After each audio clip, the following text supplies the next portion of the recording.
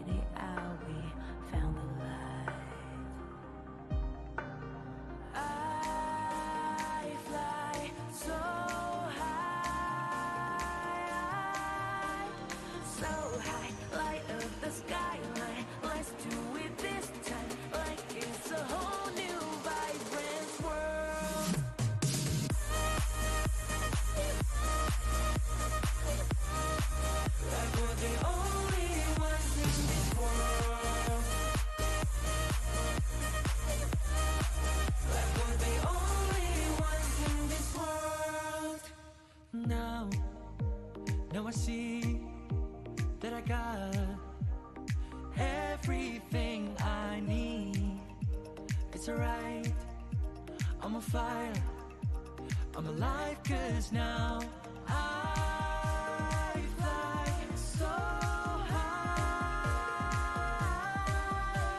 so high, light up the skyline. Let's do it this time, like it's a whole new colorful world.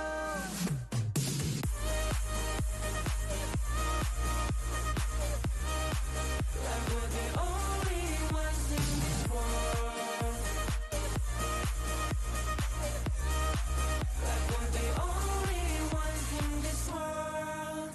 Never thought we'd get this far, burning like the stars. How we get this far, like we're the only ones in this world.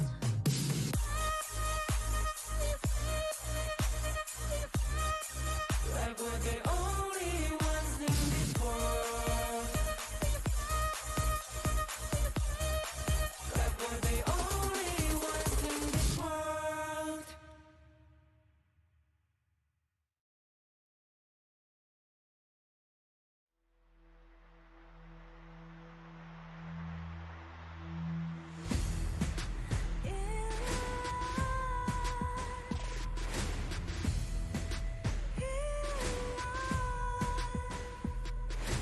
What's a life without its worth?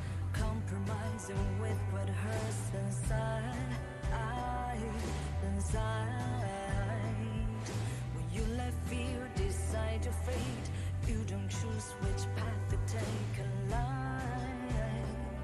In life, I'm finally letting go of everything that last to hold me. I'm against the loss, but I won't give up, 'cause it's my time to shine. Standing in the spotlight, can no one back me down. Destiny is calling high.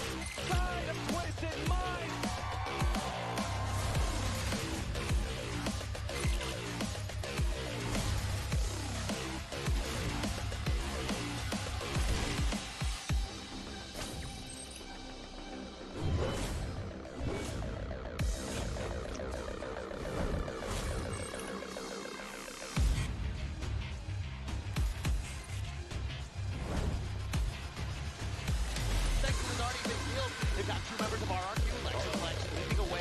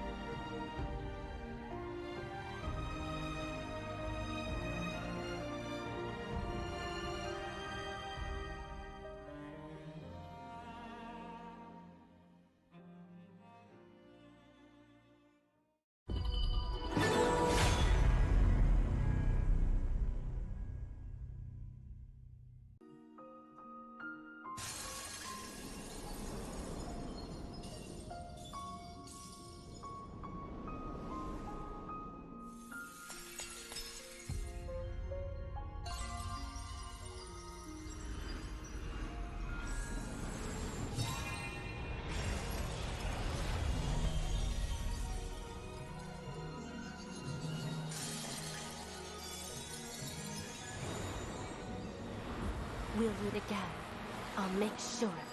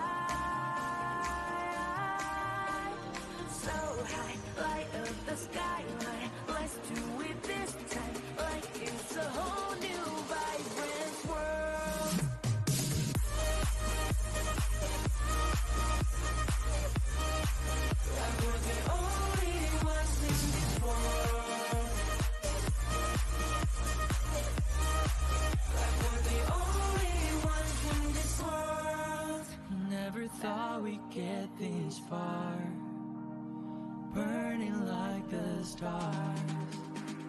How we get this far, like we're the only ones in this world.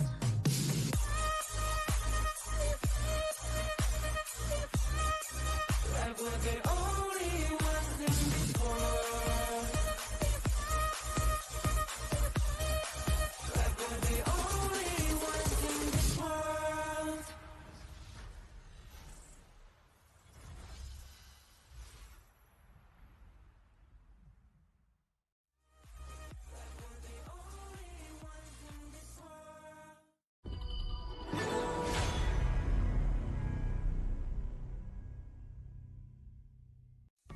Grandpa, what happened in the monkey story? Anoman. Yes, he made a promise to bring Cinta home. Was he lucky? He got caught, and flames rose. A huge fire.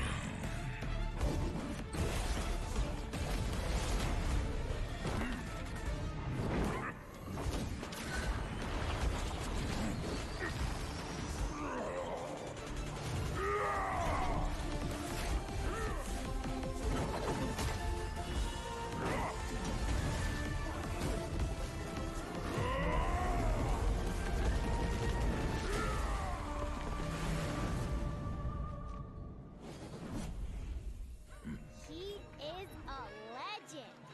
Yes, a man will always admire.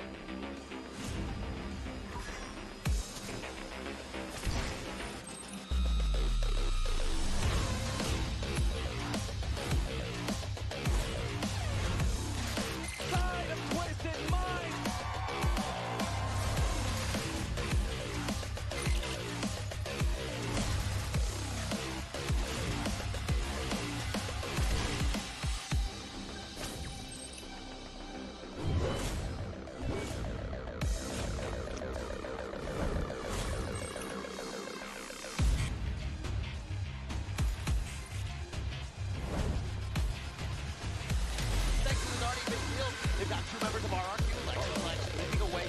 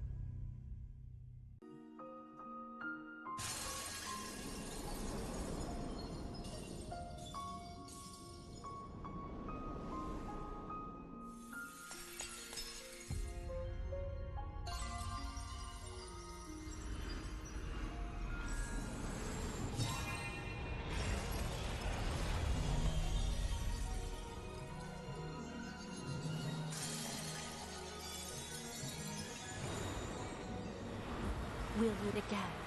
I'll make sure of it.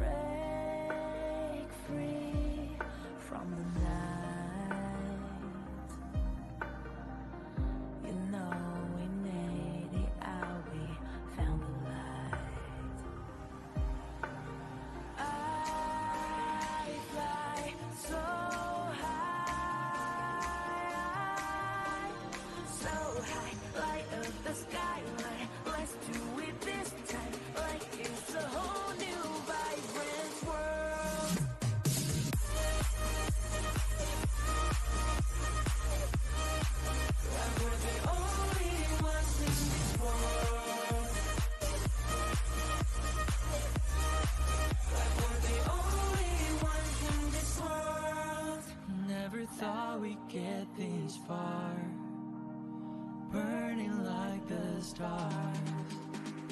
How we get this far, like we're the only ones in this world.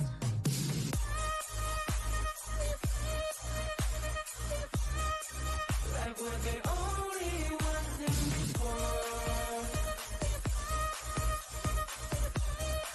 Like we're the only ones in this world.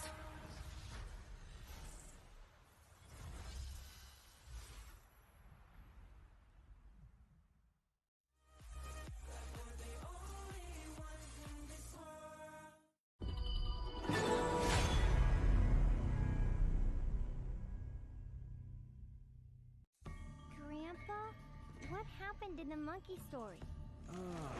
Anoman. Yes. He made a promise to bring Cinta home. Was he lucky? He got caught, and flames rose. A huge fire.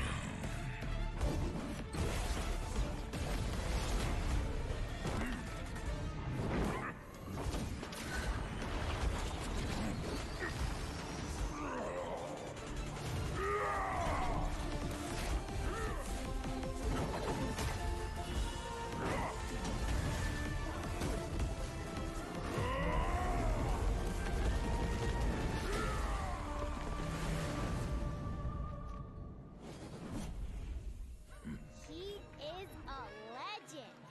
Yes, a man will always admire.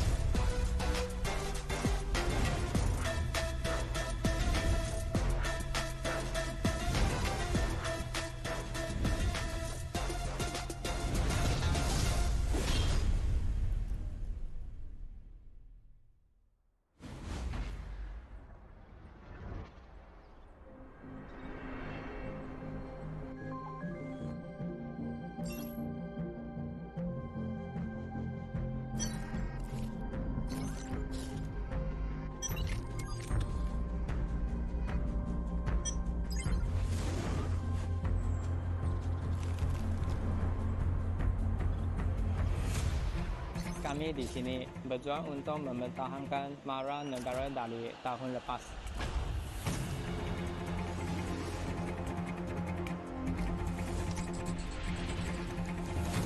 우리의 목표는 간단해. 쟤들을 끌어내리고 그 자리에 우리가 앉는 거야.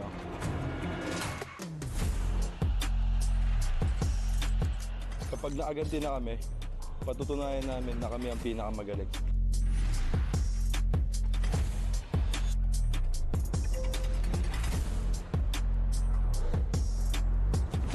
Tapos na kaming manood lang sa gilid.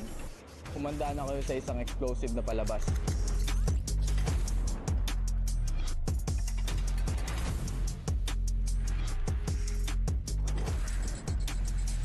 Inilah peluang pertama untuk kita, peluang untuk pertunjukan kepada dunia kemampuan Malaysia.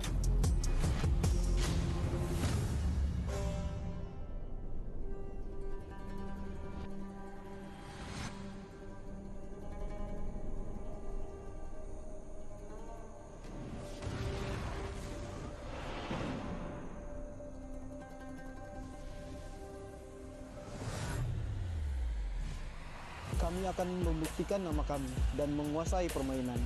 Kebanggaan nasional kami dipertaruhkan.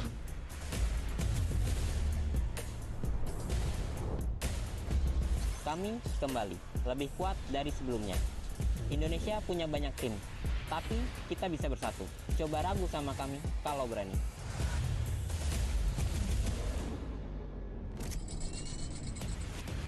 Tim kami telah kembali pulih.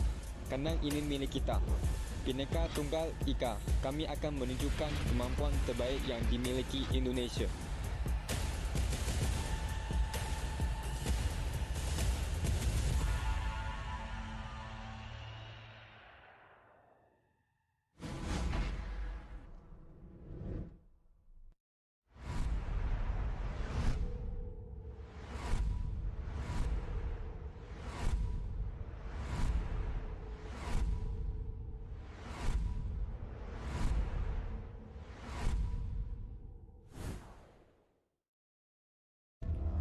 Nusantara. Once this land was the birthplace of a kings, a realm where earth and sky were bound by an oath of honor. Every step was a command, every breath carried glory, not born from power, but from responsibility held sacred. But time moved on, and humanity began to forget. The crown fell, not because it was seized by an enemy, not because it was conquered by the blade, but because we forgot how to protect it.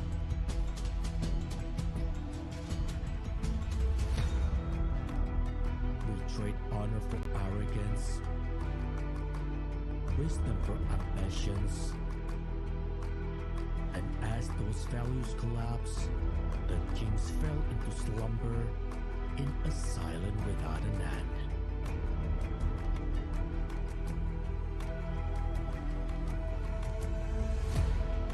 This land wept without a voice. Temples stood as silent witnesses. Dust buried the trace of greatness, and the fire of honor slowly faded. Yet kings never truly die. And when all seemed nearly lost, one remained awake. I know man. He is unwavering resolve. He stands when others fall.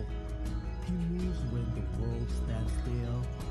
And when the crown struck to the ground, he did not leave it to claim power, but he destroyed it. For honor is not forged from legends or gold, but from the courage to begin again. Listen, the land begins to tremble. The blood of the ancestors flows once more. The fire that nearly died now burns brighter than ever. This is not the end. This is a calling. A call to rise. A call to protect. A call to remember who we truly are.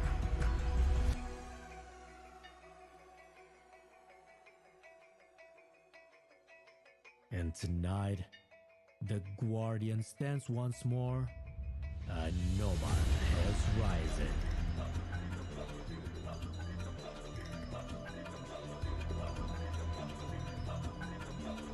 with his every step, the honor of Nusantara rise again.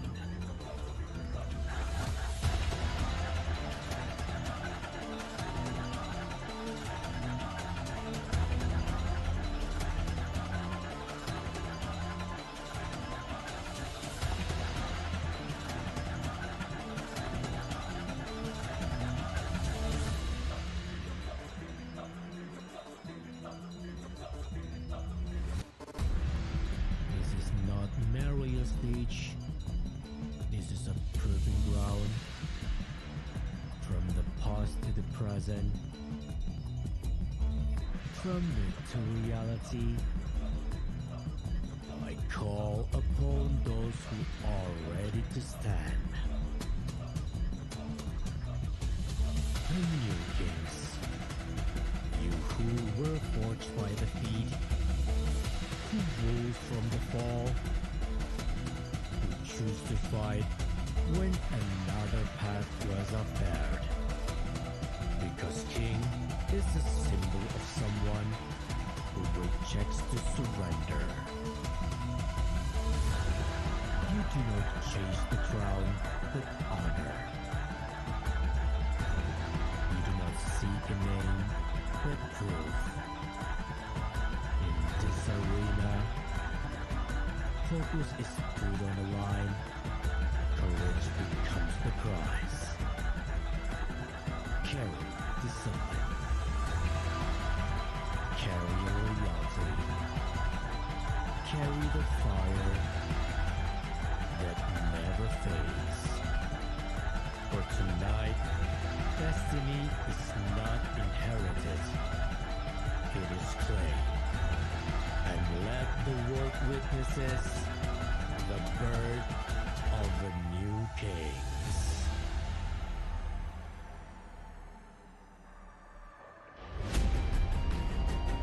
After a phenomenal run last year, they stand among the greatest in honor of kings. Tournament favorites, born from a supernova, from the House of Champions, Nova Esports!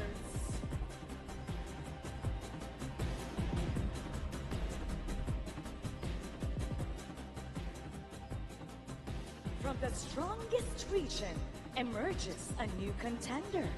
The first prowl begins now as they rise to showcase the power of their nation. Yibambe Team Hawk!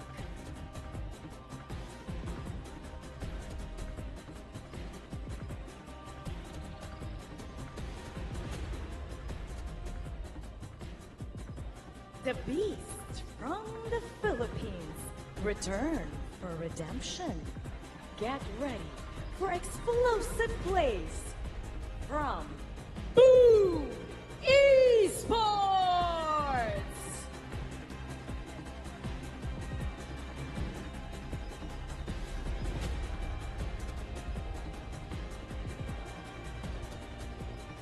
A new mission takes shape as the agents rise towards the peak of honor of kings.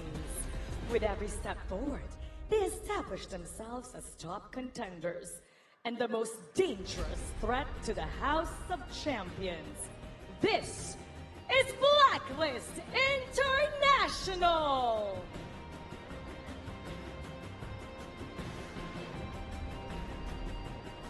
From the greatest red to the ultimate red, a new roster steps forward, ready to redefine their legacy.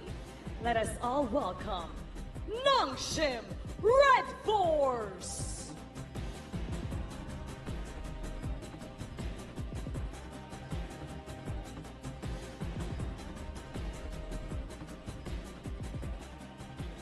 The reigning kings of IKL, now a fusion of veterans and Indonesia's rising stars.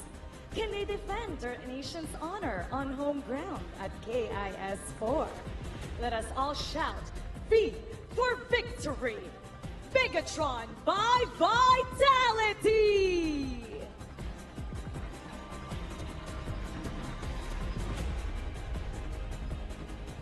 At their peak, they stood on the grand final stage of the HOK Championship 2024 here in Jakarta, Indonesia. Now, they return to the world stage, hungry for domination. Let us welcome Dominator Esports! Ever present on the world stage, always ready for the challenge. With renewed strength, can El Manuk soar higher than ever? Rise for Kagendra!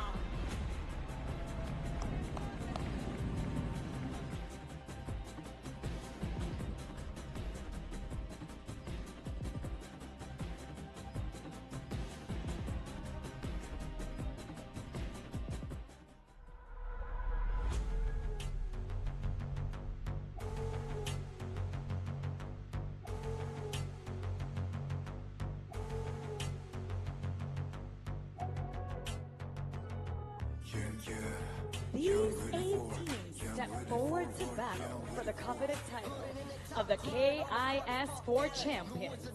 Rivalries reignite, while new ones will take form.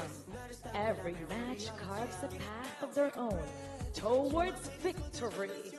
Prepare for the ultimate battle that will unfold right before us. It's our time to show the world what they're made of. It's our time to make history.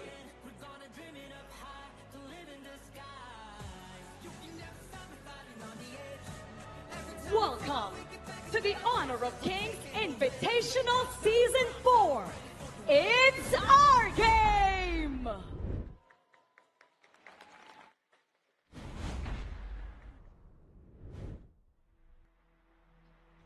Ladies and gentlemen, welcome. We are live from Jakarta, Indonesia.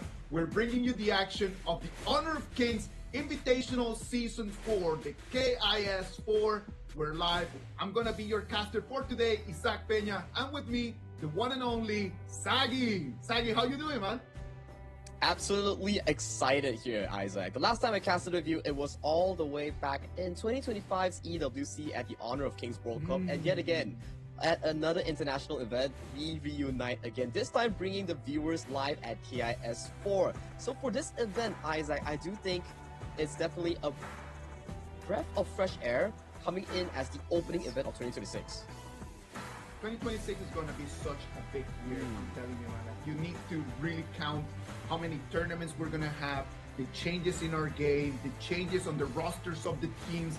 There's so much things changing, so many moving pieces that are going to make this 2026 what I hope is going to be the biggest year in history of Honor of Kings.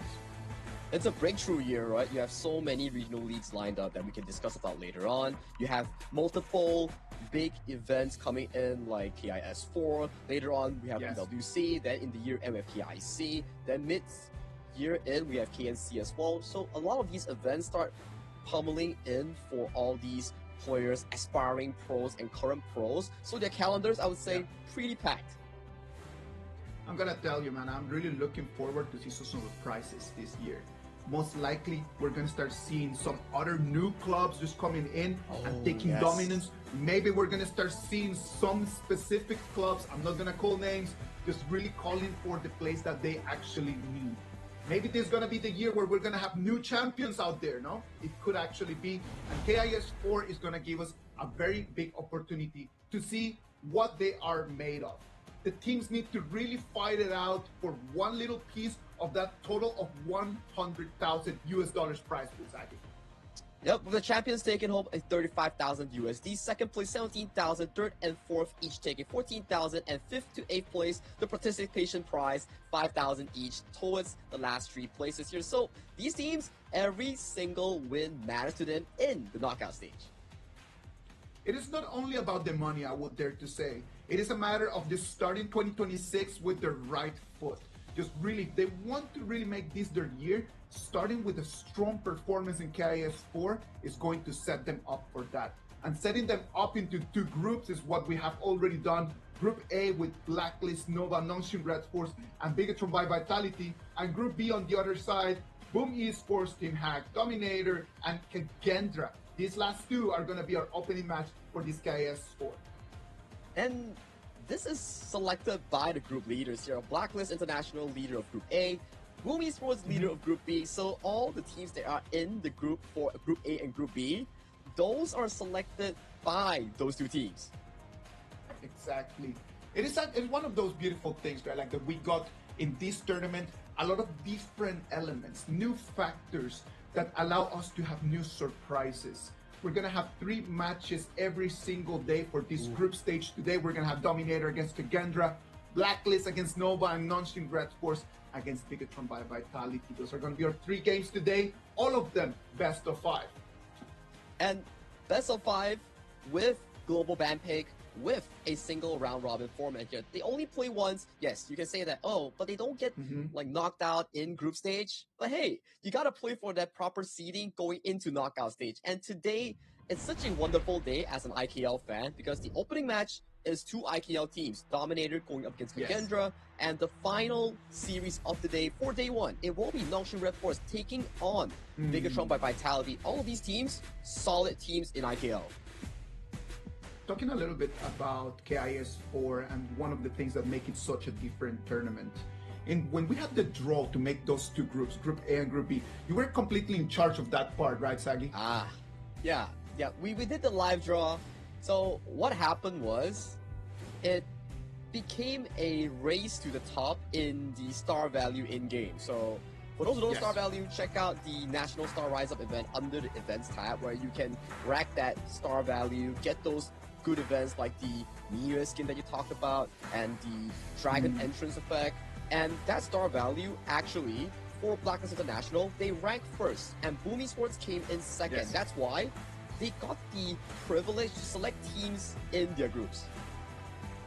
Of course, and as they get privilege to select those teams, they're completely just in control of just telling us what matches they want to take. This group stage is very interesting because no one is going to be eliminated. So you get to have 3 games against teams that you get to choose, you get to pick, and teams in your group, you will not have to see them in the first round of best of 7s. So strategically speaking, picking someone in your group allows you to play them first, understand what they have, and understand exactly where this is gonna go. That is a very strategic choice, right? Especially for these 2 teams. But talking about 2 teams, let's welcome our first series of the day. Brothers collide on home ground between Dominator Esports and Kagendra, both from IKL. One, a regional dominator. One, an international achiever who draws first blood in the opening match of KIS4. This is going to be such an amazing way to start because we are in Jakarta, Indonesia. And having 2 Indonesian teams coming here and just battle it out in match number 1 is the best way to start this tournament. We have fans right over there in the GBK basketball hall where we're going to be hosting all these games from January 31st to February 8th. It's going to be amazing 9 to 10 days full of energy. These 2 teams are fighting not only to see exactly what they can do for 2026, but they're fighting just for Indonesian glory as well. And to talk about what is like shown on the screen, in spring, Dominator had a fantastic run. Everyone thought they were going to be the champions of IKL Spring. But Kagendra had a miraculous El Manu Balagendra lower bracket run that eliminated Dominator's hope. And going to fall, Kagendra still beat him once again in playoffs. So right now it's in IKL. It's in their own region, Indonesia. Is this still considered a regional tournament or international tournament? What is it going to be? That is going to be a very important point to analyze when we have already the head-to-head. When we're talking about national tournament, when we're talking about IKL, when we talk about IKL, Kagendra clearly, historically, has been more consistent than Dominator Esports. But that's just IKL. When we talk about international tournaments, on the other hand, Dominator has been able to do something that Kagendra can only dream about, which is making it to the KIC finals. In KIC 2024, Dominator made it all the way to second place, making it to be the runner-ups of that tournament. Kagendra, on the other hand, every single time that they go for international tournaments, what happens to that team that completely just falls apart, Zaki? That's the thing, right? How do you convert that local success into high-stake pressure games to convert those wins? When you talk about this pressure point, you have to see their captains, their main shot callers here. It is between DMT's Gerald and Kagendra Senko, the day one mid laners of both respective teams. These are going to be the shot callers, right? Like they're the people in charge of just making the decisions that they define the destiny of their teams. Both of them are consistent. They are the anchors for their teams. And the winner of this lane most likely will have control of the map rotations. We know that in this patch, in this meta, that match rotation is going to be vital, not only to be able to collect the gold, but to collect all the dominance either in the clash lane or in the farm lane as well. Yeah, mid lane is the core essence of the map. Whoever controls that mid lane gains access to not only the side lanes, but also the enemy's jungle. So these two mid laners, exceptionally important like what you mentioned, and I can't wait to see how they are battling out between the two hero pools, because I would say that with the recent introduction of the Haya, the new mid lane Evernight Aspiration, that's gonna be yet another important pick coming into the pick and bans later on. Haya's gonna take the spotlight in this whole KIS4. I'm really sorry to just put it out there like that. I'm gonna be very radical. I'm gonna say that Haya's gonna be a priority pick because of the mechanics, because of the design of that hero. Haya, when you're thinking about big fight, when you're talking about mid to late game 5v5s, having that Haya in there with that ulti available allows you to take it from a 5v5 to a 4v4. And we know that strategically, depending on who Haya is going to proc that ulti on and who's she's gonna take into the third dimension, the fight can change completely. I like how you bring it up, right? Where it's not only the mid to late game, isolating for that 4v4. Imagine when you're going for those shadow objectives, Tyrant, Overlord, it's a 10-minute mark, the most important one in the game. Haya just pulls you into the ultimate and forces you into a 100-0 smite war.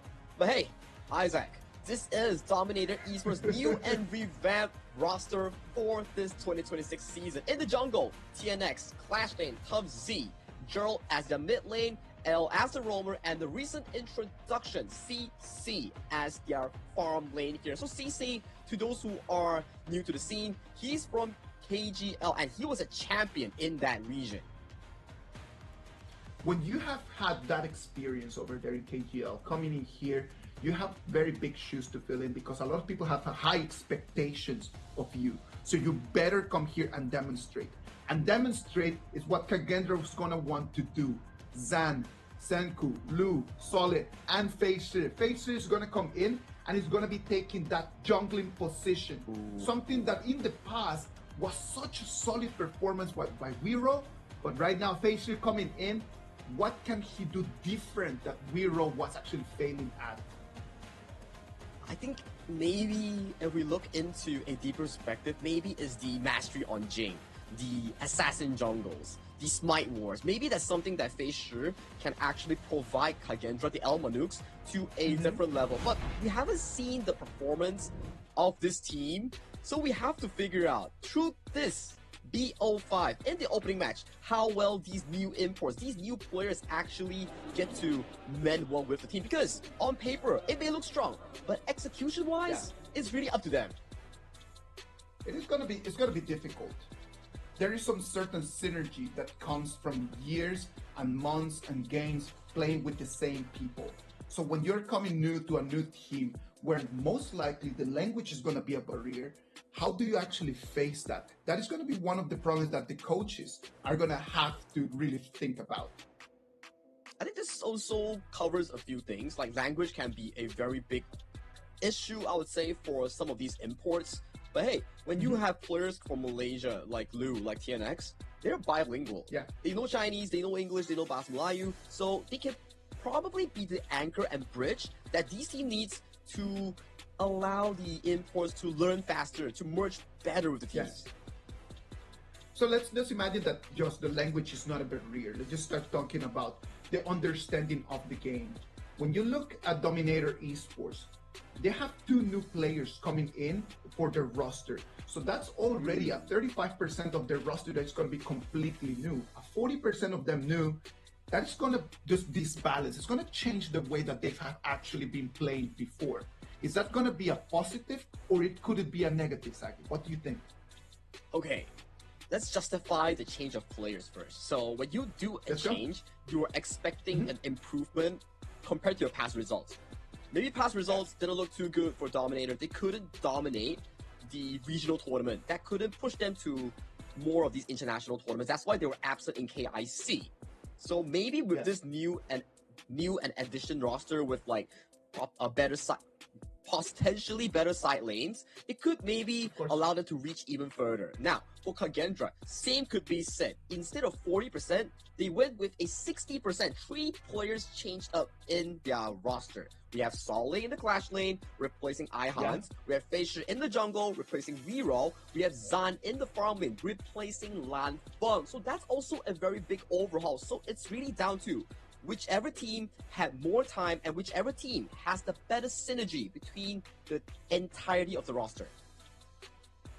We talked a lot about mid lane, how Gerald and Senku were going to be very important players in terms of just controlling the mid lane and controlling the movements. Let's put our focus on the Clash lane for a second. Tops and Solid. Both of them, they have this BTR connection that is actually a very interesting thing to talk about, right, Sagi? Like, if we look back to history, right, the entire year back in, if I'm not mistaken, 2025, it was Tough Z, the primary X-Clash lane for BTR, on the Solid seat as the main player. And Solid always at the back end as the sub. Now, both are out of Bigatron and both are on opposing teams. Still, as a competitive position, because even if you're sub and main player, there's still definitely a connection whereby I need to be better than you to take your spot. I need to be better than you to protect my spot. It's just a common thing in traditional or esports. It is just so hard when you have someone that they might like each other, man. Like they might like actually be friends and just be really wishing the other person to do well. But at the same time, if you do well, then it means that I don't get to play. But today, that's going to be completely away, man. They're going to be on opposite ends, and they're going to be fighting each other. So that Clash lane matchup is going to be one of the highlights of today's game. It's like a grudge match, right? I wouldn't say grudge match, but it's like a proving ground where, like, hey, they're both proving to BTR to say, like, hey, I'll make you regret for not fielding me as the sub instead of Tough Z. Or Tough Z can say that I'll prove it to you that why they put me as the main player instead of you, Solid. Let's wait and see what's going to happen right over there. We're live from the GBK basketball hall. You can see the fans over there on your screen.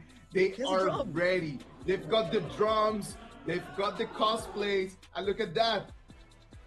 Garuda over there, ready to go. The fans are ready to go. I hope that the players are going to be ready to go as well soon. Yeah, man, we're just getting ready to go in towards the game here. That's a very nice cosplay. The Majestic Guardian Garuda. The Philippines icon. No, sorry, the Indonesia icon. Sorry, very sorry about that. And we have cosplayers as well. Look at that. Everyone filled up in the venue for that energy. Sally, have you ever been in Indonesia before? Sadly, no. I've heard that many of the casters visited KC 2024 back in Jakarta, but I wasn't privileged. To actually visit there. I hope I can visit Indonesia. I'm telling you, man, I was there for Asian Games in 2018 in Jakarta, and it was such a great environment. Beautiful people, beautiful food, amazing environment. I'm really hoping that one day we can get back right over there, because what you could see over there from the people over there on the stands, they really love the game. Of course, we love the game, the viewers love the game, and to start off this first series, the first game of KIS4, we have Kagendra on towards the blue side and Dominator Esports on towards the red side. The bans have started. It is Luna removed from the pool. Luna's just one of those heroes that it does not matter how the patches change, it does not matter how the meta changes, it's always Luna being over there on the ban and pick. It's always the participation. It's either being taken, it's being put away. When is this going to change? I don't see that changing ever, man. I think it's really like the strength of the jungle assassins in the global patch. Yeah. We have Luna, we have Jing, we have Pei, and recent introduction of Yang Jian after the rework Twilight in the jungle. He's been on a roll right now. That's why you see a lot of the bans are targeted on towards these jungle. And of course, Forge Maiden Chicha, one of these strong flex. You can play it in the Clash Din, you can play it in the jungle, you can play it in the farm lane. A very flexible pick being locked in for Kagendra as their first pick. The versatility of the hero, and that allows it to be a perfect first pick. That first pick for a lot of people, when you are in the blue side and you have that first pick, you need to be either just going to one of the two ways. You either want to just pick a meta hero or you want to pick a versatile pick. That versatile pick right over there still hides everything, and right now Dominator Esports is going to have the ball on their court. And this specific DMT 1-2 traces back to their 2024 KC 2024 run, where they always love to force this Mai Shiranui with Zhang Fei composition for those hard engages. And Kagendra, they are like welcoming you in their arms, like, hey, you want a hard engage? You know what's the new hero that we have? It's Haya, the Evernight Aspiration, locked in for Senko in that mid lane. So both mid lanes have a very aggressive setup. Haya, strong bush control, strong initiation on that ultimate. The Mai Shiranui on the hands of Gerald, perfect as well to get those big knockups and big knockbacks. So it really comes down to whoever pulls the trigger first between these two mid lanes.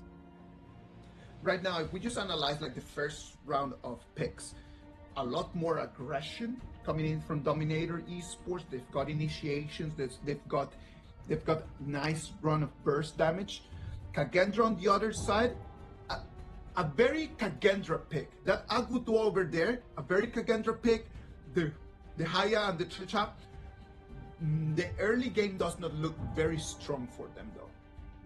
Fully agreed with you. They might want to revamp that a little bit more.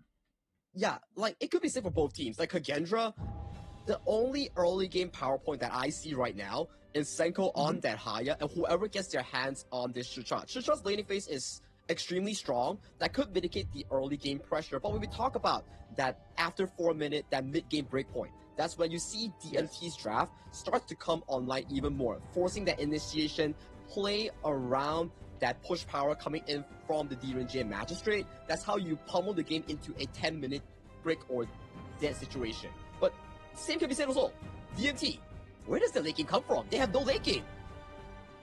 But up until right now, they do not have anything, and they might want to just fix that with their last pick. They first come in and they take that Dharma. They're gonna lock in that Clash laner. Very strong pick. You can see that on the other side, they might answer that with a Charlotte. That Charlotte against Dharma matchup in there, I don't know exactly who might be able to take the upper hand. Both are traditionally not the strongest laners, I would say, but when we talk about laning phase as well, Lu is on Brush Strider, another strong roam in the early game to match up the tempo that DMT is proposing right now. And the Lam, Stelfin, being locked in by DMT to counteract against the Agudo pick. But here's the thing, I'm not sure if Kagendra plays the jungle Chicha, because the Agudo and Chicha can still flex between farm lane or jungle for side of Kagendra.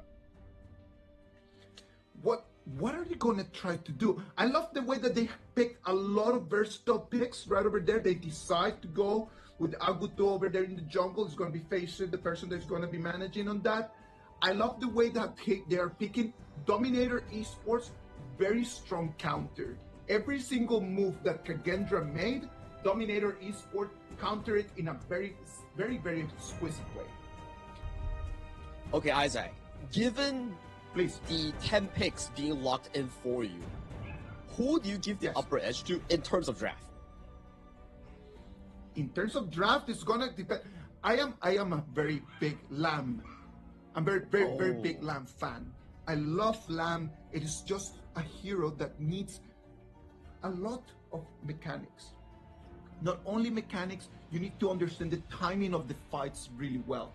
You cannot just really come in and initiate the fights. You need to have an understanding with your team of who's going to initiate, who is going to actually just deal some damage, and then halfway through it, you need to come in. Can they really understand that timing? If they can understand that timing, that Lamb is going to have an amazing day. I think with the amount of setup coming in from Dominator Esports, you have the Zhangfei, Yes. you have the Fire Ninja Maestro Nui.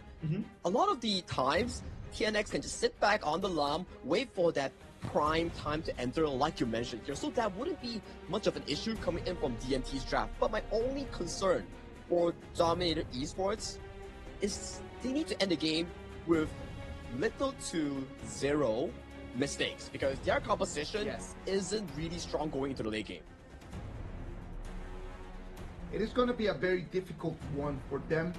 No mistakes on the first game of 2026, when your hands are still cold, when everything is still like a little bit rusty and stiff. That's difficult to say, and that's difficult to do, Sagi, because this is going to be the first game of 2026. It's difficult not to make no mistakes. Yeah, very good point, right? Especially it's the first game, hands are cold, it makes you want to rethink your choices here. But hey, picks are locked in, heroes are locked in, drafts are finalized. Let's head into game one between Kagendra and Dominator Esports as the opening match for our honor of Kings Invitational Season 4 in Jakarta, Indonesia. Ladies and gentlemen, welcome. This is going to be KIS4 first game. You can start seeing already the rotations. Sakir coming into the mid lane just to kind of like get the vision, understand what's going on, and then just makes the rotation down to bottom. And top lane, 1v1 scenario here might be broken apart coming in for Senko here. This is the strength of the Haya Evernight Aspiration. 3 stacks on your spell one immediately clears the wave. For those who don't know how it actually functions, you see the white bar below Haya. She can cast 3 spells, spell 1 or spell 2, and then it goes on to cooldown. Lovely movement there by Gerald. Comes in and then she's being able to steal a little bit of the farm. That's going to put Facer on his back heel. Right now it's going to be Lamb the one that's going to have make it first to 4 and the rotation to the mid lane. Look at that. It's a cause and effect. You lose out the early piggies, and then you are slowed to level 4, and then the enemy gets the mid lane priority before you, hence they get more map control. But so far in the early game, nothing too much of a war happening around the map. It's more on give and take. Bot lane winning the 2v2, top side is solidly winning over that 1v1 against HuckC. Mid lane activity one more time right over here. We get already to the 2 minutes mark. When we get already to the 2 minutes mark, we need to start looking at where the junglers are going to be. You can start seeing the rotations. We have timers on the first blue box that they're going to start spawning because the fight might start immediately. Look at that, I'm calling it. You see here counter engage coming in from Luke. KNX has no mobility, has to back away towards safety here, but good initiation on towards Senko. No flash coming in for the Tyrant Baron. So wait. You need to understand the timings of that. Look at that. Agudor needs to proc his ulti in order to just clean that wave and being able to run away. That was a great movement coming in for Dominator Esports. Yep, for now, game is really starting to pace into that 4th minute mark, getting control, finding the engage on towards Lu. Of course, everyone, if you're into free stuff, if you're into CDGs, click in that wildfire with that 1 instead of the I into your CDG redemption to get that 1,400 pass EXP. Firestorm is going to be one more of our CD keys right over there, ladies and gentlemen. You can always go in game, use them, and who does not like free stuff? I love free stuff. Get me some of that, please. Same here. Like, if I can get the Aluma for a cheap price, sign me up as well. And you can see the early game aggression coming in for both teams is really just poke, get map control, and don't go for those big fancy plays. But I'm still waiting to see who Senko decides to ult on that first ultimate. Is it going to be mirroring Tyrant? Is it going to be the jungler doing the Smite War contest? I want to see how he plays the first ever game of Haya in pro play for Global. 30 seconds to the objectives to be online. We can start seeing a very clear trend. Both the Clash lane and the farm lane is just 1v1s, and then the rest of that is just a 3v3 rotation around the river, around the brush, just trying to get a little bit of an advantage. That advantage is not being open, and both teams are being extremely careful with their movements. At the very least, this time Kagendra gets the first mid push here, already setting the Hive into a very comfortable place here. L getting some vision, forcing Kagendra to back off from this choke point. Iron already on. It's gonna come into 50%. It's gonna be Dominator, the one that has the advantage over that. And look at the fight starts. Yeah, Bridal Alphas whiffs onto entirely of the team here. No one gets caught in the Beast's ultimate. But, you know, it's a handshake. DMT gets the objective and is back to a farming tempo. Bot side here. Grandmaster Forge, caught by Zan, forcing the cleanse to be committed coming in from CC. You can see a lot of the spells are being channeled in towards the bot side here. Kachusa is landing on towards Lu, forcing yet another retreat from both sides. That Tyrant is going to be an amazing objective for Dominator. They took it almost for free. And that was great news for them, as right now, that gap, that little experience gap, might start building up and might start opening opportunities for them. Knock up on towards L here. The Wusuke Mirage captures the enemy Zhangfei into a 1v1 here. It's Senko versus L in that Mirage. But outside of here, there's 4 people waiting for him. The truth matches on the 2. Yet Senko gets through, and that's not over yet. As TNX finds his way. Make that a 3-4. Look at that! Late to the fight. Gets punished immediately by Jurl on that Maishu re-engage. Dominator Esports comes in, gets that fight, a 4-0 trade. This is amazing news for them. They came in. It was the Hyatt that started this whole situation, and it was Dominator Esports just saying, if you want to give me those kills, give them to me, and they collect 4 of them. But that's the thing about Hyatt, right, Isaac? Yes, on paper, it's really good to isolate that 1v1, but if your team is not ready outside of the Moonski Mirage Ultimate, you better be ready for that counter initiation the moment you come out. That's the issue.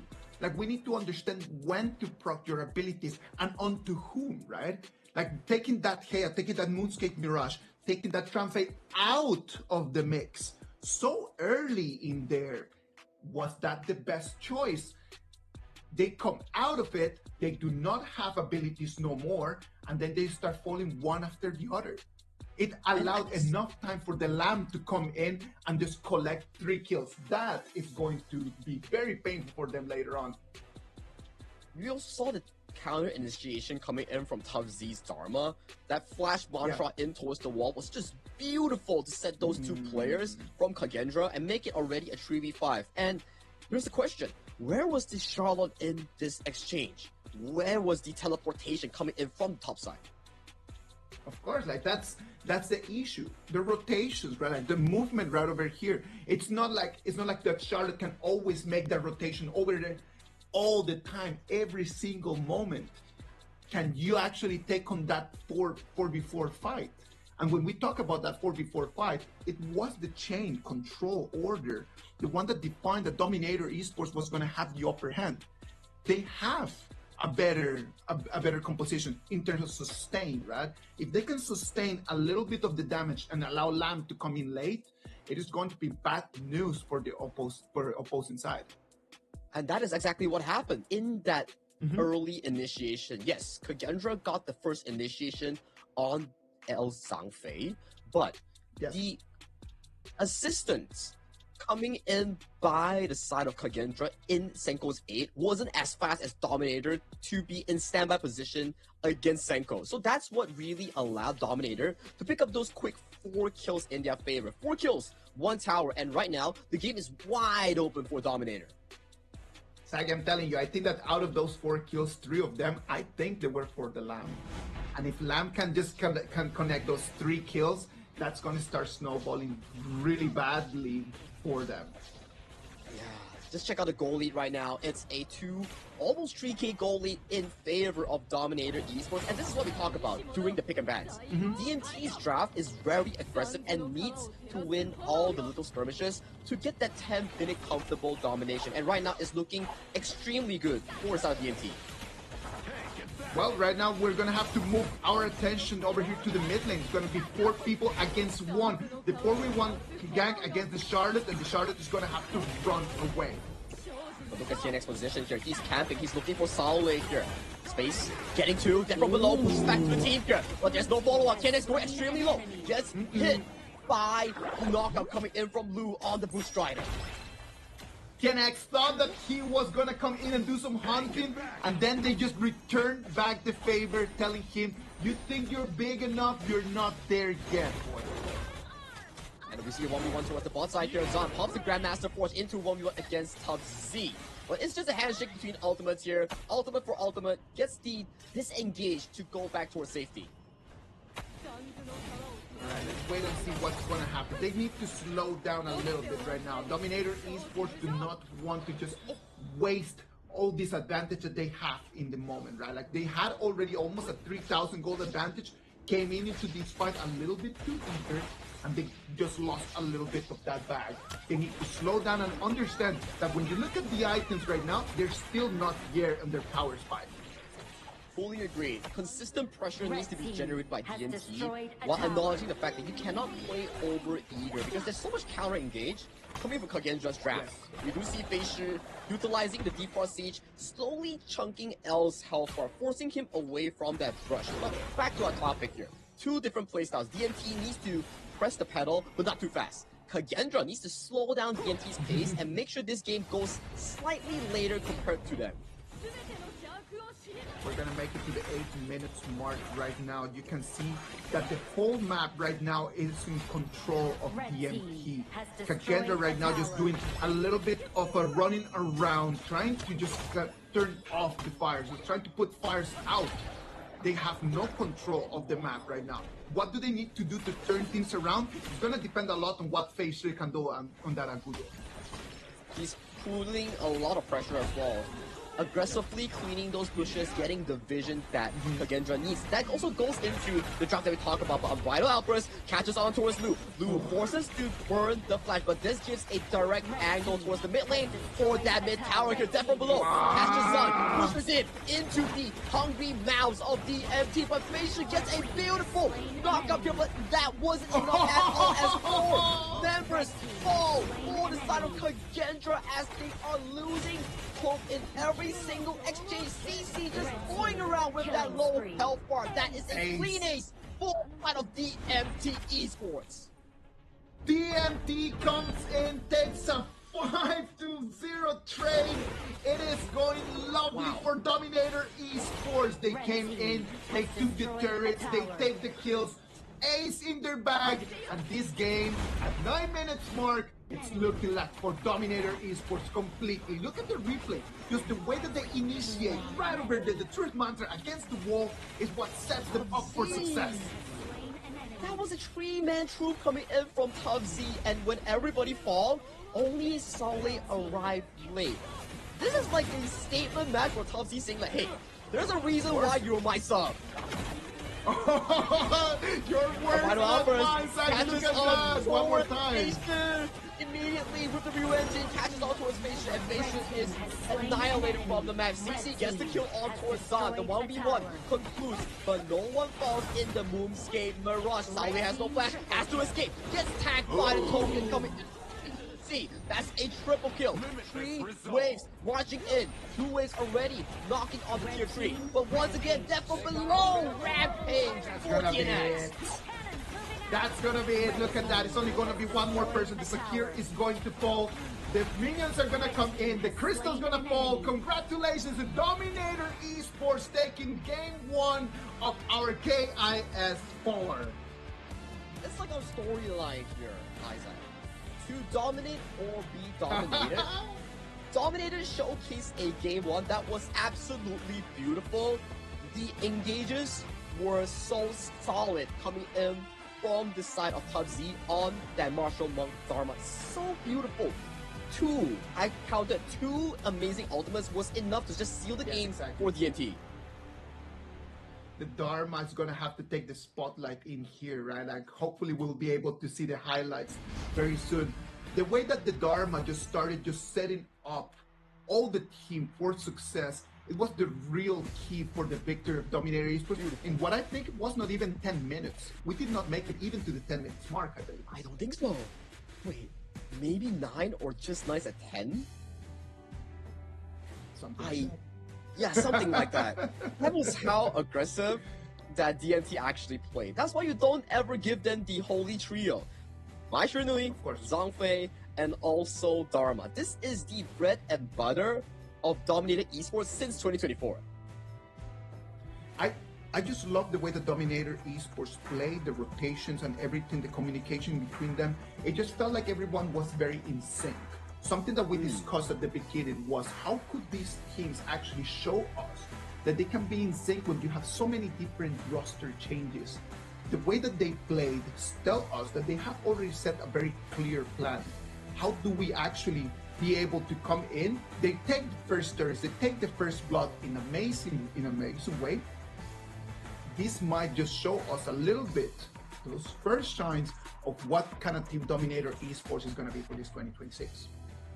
It's very aggressive playstyle with coordinated plays. We can say that, okay, every single play, I won't say every single, but one or two plays were initiated by the side of Kagendra on that Haya's ultimate. But the assistance coming in from the four other members were not as quick compared to Dominator. The moment that Els Zhang Fei got caught by the Boost Gate Mirage coming in by Senko, you can see immediately everybody just appeared on the doorstep waiting for the ultimate to finish. Yes, exactly. And the way that the game finishes at the end, right? Like, it was just two big fights. I would dare to say. The first one I wouldn't even count it as a big fight. I would say these two big fights. One over there in the mid lane, just coming in, just taking in the big fight, winning the mid lane turret, and then the last one over there where they just come in, push it in, destroying on the high ground. Those two big fights was more than enough for them just to claim this game in such a destructive fashion. Yeah, just look through the stats. On the side of Kagendra, they only got only one kill out of the entirety of that onslaught coming in by Dominator Esports. You can see the fights are always revolving around two players, L and CC, the farm roam duo. 0014 on towards the Zhang Fei roam, and 4010 on towards CC's Magistrate. The way that they set it up in here, I would dare to say that it was a little bit more of Kagendra providing the opportunities for Dominator Esports and Dominator just being able just to capitalize out of those. Doing a very good performance in here. Only 10 minutes long for that first match tells you a lot about the pace that Dominator Esports wants to play for this KIS4. And this is the damage distribution, the stats that we see so far. Actually, it looks really good if you don't see the game winnings, kill scores, and everything. Everything is like very maxed out between all players. But it's really down to what we say, coordination. You can have the best of the stats, but when you're not coordinated as a team and you don't play as a team, you are always down specific numbers in big team fights. Look at the gold graph and the way that it just started just going up. It starts ramping up. There's a little spike after they have that first fight before the technical pause. And then after that, they just go exponential growth all the way to 10 minutes, finishing with a 9,500 lead. Even if they would have decided not to push into the crystal and going back and take the Overlord, they would have actually won the game 2 minutes after. That's the thing, right? When you continuously snowball against the enemy team, and Kagendra gave you opportunity as Tubzy, the man on our screen on that Dharma, the way that he initiated those big fights around turrets was just magnificent in allowing Dominator to get those big leads that we talk about in that goal graph. Yes, completely. Yes, I completely agree with you, man. Like, the difference of the way that they played those two heroes is what made a very big difference. Let's think about how we can just turn things around and look at what Kagendra tried to do in this game. Kagendra comes in with trying to show that Facial can actually be the new motor that they need in order to move forward.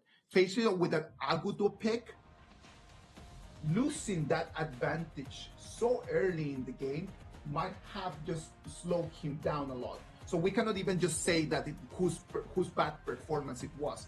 I do believe that it was just Dominator Esports taking control of everything. It was very difficult for Senku as well on that Heya.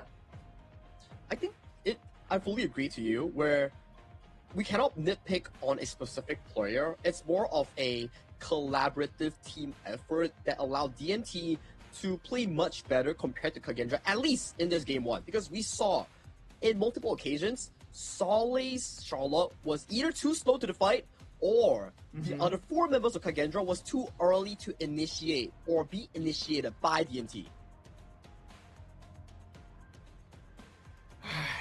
This first game gives me a little bit of a feeling at Kagendra, even though they're right over there in Jakarta, international stage. Are we talking about like going back to old habits, maybe, from Kagendra?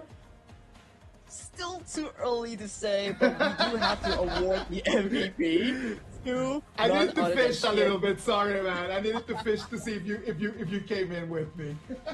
I mean, it's too early to say, right? But with that game one performance coming in from TNX on the Lam Stelfin, that was really magnificent. Every single play that his team has set him up, he followed it with precision and perfection. Just like what you mentioned here during the pick and bans. Like, Lam cannot just dive in without a motive or without a proper angle. But every little play that we saw in that game one, he found beautiful ones to set the players back in towards his pockets, and this was one of the few ones. And that's what I'm talking about, like just that. Look at that, like the Drum Fate has the old team, even though they have been sustaining damage already for a while. And the Drum Fate can still sustain to give time to Ken X to join into the fight. This one right over here on the other hand, I think that it was a little bit of a too big of an overstep. Look at this one though, look at Tough C's positioning here. That Dharma, Flash, spell one in towards 3 people, setting up that big knockout. Such a disgusting one if you're a Kagendra fan. It is just a beautiful. That's one of the things I love about the Dharma, just the flash and the truth arm, the mantra coming in immediately after that. Being able to just connect it like that in such a beautiful synergy is important. Triple kill coming in here from CC. In the moment that he needed to stand up, he stood up as well. He played really the textbook style of how you need to play a marksman. Nothing too flashy, very consistent positioning, and always at the enemy's edge of the screen, doing DPS either on your turrets or the big plays that his team has set him up for success. That's why farm lanes, you don't have to be the most flashy, but you need to be the most consistent in your team. Consistency is key. That is something that when you're playing at the top level, you need to be extremely consistent. That is for sure something that the coaches are going to have to talk to them about. Consistency is going to be important, and what is going to be important is going to be to turn things around for Kagendra. They do not want to start thinking about the past. They need to just flip the page and just move into this game number 2 with a completely new strategy. They've already tried to use the Heya, they already tried to use the Agudo. It didn't work out. What else is out there? Maybe they're going to try to change to a jungle core that might allow them just to change the script a little bit. Well, it really depends on what Coach C. Shuai and also Coach Muffers coming in from both teams really decide the composition for the upcoming game that we are looking at. And especially if you're on Dominator, you'll be feeling really good about that game one because it's not a close one, it's an absolute domination. But hey, Isaac, we're playing on the global ban pick rule, so whatever that we see on our screen, Kagendra can no longer pick those 5 heroes, Dominator Esports can no longer pick those 5 heroes as well, so that gives Kagendra a bit of a sign of relief. At the very least, they don't need to see the exact same comp for the remaining game. I just love global ban pick because of that. Not only because it just makes the game a lot harder for the players and a lot harder for the coaches, but also because it makes it a lot more, it gives us a lot more variety for the spectators, for the commentators, for everyone else, because we get to see a lot more heroes, right? So everything that you already saw over there on the screens is going to be scrapped, and then the coaches cannot use it again. This is the moment where the man in the suits, are going to have to really start thinking about what they want to do differently. At the very least, from the facial expression coming in from the side of Kagendra's coach Muffers, he doesn't seem too pressured. He's still laughing. He's still cheering on his players here. That's what I like about good mentality when it comes to high-stake games in international scenes. I like that Dominator Esports jersey. It's actually very pretty. Look at that. The way that the logo is shining in there. Very pretty. I like that. I like when teams use fashion. And that's actually a very fashionable choice. I like it. Okay, at the end of the day, I will ask you after we see all 6 teams play in all the BO5s. Then you need to give me a ranking of who you put the best design t-shirt, esports jersey at 1 to 6. I'll take you on that. I'm gonna start taking screenshots right now just so I can actually go back and do my homework. Let's jump into the ban and pick right now, alright?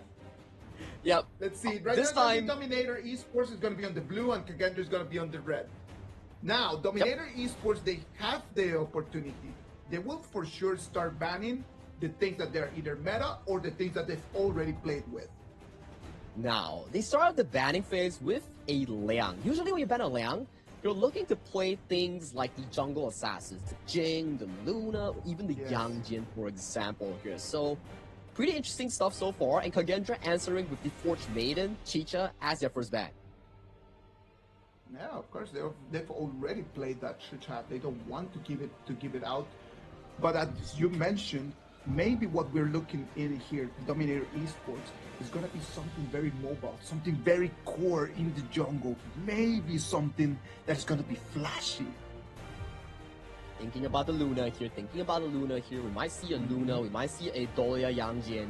These are potential picks here because so far, as we see towards the draft right now, Luna seems to be a priority for Dominator Esports, and it has been locked in. And a bit of a backstory, if I'm not mistaken, back into IKL Spring 2025 Grand Finals Game 7. It was Dominator Esports, TNX picking the Luna, and they lost against Kagendra. This might be a redemption match for TNX himself. Redemption, I love that. There's so many. That is going to be a word that we're going to be using a lot during 2026. This is going to be the year for a lot of the redemption arcs for all of these clubs are going to start. A lot of these clubs, in here, Dominator and Kagendra are not the exception, are going to try to just erase the mistakes from the past and try to start making big steps forward. Kagendra chooses Diadia and Arlie just as a good combo to try to answer back to that Luna on the other side. It's a very strong counter, I would say. Like, you have the Diadia, the spell to Bittersweet Farewell to lock you down on a spell and knock you back with the passive kick.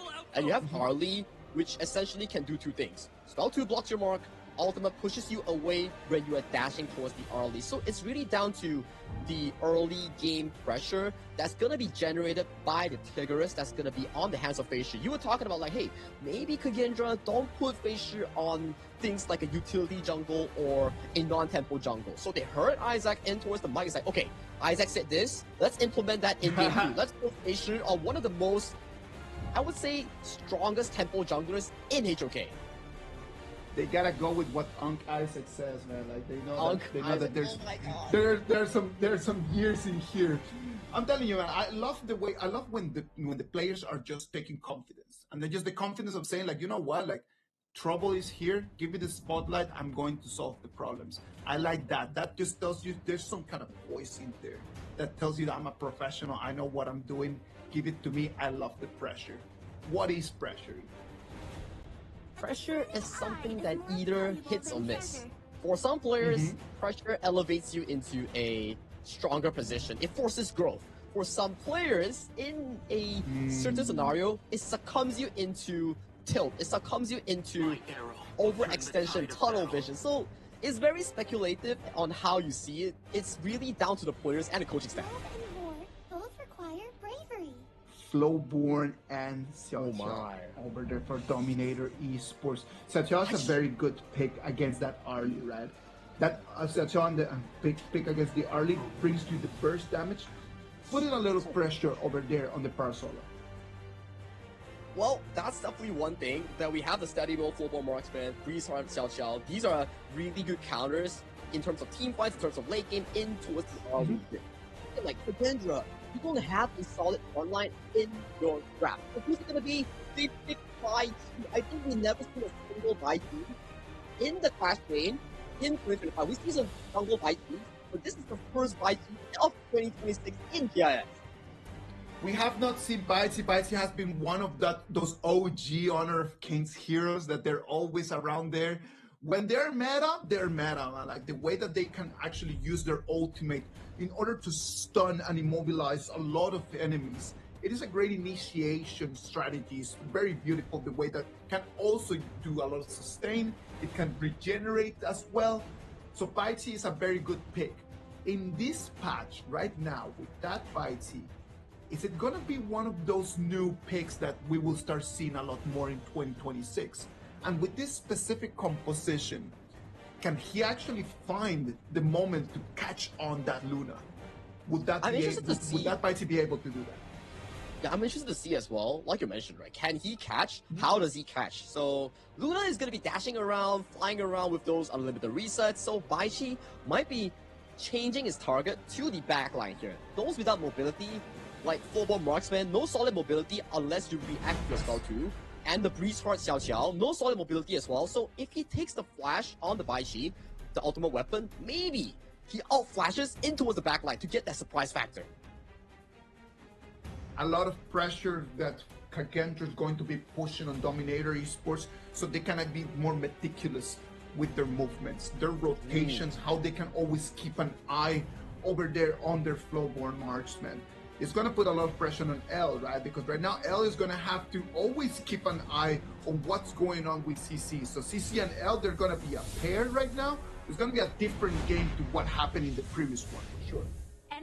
And it's flipping sides of the draft, right? Where in game one, it's Dominator picking a hyper-aggressive early to mid-game draft. This time, it's Kagendra taking their draft, implementing on their own. And for Dominator, it's a very well-rounded one. You have strong tanks in the form of Tabzi and L. You have strong late game in the form of Juro and CC on Xiao Xiao and also full-blown marksman. So that really flips the script. Like, who plays it better and who needs to prove themselves?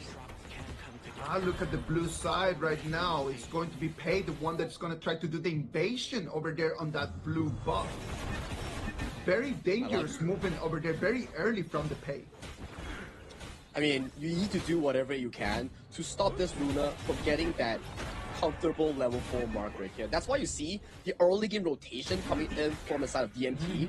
It's not to put the Xiao Xiao mid, it's to match whatever that Kagendra is looking to offer. Make sure that they sit themselves at top and mid lane, make that 3v3 happen, and make sure that TNX doesn't get invaded level 1. Let's wait and see what's going to happen. TNX right now has already an advantage. He has 2 more gold because that Face's Pei has been just making extra movements, not being able to just really focus on his jungle. That's going to give an advantage for TNX to make it to level 4 earlier. They did spend some time trying to look for that invade here. So both junglers are sitting at level 3 on the 1 minute 30 mark. Heading towards the top side here. All of these battle tanks in this patch, none of them can kill each other in lane. There's not going to be any sort of solo kills. I do think that they will need to get that priority on the push and see how they can affect the map with their movement. At the beginning, the early stages of the game, it's going to be very difficult for them to kind of like leave that clash lane. But look at that, Solid takes in and he's going to find TNX in the mid lane. He made it to level 4 and then he used his ulti for a 2v1 in the mid lane. Hopefully we'll see those highlights really quickly in the replay. That's why we say priority is important. We saw Solid get the early push, immediately roam towards the mid, ultimate flash on towards TNX, and mid lane once again, Feishi forcing the flash on towards Juro. TNX going in with the reset here, getting the kill on the Feishi. Feishi's jumping solo. Will he get burned down? He doesn't get burned down, and TNX has no ultimate here, but the cavalry is here. The sprightly enhancement bailing him out safely. Wow, Facer going out of there with 1 HP, running away still, forcing TNX to lose his composure. He saw the Baichi coming in and that gave him a little bit of PTSD as well. Oh, that's just scary here. L here getting poked, get a bit by the hands of Blue on that Bond Weaver here. It's just standard stuff. Global Marksman just wins early in that early 2v2. We need to see how the early converts that 2-3 item power spike against CC. But once CC scales to 4 to 5 items, that's where the Global Marksman outscales the Parasola. that's gonna be a completely different game. But to make it to 4 or 5 items, we're gonna have to push it all the way to 12, 13 minutes. Can we already push it there? We know that the pay has the momentum at the beginning of the game. We are 30 seconds away from those first objectives battles. And I know that TNX and Facer right now, they're just counting gold, counting coins to see if they can actually get in there. We need to see who slips up first, who falls in terms of that focus here, but we see a bit of a camp here. Flash engage doesn't catch on towards Zan. Zan dodges the multiple knockups here, has the parasol to get himself to safety, but he's so low, he cannot sniff this EXP. But panning towards mid lane here, 4v1 against TNX. TNX has to clear the waves, has already successfully been doing so. The refreshes are coming in, forcing both teams to take the handshake. Look at that, it's just a matter of the tempo. Look at this, we have a 3v1 over there in the bottom lane, and then we come into the mid lane just to see a 1v4. It is just counting down to the movements, to how they're gonna give the keys, because we are making it in here. The turrets are going to fall over there for the farm lane in terms of Kagendra, and that is bad news for them. Yeah, a bit of extension coming in from Top Z here. Solé playing the Baichi to a masterclass, just out tanking the Spark base coming in from Dominator Esports with the 4v5 on towards the map. This should be a free Tyrant coming in for Kagendra, and yet another kill thanks to the fact that Senko pulled Gerald into the welcoming hands of Solé's Baichi. Kagendra right now with that Soul Spicy pick completely has Dominator with no answer to this. They do not know exactly how to face this Baichi, and that Baichi right now, due to its mechanics, it just putting Dominator in a little bit of a corner. And this is in towards Kagendra's power spike right now. Arlie is out of the lane jail. Facial gets to have so much farm on towards the map. It's really down to Solé and Senko to continuously push on towards the pedal here. Mid lane here, Solé forces to pop the ultimate to escape for safety. But look at the pull! Once again, on towards Gerald. Punishing for that over-eagerness. Top Z, no flash on cooldown. Gets taken down as well. Facial checks into TNX. But look at the pull once again. Almost getting hit, but gets pummeled by 3 members here as it is an odd number fight coming in for Kagendra. It is a 2-1 trade for Kagendra. It's going to be good for them, but right now as they're trying to push away, the fight starts back one more time in the river. Zan catches onto a CC. CC overextends. Zan, after taking down that tier 2 in towards the bottom lane, gets that rotation, gets the flank, and that's 2 quick kills in towards the pockets of Kagendra. Jungle is wide open for the buffet. Kagendra is right now controlling the game. They are on the driver's seat. They've got control of the waves and they've got control of the fights. You can see it's not looking really good for Dominator Esports. Hey, right now, and all Kagendra on their power spike. That's a worrying factor coming in from DMT. It sort of looked like the game 1 situation where Dominator kept pressing Kagendra in that mid game, which allowed Kagendra almost no room to breathe for that late game. And right now, Kagendra is doing the exact same thing against Dominator in this game too. Yes. So you see, like, at the end of the day, it's just going to be coming down to the teams and being able to understand the tempos. Look at TNX in there, is trying to come in, trying to find in Zan. Zan is not going to allow him, and he's going to be able to put some pressure over there on the farm lane, on the clash lane, sorry. Yep, right now it's down to the tempo of the strong power spike. Facial and Zan, definitely the 2 members that Dominator needs to look out for. They are super well farmed up, and if they're on those side lanes, you better bring more people to actually capitalize on their mistakes, because that may be a window for DMT to come back in towards this game too. So you see, like, right now, the decisions that come in from Kagendra, they understand that they've already got an advantage. They do not need to go and try to make the fights without the objectives. They come in, they take the Overlord, and right now when they have the fight, they might be able to take that as well. Flash engage coming in from Solid, catches on towards TNX though. TNX already escaping with those refreshes here. Top Z, no flash. Where is the follow-up? There will be no follow-up. That does make sure that it's a handshake between these 2 teams. But DMT, they get a good rotation, forcing the recuperation coming in from the side of Kagendra on that mid lane, so they get a free mid tower. Free mid tower they get in here, then putting so much pressure. KNX has not been able to control his blue buff no more, and his blue, the mana is such an important element for that Luna. Without that blue buff right now, that KNX Luna is gonna be unable to fly around. It's like Marco Polo without a Crimson Golem. It's like Marksman without a Crimson Golem. Luna without a Azure Golem. You can't make those refreshes as smooth as before.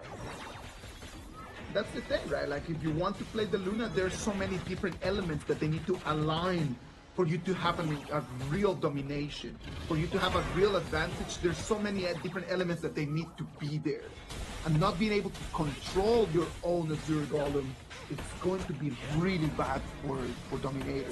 Look at this, Kagendra one more time, understanding the game. It's a gold game. They take the last one of these tyrants. Yeah, the regular Tyrant will despawn at the 9 minutes 30 seconds mark, so getting the last one before the Shadow objectives will definitely put you at ease. But talk to me about this Baichi coming in from Solé. He's everywhere from minute 1 until now. He's been all over the place getting those big setups. And the important thing about that, like, it's just gonna be Baichi as he grows all stronger and stronger. Baichi is one of those very late game heroes, right? The more items that he's going to have, the bigger a tank that he's going to be, the more HP that he's gonna have, and the easier that it's gonna be for him to sustain into the late fights. Look at it once again, the engaged anyways coming in onto a Solé, but not enough players are around that ultimate weapon here. So a 1-for-1 exchange between L and also Solé here. But look at the counter initiation here. Health bars are going blinking low. That's the full-blown marksman late game potential here. But with the superior positioning coming in from Kagendra, it seems like they can get access towards this Crimson Golem and potentially that Shadow Tyrant. Solid comes in, he jumps in with his ulti, he gets onto 3, but there's no follow-up in there.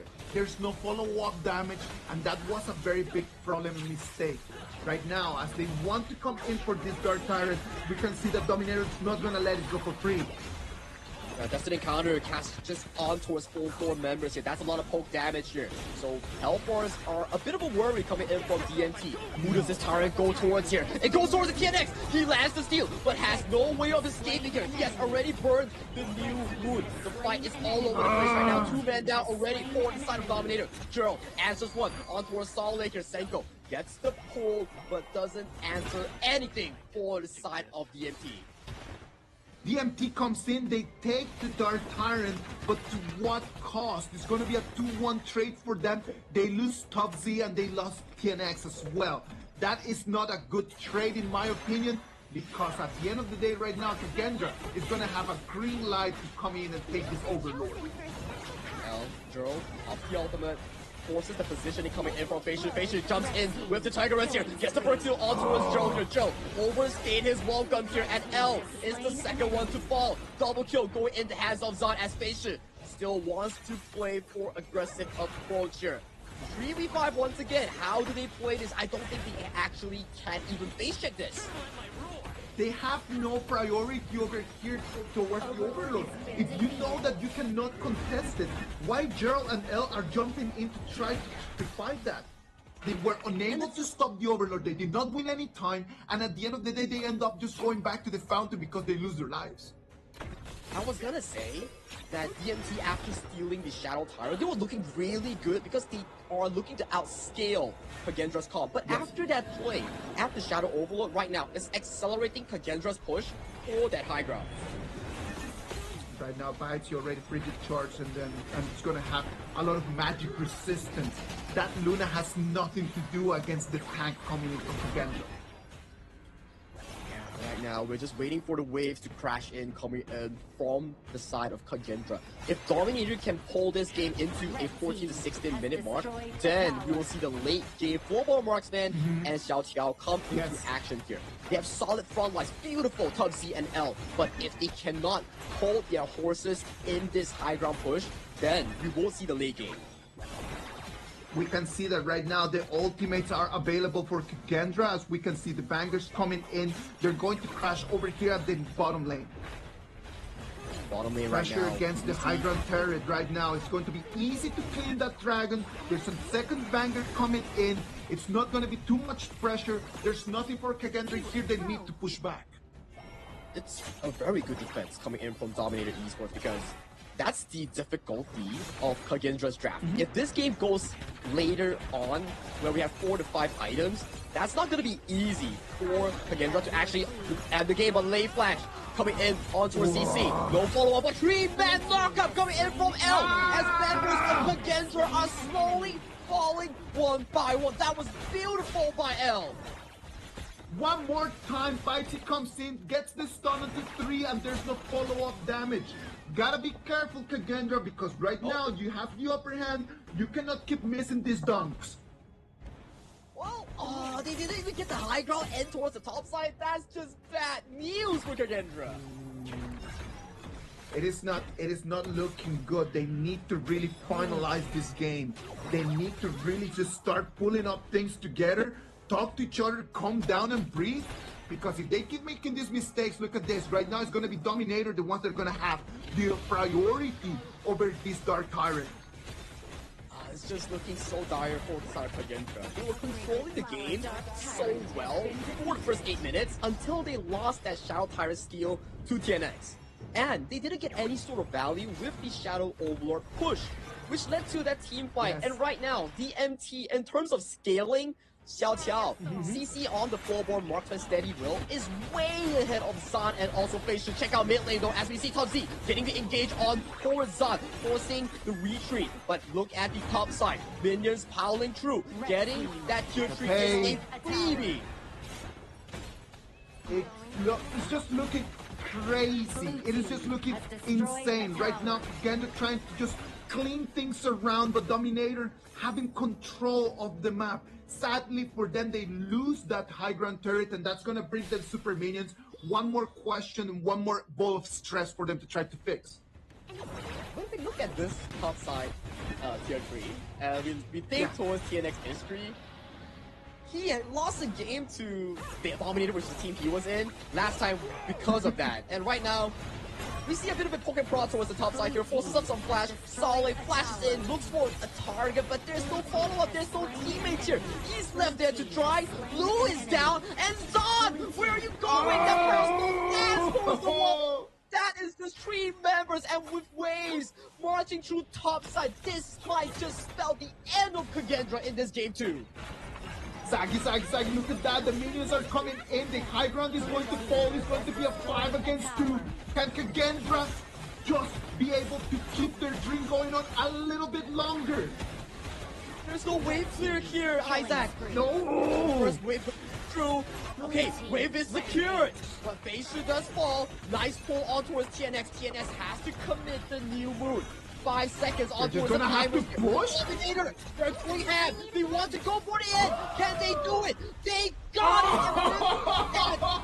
it. Advantage in game 2. They forced the comeback and they take game 2. 2-0 for Dominator Esports. Dominator Esports coming in and telling us that it is not done until they say it's done. Lovely performance by them. They came in, they were losing the whole game. 80% of the game they were down by a lot. Kagendra starts missing the dunks, start losing, giving gold away, and Dominator Esports says, if you're gonna give me a prize, wrap it up, give it to me, and I'm gonna be taking it extremely gladly. That's why composure is really important. The first time that we see Kagendra showed some signs of flaws in their gameplay was when they had so much lead, but they still gave up their tier 1 tower, the mid lane, the most important one. That is unexcusable, and the next one is when they did the Shadow Tyrant dance. They got stolen by TNX. That's how the game extended for the side of Dominator Esports. If that didn't get stolen, it's gonna be simple. Kagendra's gonna get that Shadow objective, pushes the first wave, pushes the first 90 seconds, and then revisit back to the Shadow Overlord, and it is done and dusted for Dominator. But due to the fact that that specific scenario, that list of event actually ticked off for the side of Dominator Esports, they just set themselves for a beautiful comeback. I loved this game a lot. It was a lot better than game 1. it shows us that Kagendra has something up their sleeves, like it's actually that they can actually come and fight. The problem here is that you cannot have such a big advantage and not finish the game. It's just that simple. I want to understand that there's a little bit of mistakes and the miscommunication, but you come in during your power spike and allowing the flowborn marksman to get online at the end. I don't think that it was for Kagendra to lose this match. That's the problem, right? Because we saw the same draft being executed. I mean, not the same exact heroes, but it's the style of draft. In game one, the way the Dominator played was like, hey, we will pick this super aggressive early game draft, and we will try to make sure that all our fights, all our rotations are in sync to chunk out the enemy to make sure that there's no comeback. But in game two, Kagendra tried to repeat the same success with the same style. Yes, the first 8 minutes, beautiful stuff by Kagendra. But when you falter in the early game, the beautiful stuff, when you falter in the late game with such a strong early to mid game draft that falls off in the late game, that's how you know that you have already messed up and the enemy flowball marksman and Xiao Qiao is already online. Look at that! Look at the flowborn marksman over there, 5-1 and 4. Nothing that CC could have done at the beginning of the game. It was not going really well for him, but as time passes, he got bigger and bigger and bigger and stronger and stronger and stronger. I don't want to sound like a broken record because I know that I've mentioned this multiple times, but it cannot be possible that Solid is having such a great performance on the Bitesy. The Bitesy is just having such a great, amazing look at the damage taken in there. I gotta cut you off there, Isaac. I gotta cut you off, Isaac. Go ahead, Sagi. Go. Look at CC's damage! 218,000 on a flowball marksman. Wow. It is not working, man. Look at that. Beautiful digits from CC. That's Zan and Facia's damage combined, and it's still not enough to beat a flowball marksman damage. That's how strong flowball marksman is as a late game farm lane in this patch right now. It's really good if you're playing towards the 14 to 16 minute mark. That's why we were discussing back in the pick and bans. If DMT skills, they win. If DMT doesn't skill, they lose. But DMT makes such a marvelous comeback that he showed that they have composure that they didn't know. I mean, not didn't know. They didn't acknowledge that, hey, we're losing, chill. No, they were saying like, okay, everything is in control. Let's make sure that CC is controlling the resources well. Make sure that CC gets the final few items. That's where immediately Solid, even though he dunks on towards CC, it's not enough. Up until the 12th minute of the game, Kagendra had a 7,000 gold advantage. And it was right over there where CC just started just piling up gold, piling up items, turning it into this into his spike, and then just having the digits that he had. How much was that at the end? 220,000 damage? Yes, sir. It was. That is insane. That is crazy. So if we were to look at TNX, I'm sorry, not TNX, Facia's damage plus Zan's early damage, if they plus together, it's about 211,000, give or take. But the single man, CC, out-damaged both carries coming in from Kagendra. That's how you know how crazy that is coming in from a farming player. Love this second match. If the whole KIS4 is going to be the same as these two games that we just watched, this is going to be such a beautiful 10 days of competition. I'm telling you. Ups and downs, upsets, big fights, tactical movements, good strategy. It is going to be a lovely tournament. Look at it here, like when you analyze Gerald and Senku. Senku tried to use that shit as just having more initiation, having a little bit more control, but I don't think that the coordination of the whole chain of control was on point for Kagendra. And probably Senku is going to have to talk to the boys to get them in the right place, to get them completely online. That's the painful part, right? When you are down 0-2, the mental pressure is really prominent already on towards your shoulders and your mind. So you need someone, like a big brother of the team, someone like Senko, someone like Muffers in the team, to calm the nerves of Kagendra's players here. Because right now, do or die. Okay, you don't really lose out the entire tournament if you lose out the single BO5, let alone that this KIS4, no one gets eliminated in the group stage. Yes, no one gets eliminated, but at the end of the day, you don't want to be picked by someone. You want to be the one making the calls. You want to be the one just picking on your opponent. So at the end of the day, like, you want to really win this first match. I'm talking about this match number 1, this match number 2. It's going to be our MVP from Dominator. Wow. It's going to be CC on the Flowborn Marksman, Steady Will. I think steady will is a very good word to describe Dominator Esports. Their will was unshaken throughout the entirety of the game. It was steady, composed performance coming in from DMT to slowly but surely claw their way back. Because if we were to give props towards Kagendra, first 8 minutes, beautiful stuff from Solid and also Senko in getting those early leads. That's what you see right now on the replay. 1-5, 2-3,000 goal lead already for Kagendra, but still, sadly to say, they fumbled the bag. They did, man. Like, it's just difficult to digest, just the whole concept of having such a big advantage and not being able to just win the game at the end.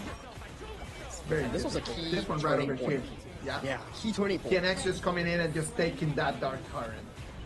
They do lose the fight at the end, but just negating Kagendra of that Dark Tyrant was actually very critical for them.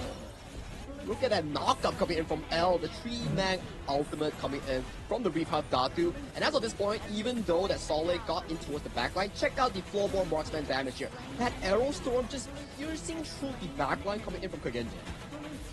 It was over there that you can see that in that moment, Kagendra did not have one person that they wanted just to completely just focus their damage on. They were just thinking about just running away. It was just every man on their own. You can see the sign of relief and the excitement coming in from the coaching staff. Like, that was a crazy game, by the way. Everybody thought, like, oh, it's a repeat of Game 1's script. Game 1 was fast, so Game 2 is the same thing for Kagendra as they want to look for control. But, hey, that was a pretty good comeback. And this is just first series of the day, by the way. And that was already chef's kiss by Dominator Esports. Chef's kiss indeed, man. Like, this is going to be top level performance, and I hope that we're gonna keep seeing more of that, not only today but tomorrow and on the days to come. Now, we leave Game 1 and Game 2 behind, and we're gonna move into Game 3.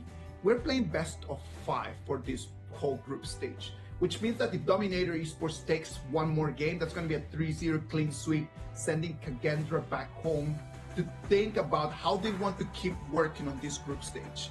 They don't want to lose 3-0, not only because of the fact that they lose, but because of the fact that the morale hit in there is the worst way to start a tournament.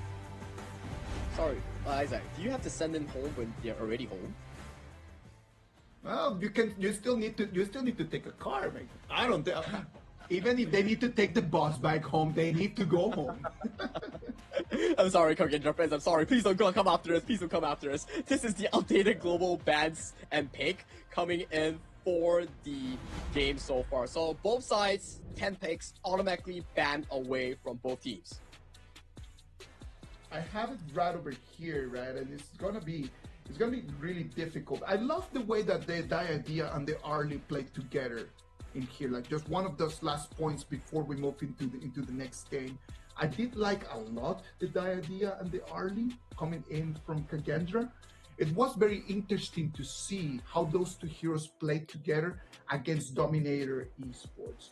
So Diadea and Arlie plus the Bitesy, that might be something for us to keep over there in our notes for 2026. It's a smart pick and bans, and with the items revamp coming in for the fighters and tanks items in towards the clash lane, it really opens up different choices, especially this patch, because there's definitely nerfs, there's definitely buffs that allows a bigger variety of heroes to be debuting in the international stage. And I'm loving Kagendra's creativity and bringing that Baishi, because even though they lost, it's still a spectacular performance by Solid, at the very least in that first 8 minutes. Extraordinary, man, extraordinary. And I know that a lot of people are gonna say, like, okay, can you please stop with the glaze for Solid? I'm just gonna keep glazing where glazing needs to be given, man. I'm so sorry. Exactly. It was a great performance. it's got to be something for us to just come there and just put over there on our notes. Everyone, when you go back and watch the game one more time, just pay attention to those specific moments. All right, game number 3. What they need to do different right now, because Kagendra, it worked really well in this. When you analyze the 2 compositions that they have had, they played with a very strong jungler, Lamb, at the game number 1. Did not work really well. No, they played with they played Agudo in game number 1. Did not work really well for them. Moving into something a little bit more dynamic and a little bit more powerful, like the pay, worked better for Kagendra. Does that say that maybe they need to, in this game number 3, try to continue with that jungle core element?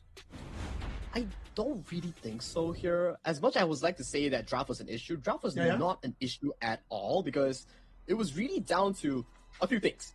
Kagendra's composure and the way that they position and the communication, these 3 things. So to break it down, in game 1, Kagendra's assistance for Senko after he ults was too slow. That's number 1. Maybe it's communications. Agreed. Maybe it's like disagreement on whether to engage or not to engage. Second one is composure. When we see a lot of mistakes in the mid-game to close off game 2, that's where you know they are still having doubts. They're still having some errors in their planning phase. They need to play more flawlessly.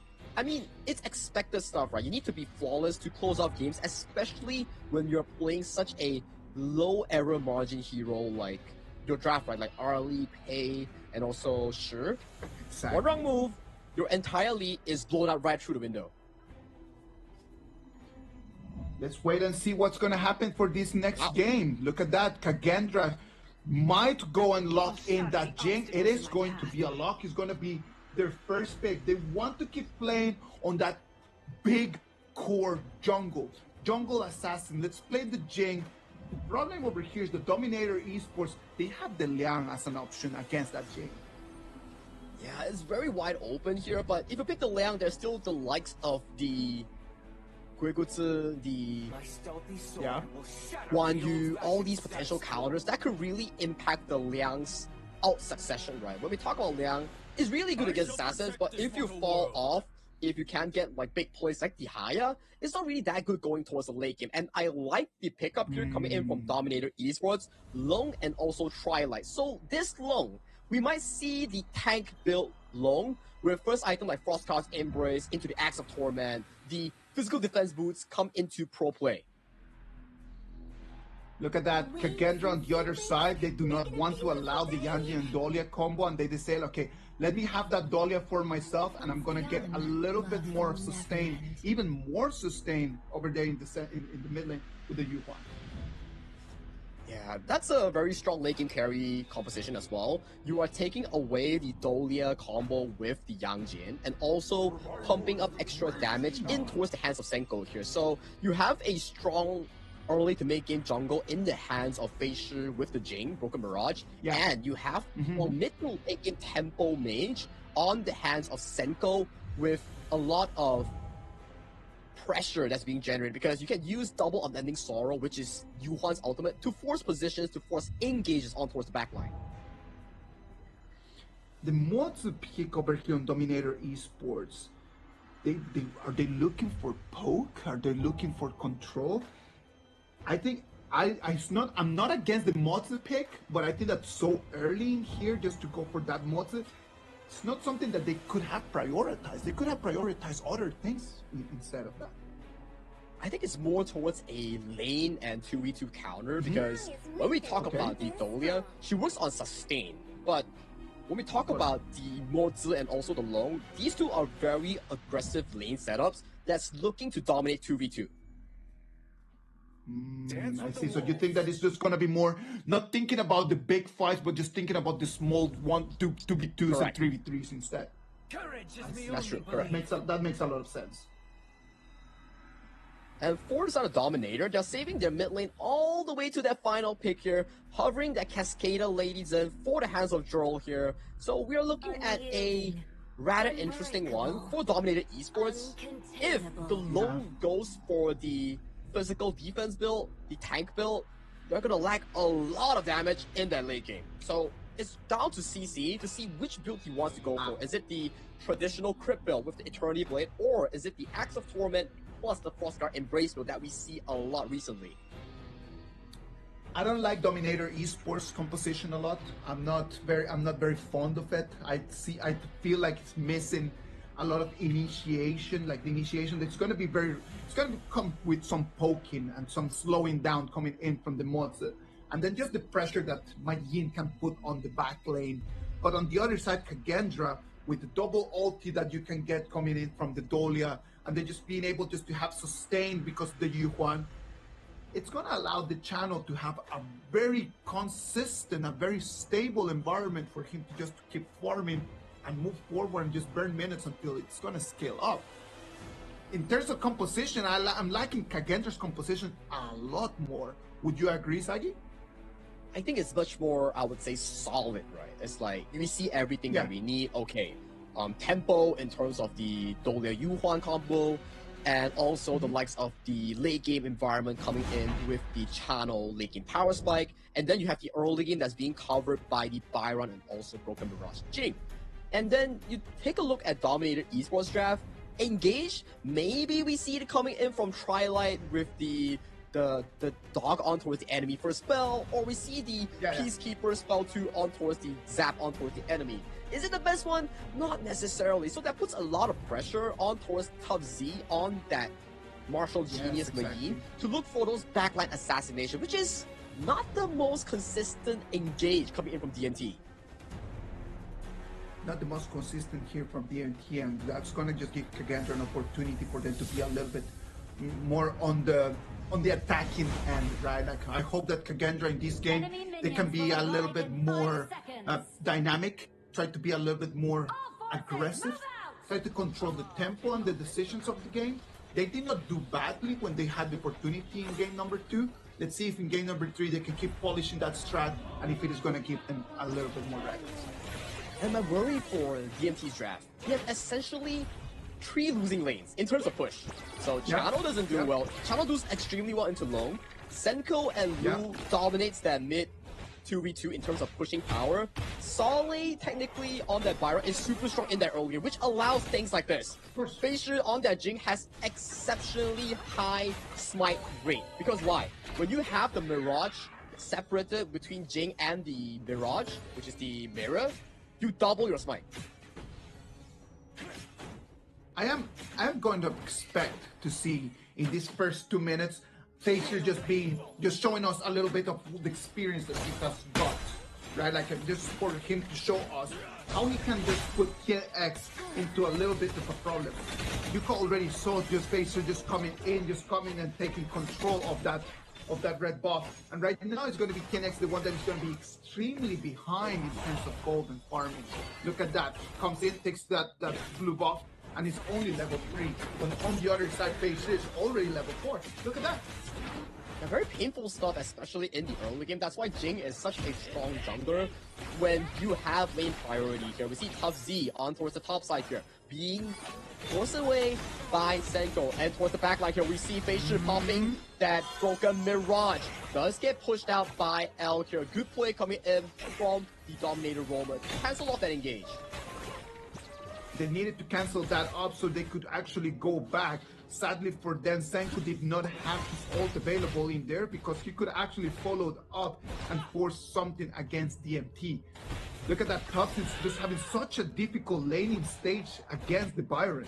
Solid right now just having the time of his life because there's nothing that Majin can do against the Byron at this stage.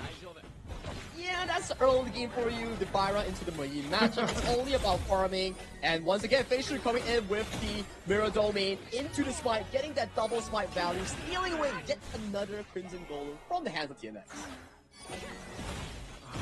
There's nothing that KIS can do right now at the moment.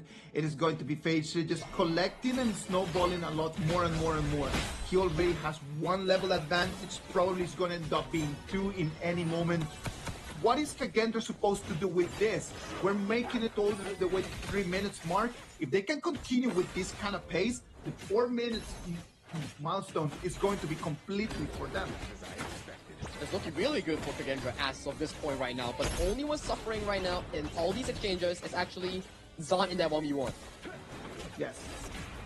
Zan is the one that should actually have a little bit of a better time in there, right? Like CC just flexing in his mechanics, showing us how that Loom is going to take out of that situation. And we're looking at an interesting build as well coming in from CC. It's not the traditional crit build that we talk about, it's the tank build that we suggested for the recent long build. It's really good when we are fighting multiple assassin team compositions here, but TNX is a bit behind on farm, 2 levels down, so where does the late game damage come from? Because Tough Z's losing lane, Gerald's a control mage, so who's gonna do consistent DPS? There is no damage coming in right now. There's nothing that they can do. They can only pray right now that Gerald is going to be able just to land his ult into multiple members. Look at that. Mirror Domain is going to be prop. Yeah, Mirror Domain prop here, but think inside the box, catching on towards Face Shield here. Gets the refresh on towards Dolia here. Has the second Mirror Domain. L. First to fall, so this should be a free objective for the side of Kagendra. Face Shield hyper aggressive on this Jing right now.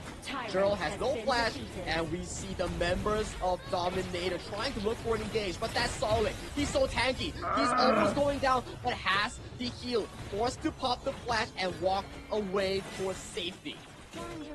It is going to be a great start over here for Kagendra one more time.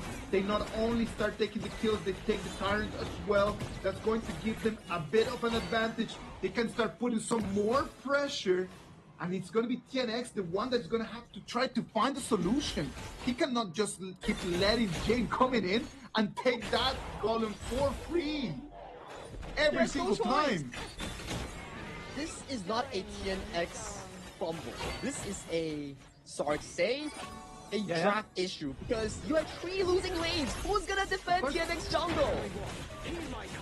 There's nothing that they can do at the moment.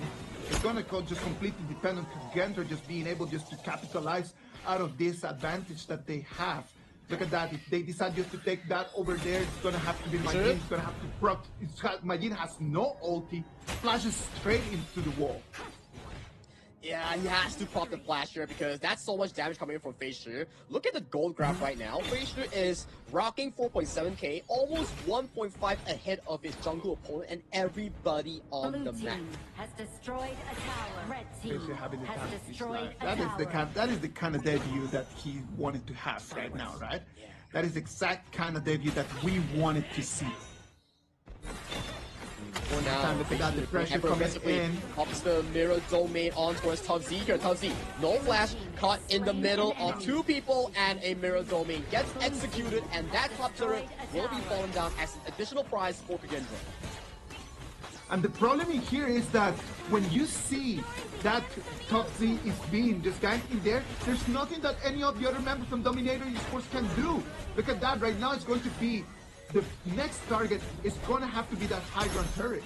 Nothing that Dominator Esports can do at the moment.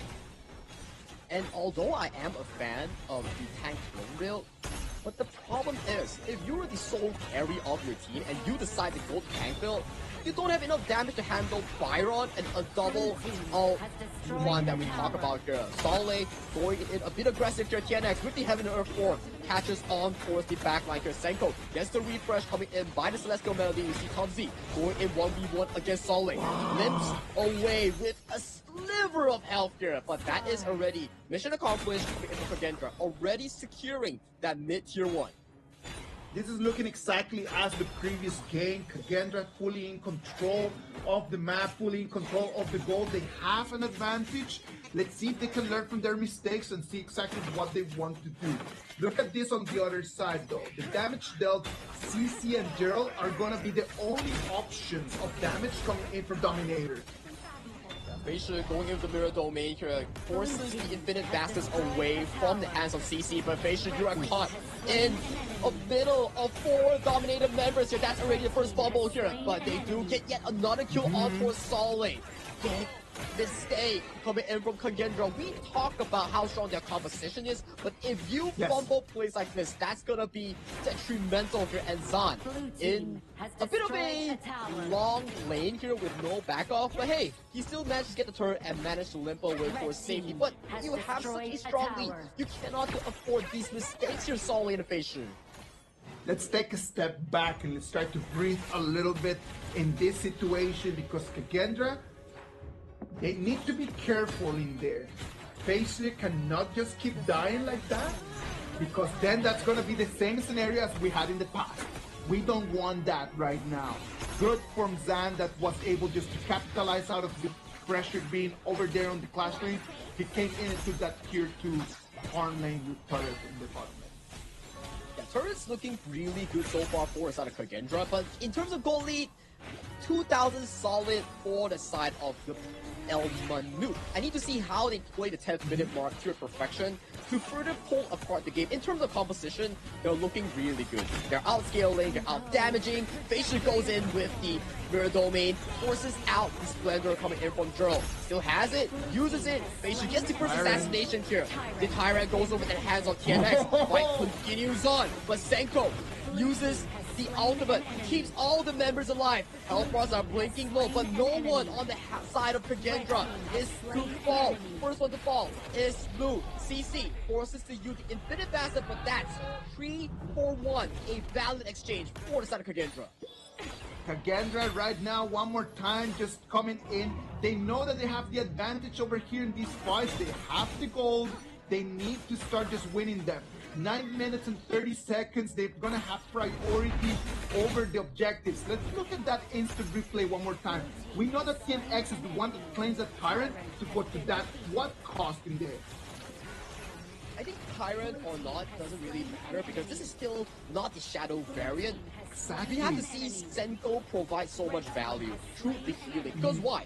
Facial took off the only member that had healing reduction coming in from DMT, which led to the heals coming in from the Dahlia, the heals coming in from the Yuhuan to be exponentially high. And right now you see Senko going super aggressively with that aggressive unending sorrow. TNX will be the first to fall coming in from Dominator Esports. PUBG, no flash. Senko doesn't continue the chase, but they have already came and they have already conquered. But through the middle of this trade, Lu does fall. So it's a 1-for-1, still okay for Dominator. When I start analyzing here what is Dominator missing from their composition, it needed to be the Dolly and Yanjian over there. That needed to be the first 2 picks that they needed to have in there. I do believe that Yanjian with a Dahlia would have given TNX a lot more stability to use his ultimate to regenerate a little bit more, because right now he's being very aggressive, but he every single time that jumps in is falling again and again. Fully agreed, right? But you still have to give props for Facial.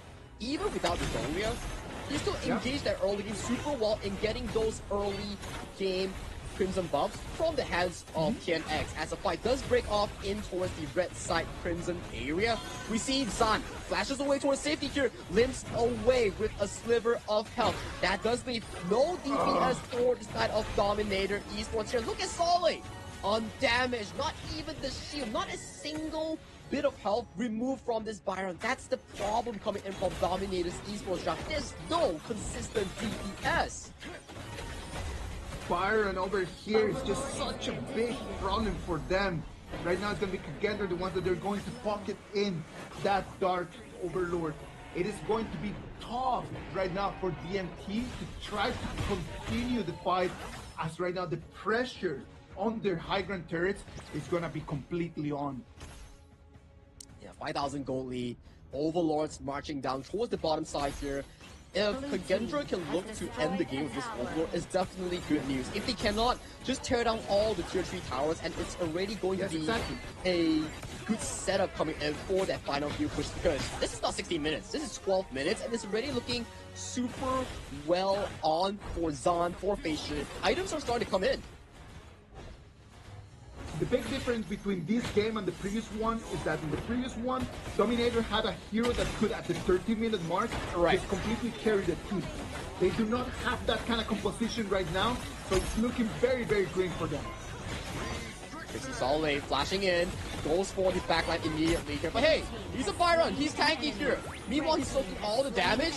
TNX is picking off in towards the front line here. Dropping one member for a high ground. 1-for-1 trade is super worth it coming in for the Kagendra draft. They can rotate towards the top side, pick off that top tier tree, and then recuperate for the farm in the enemy jungle. Look at that, they're going to brute force their way through that turret, and it's going to be only one more Hydrant turret that is going to be standing. The last fight might be this. Yeah, Mirror Domain pop chunks out all the remaining members' health here.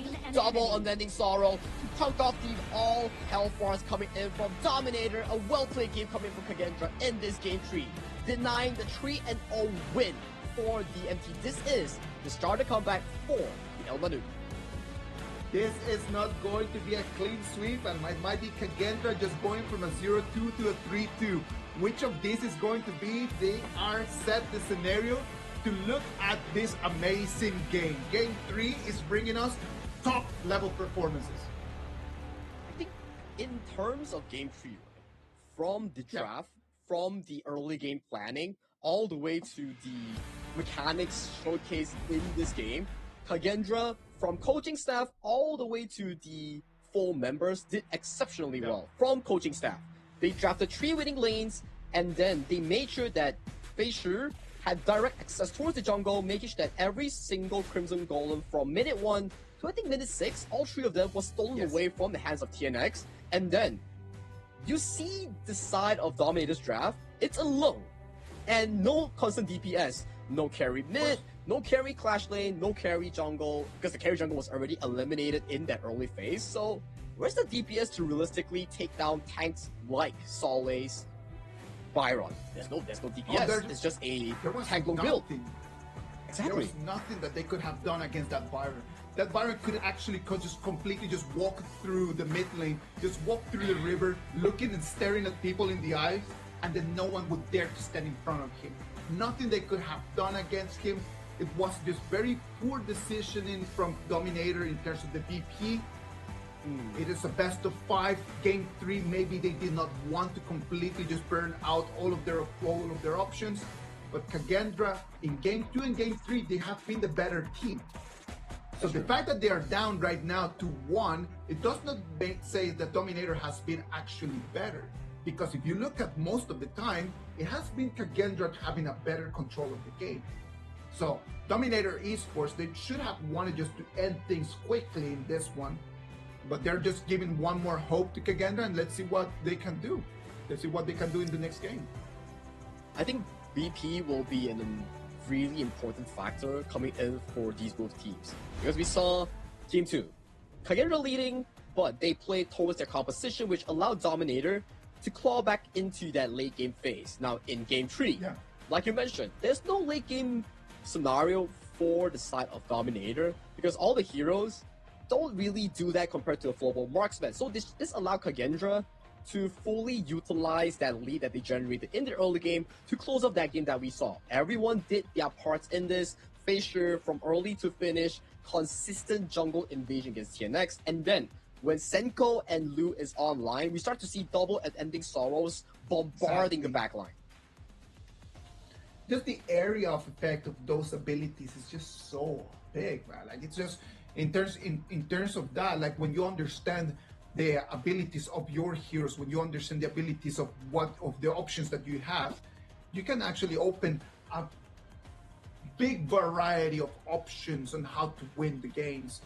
Kagendra comes into the match already having a very big advantage since the beginning. Then hopefully when we see the gold graph, you will be able to see that gold graph gap, that window started opening since probably what, minute 2, minute 3? Look at that. Since minute 2, it just started opening there for Kagendra all the way. There was no way for them to stop it. Immediately, very early in the game. There wasn't enough constant crowd control to really lock Feishu down on the Broken Mirage. And then we keep seeing the same thing happen, right? Okay, we leave the 1v1 towards the farm lane. We consistently invade the side lane that had the winning matchup. Byron into the Mei. Yes, you cannot compare them in the mid game, they have different duties, but in the early game, Byra, one of the strongest 1v1 machines that could 1v2 in lane, got the priority, mid lane 2v1 against the Lady Zun, even if it's 2v2, 2v3, Yu Huan Dolia, one of the strongest pushing powers in the first wave, and then immediately you see 4 members charging in to help Fei Shi invade that early Azure Golem, the Crimson Golem. It was just good synergy from them, right? And I love to see that because it just says that Fei Shi is just kind of like just reactivating that fire inside of Kagendra. It's completely just giving them a completely new life in here.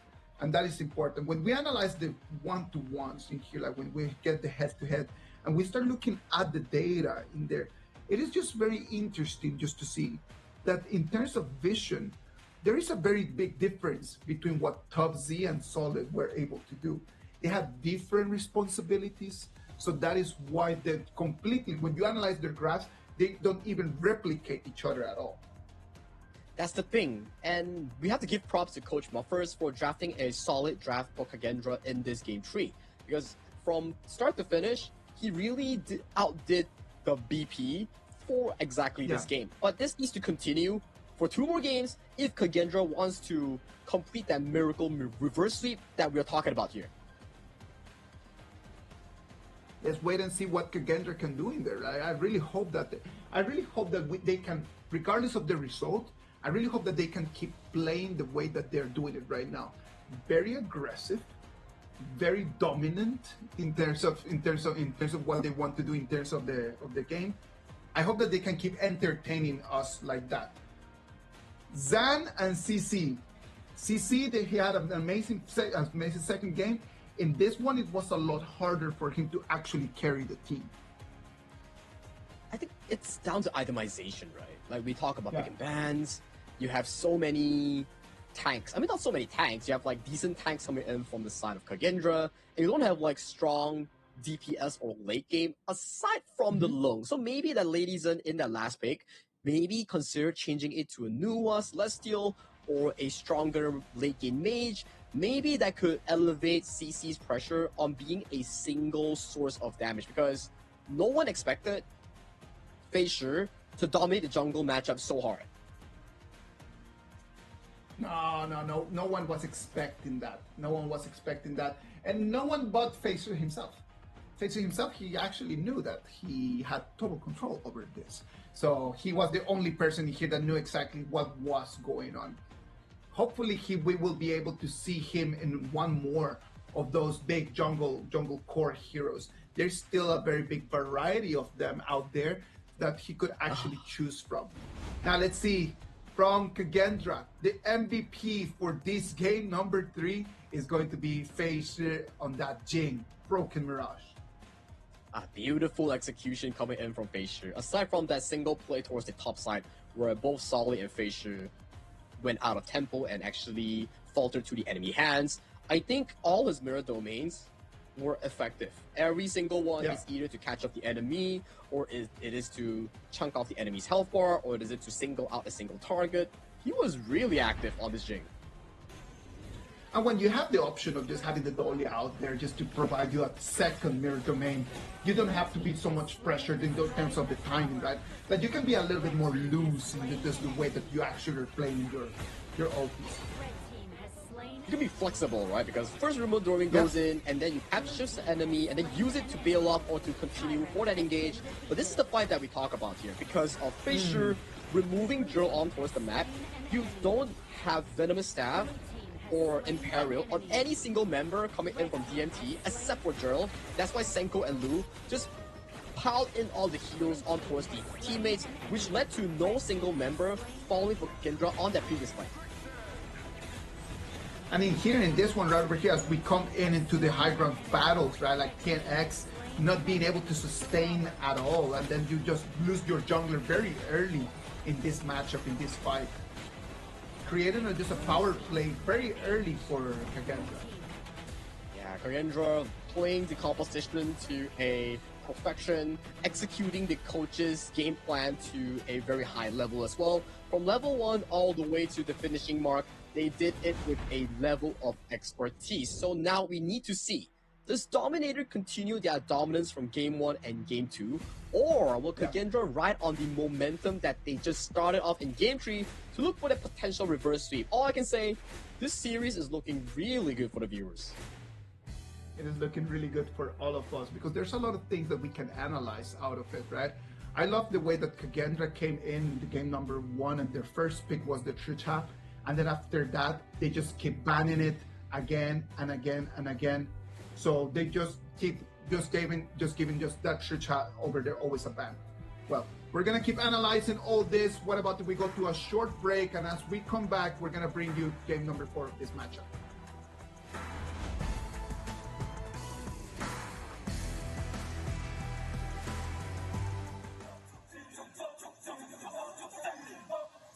Kings Invitational Series, let's go!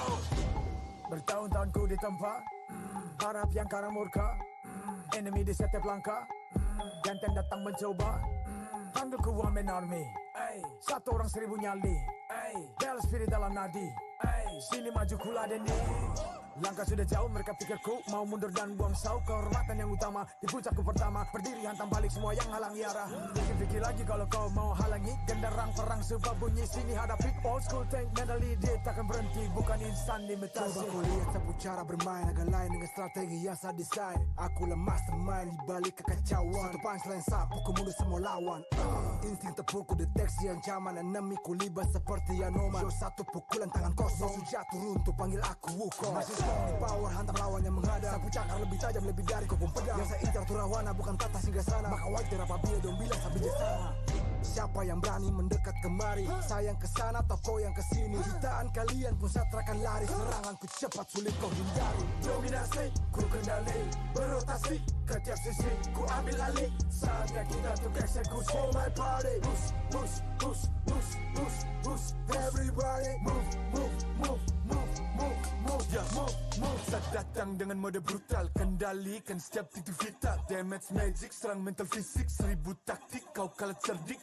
Mau coba jatuhkan sama mana bisa, siasatmu sudah saya analisa. Terdapat selak, gerak, geriku sulit tu dilabrak. Wah, game over, hancurkan semua tawa. Kombinasi skill dan power, teleportasi ala Enoku yang eloke.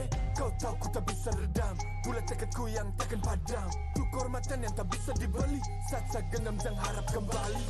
Adu mekanik tingkat tinggi, siapa paling berani, aku paling gigi. Pedang raja yang ku hulus, tebasannya bak angin menghembus. Long life the king, akulah raja, dentuman zira, ini mental baja. Akulah hukum dalam wujud nyata, seni tempurku susah tukar baca. Y'all better run, I've already won, nowhere to run, your time is done. Tidak bisa kau atasi, berat untuk kau hadapi, kalah pedangku menari, kau balik kanan dan lari,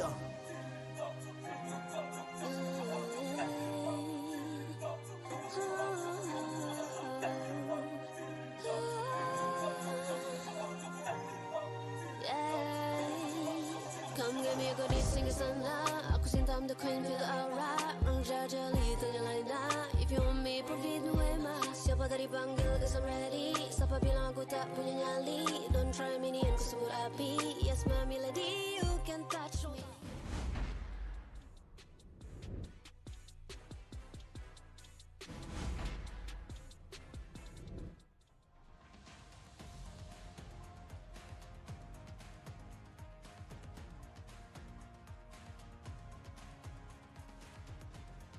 And Kagendra. Dominator right now with a 2-1 advantage. With me, we have Sagi. Sagi, 2-1 right now, Dominator advantage over Kagendra. Would you say that this is reflecting exactly what we're seeing in game? Now. Game 2, Game 3 is looking really good for Kagendra in the early game. But still, Game 3, we still saw when Kagendra has the lead, they tend to falter once or twice, which cannot be really accepted if you are drafting on a 50-50 equal ground. So at the very least, for this Game 4, if Kagendra wants to force this into a Game 5, full BO5, they need to, first thing, coaches need to outdo the enemy, which is pretty hard, but in terms of players, you need to stabilize your lead on your hands and make sure you don't fumble the bag. It's very simple, man. Hold up. I don't want to sound like that. I think that in competitive sports, call it traditional sports, call it esports, it's just something about the winning teams are those who can see the advantage, control the advantage, and just capitalize out of that. It's just that simple. In any sport, in any competition that you're going to be given, as long as you can see an advantage, you can have the cold mind. If you can see actually just having the cool perception of what is happening in the moment, you will end up winning.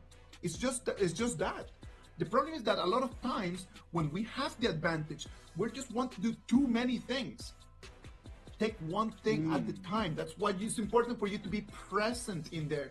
And hopefully Kagendra can start being present, because if they can just keep playing the way that they're playing, having advantage, and just making one decision at a time, it's going to be really good, man. Like, they're going to end up being a very strong team in 2026. I mean, they're pacing themselves, right? Like, pacing is so important in all aspects of life. And in esports itself, there are different paces in game. Like we talk about, like, okay, what are paces? Pacing yourself in the draft. Cannot be too greedy, cannot be too ambitious. You need to make sure that you have enough heroes to survive for a full BO5 or BO7, because it's global ban pick in HOK Esports. And then we'll go in towards game. Know when to stop, know when to retreat, know when to engage. That's pacing as well. So for players, for coaches, pacing is also really super duper important. How they pace themselves in this game 4 will show the results. Is it going to be a 3-1 for Dominator? Is it going to be a game 5 for the series? It's for them to tell. When we get into game 4 and game 5, well, I do believe that game 4 is a lot harder than game 5. I'm sorry, like that's just the way that I see it. Game 4 is so much more harder than game 5, because game 5 is just like toss whatever that you have.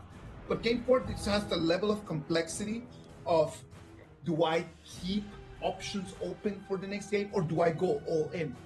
That is something that coaches and players need to start thinking. Let's jump into the beep here real quick. Kagendra is going to be on the blue side, and Dominator Esports is going to be on the red. Kagendra is going to show us the main prio ban that they have over that chat. They will not allow that Dominator Esports to put their hands on it. And Dominator Esports answering the same. It's like, hey, you can ban out CC, who had an amazing performance in the first 2 games. You can ban out Chucha, you can ban out Arlie. We can do the same as well. Fisher had an amazing performance last game, so we're banning out, okay, I think you said core carries, Luna, and also Fane. 2 of the biggest ones in global after Jing. So we might see a potential hero like Hansen. I think this will come out. I think so. What? Hansen coming off? I'm not kidding. Hansen. I have a feeling. Again, it's one of those OG heroes that I love. But really? Hansen? I don't know, man. I don't know. There's still other options right out there. Musashi, one of them. Musashi is a very interesting hero, because if you know how to play it well, you can get a very big advantage, but it's very difficult to play it well. That is the very big problem with Musashi. Ooh, but look at the setup here. It's looking like Dominator Esports could go for 2 angles. 1, assassin versus assassin. 2, they could go for the monkey to counteract against the sword master, but they picked the first route that we mentioned. It's gonna be TNX going on the broken Mirage Jing to rival against Fisher's sword master Musashi. This is gonna be an epic one. Assassin versus assassin setup. We love those. Show me assassins against assassins every single day. I'm going to tell you a little bit about my preferences, Sagi, and I know that it might not please a lot of people. For me, jungle is for the assassins. For me, jungle is not for the tanks, and jungle is not for the big people. Jungle is for the ones that can come in, clean, and move out. That is just how I see the game, and that's just the game that I love and that I fell in love with. Yeah, you know, remember the days where it's like jungle versus jungle assassins, Luna versus Jing, Luna versus Levi, Hansing versus Jing. Oh my god, those are nice. And right now we're getting it as well.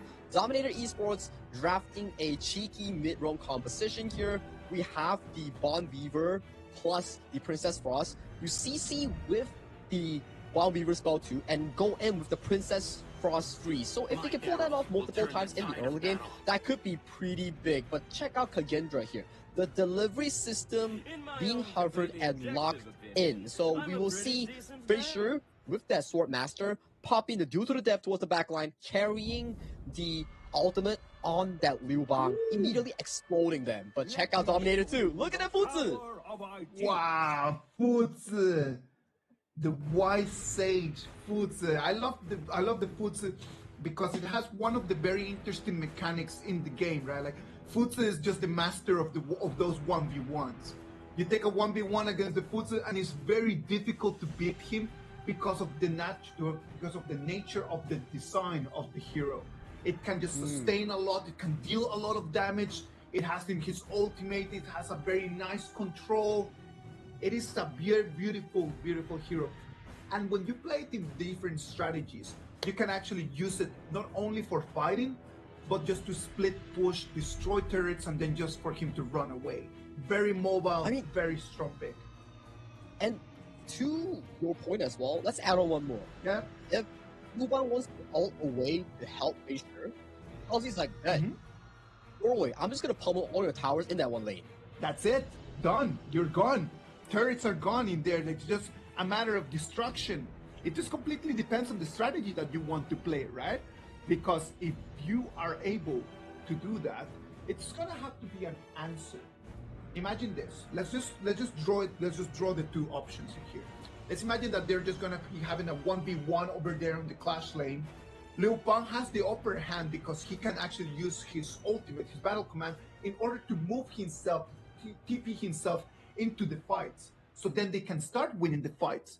But if they start winning the fights and Futsu decides not to join, they're going to start losing the lanes. And we know that losing the lanes and getting super minions too early in the game is going to be bad news for Dominator.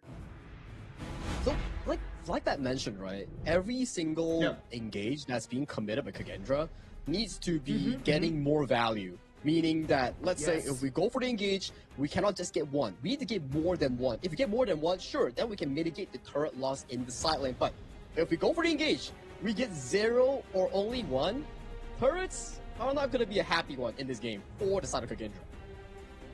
Let's look at the mid lane right now, the matchup between Senku and Gerald that we highlighted at the beginning of the stream. It's going to be a Nuwa against a Princess Frost.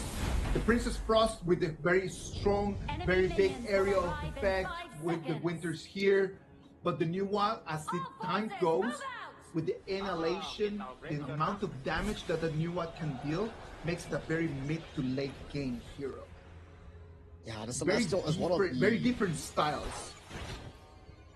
For me, the Celestial on the hands of Senko, it's actually one of the prime picks in this meta. I would say that she's definitely S tier in terms of late game. Sure, you can say that early game for wave clear is pretty bad, not to say good, but if you're into certain matchups like the Princess Frost, it's still okay because both of your wave clears are pretty mediocre, which equates it into a 50-50.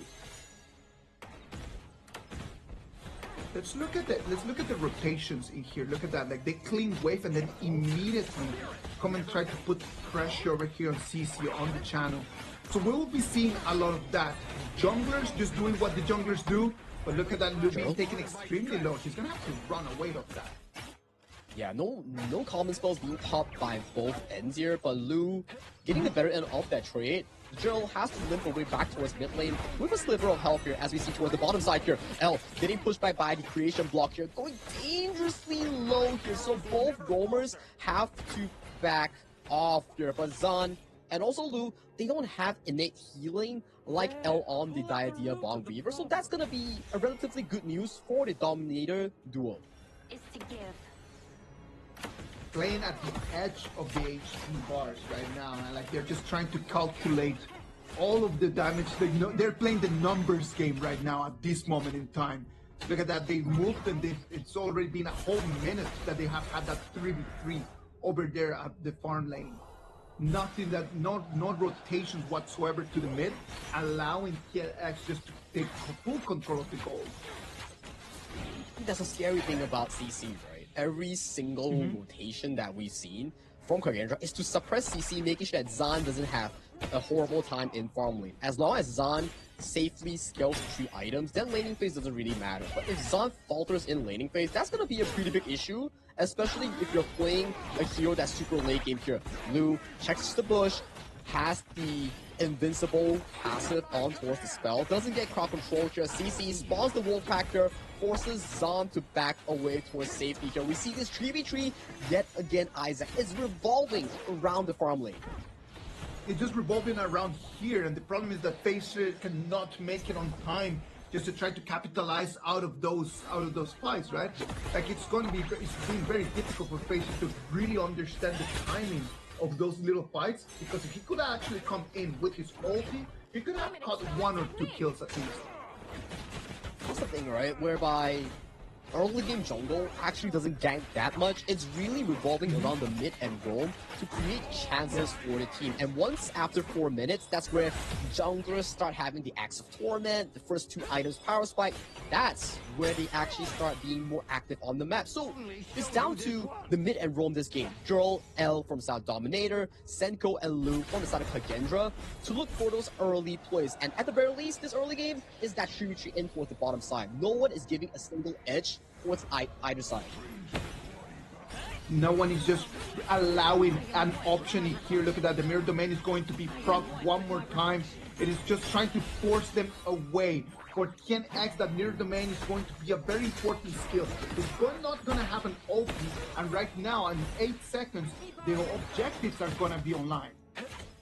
Yeah, that's a painful cooldown to be committed coming in from the Dominator jungler. But we do see Facer not putting too much focus on towards the Tyrant here. We do see due to the death, pop over towards top Z. Have to force the flash, but a good stage might locks Facer in place. And on towards the flip side here, we see KIS4 securing the objective safely for the team. Pops the mirror domain, locks on towards Lu. Lu using the Tremor Smash to bail himself out towards safety here. Jurl has a position, freezes Lu, drops the Winters here, gets the first blood for Dominator Esports, opens up the bot side of the map. Right over there on the edge of that frigid prison, Lu thought that he was safe, but he was caught in day by Jurl. Jurl with that millimetric precision allows him to take that first blood in here for Dominator Esports. Top side here. Solid has to commit the flash here. Top Z using the Sage Smite, locking Solid in towards its place here. But still early game Futsu doesn't commit too much of the damage here. But hang on a moment though, with those passive refreshes here, this is super duper close. Is he going for the dive here? He's capable of doing so. But check out the rotations here. Kagendra needs to defend their Clash Bane here. So a big rotation bails Solid out, and he is alive for another day. Right over here, Dominator Esports a little bit with the advantage. I'm not loving the performance by Facer on that Musashi right now. He had a very big advantage over here for the objectives, and he decided not to take that. Of course, top Z came in, but look at that. On towards KIS4, and right now we see Solid being frozen in the midst of everything here, but no real follow-up here, not enough members here. Well, we do see a pause coming in at the 5th minute mark. We do need to check out what sort of difficulties we will be having right now. Let's wait and see. We love having a fair game, and we love having clean games. That's why in the moments that we have this kind of situations, we can always go into a technical pause, and then the referees are going to be in charge of fixing any technical issues that we have with our game. That allows us a little bit more time just to kind of analyze what is going on in this match at the moment. What do you think it is given right now, Dominator Esports, the advantage that they have against Kagendra? I think Dominator, they are more, how would I say, direct, and their initiations are more cleaner compared to Kagendra. Like we see Kagendra, their first due to the death, plus the Liu Bang ultimate, was on towards Tough Z's Futsu. But Tough Z managed to get himself out towards safety, neutralize that 2v1. Wow! Dominator successfully caught Lu and the Tyrant at that 4th minute mark. So that's a very, don't want to say horrible, but it's not worth it, you know? Yeah. Of course. Yeah, I agree with you. Like, I don't think that it was a worth exchange right over there. One of the good things that I am liking a lot about Dominator is that KIS4 on the J is being extremely mobile, and it's got a very big advantage right now.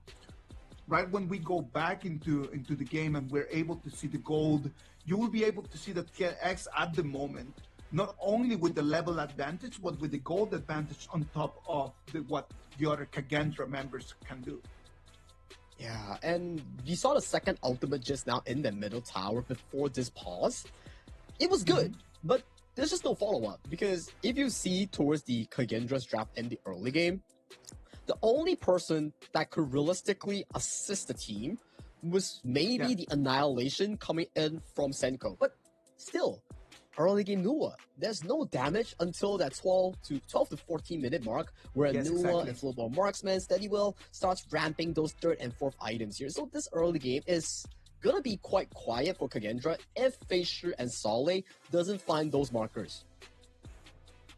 It is one of the beautiful things about mobile games, right? Like the trade-offs that you need to be doing. And in Honor of Kings is not an exception. You are just being able to, in the early game, not be that dominant, just having to play a little bit more of a tactical game. But then as the time passes and as we go into the later games, the damage that can be dealt by that Nuwa is incredibly high. One of the best late game mages, I would say, Celestial Nuwa. I think it's even stronger than a Garemo because of how strong her range actually is. So that's going to be something we want to check out later on when it goes into that marker. But so far in this early game, it has been the jungle showdown with the Clash laners. Both Sale and also Facier, and also Tough Z and TNX looking for those big map plays on those engages that we're seeing.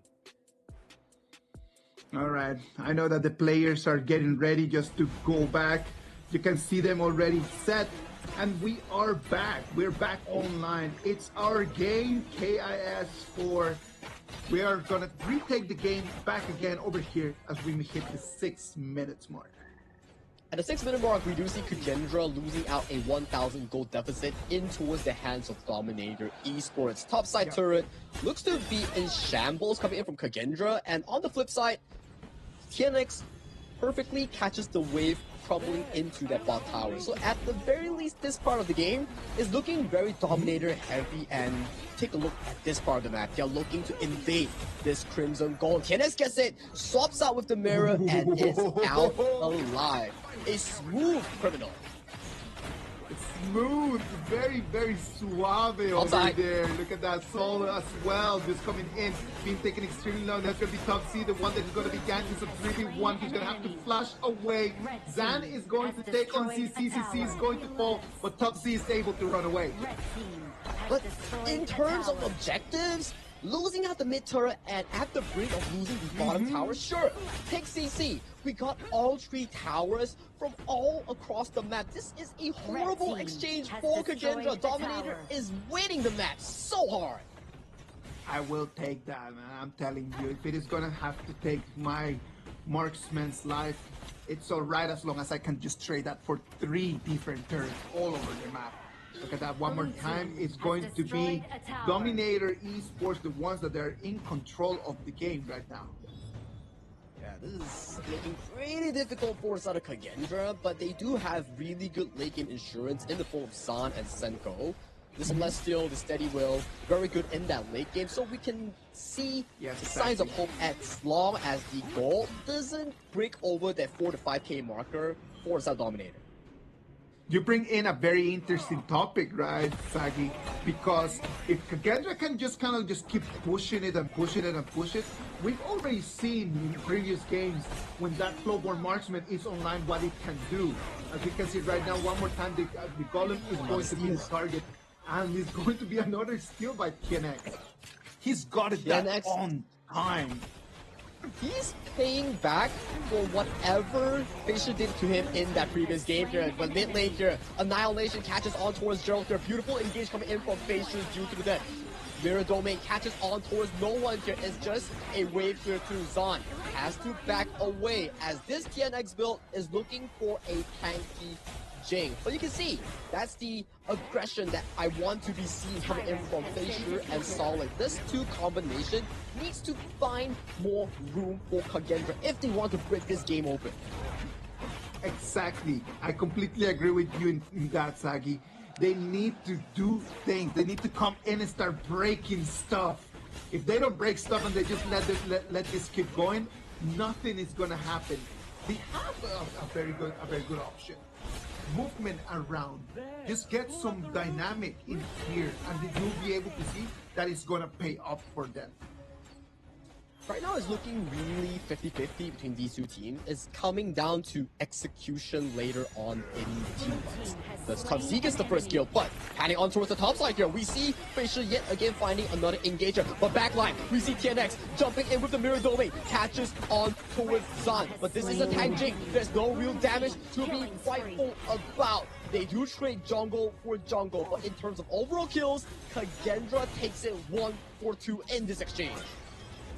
TNX had his eyes on Zan. Zan was taken extremely low, but the problem is that TNX did not have the critical damage that he needed.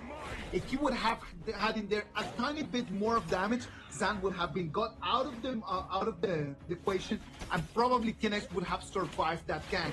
It was not on that turn. He chosen to go for the tank to build for that Jing. So it's a very big problem because he's just keep dying one more time. It gives you more room to survive, but it also takes away the burst damage potential on the Jing. Yes. But it's give and take, right?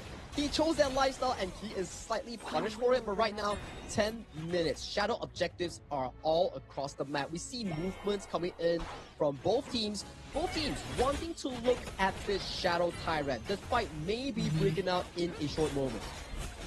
Already 50% on that Shadow Tyrant, and then Facia is so far away from the battle that it's gonna be free. It's gonna be a free Dark Tyrant for DMT.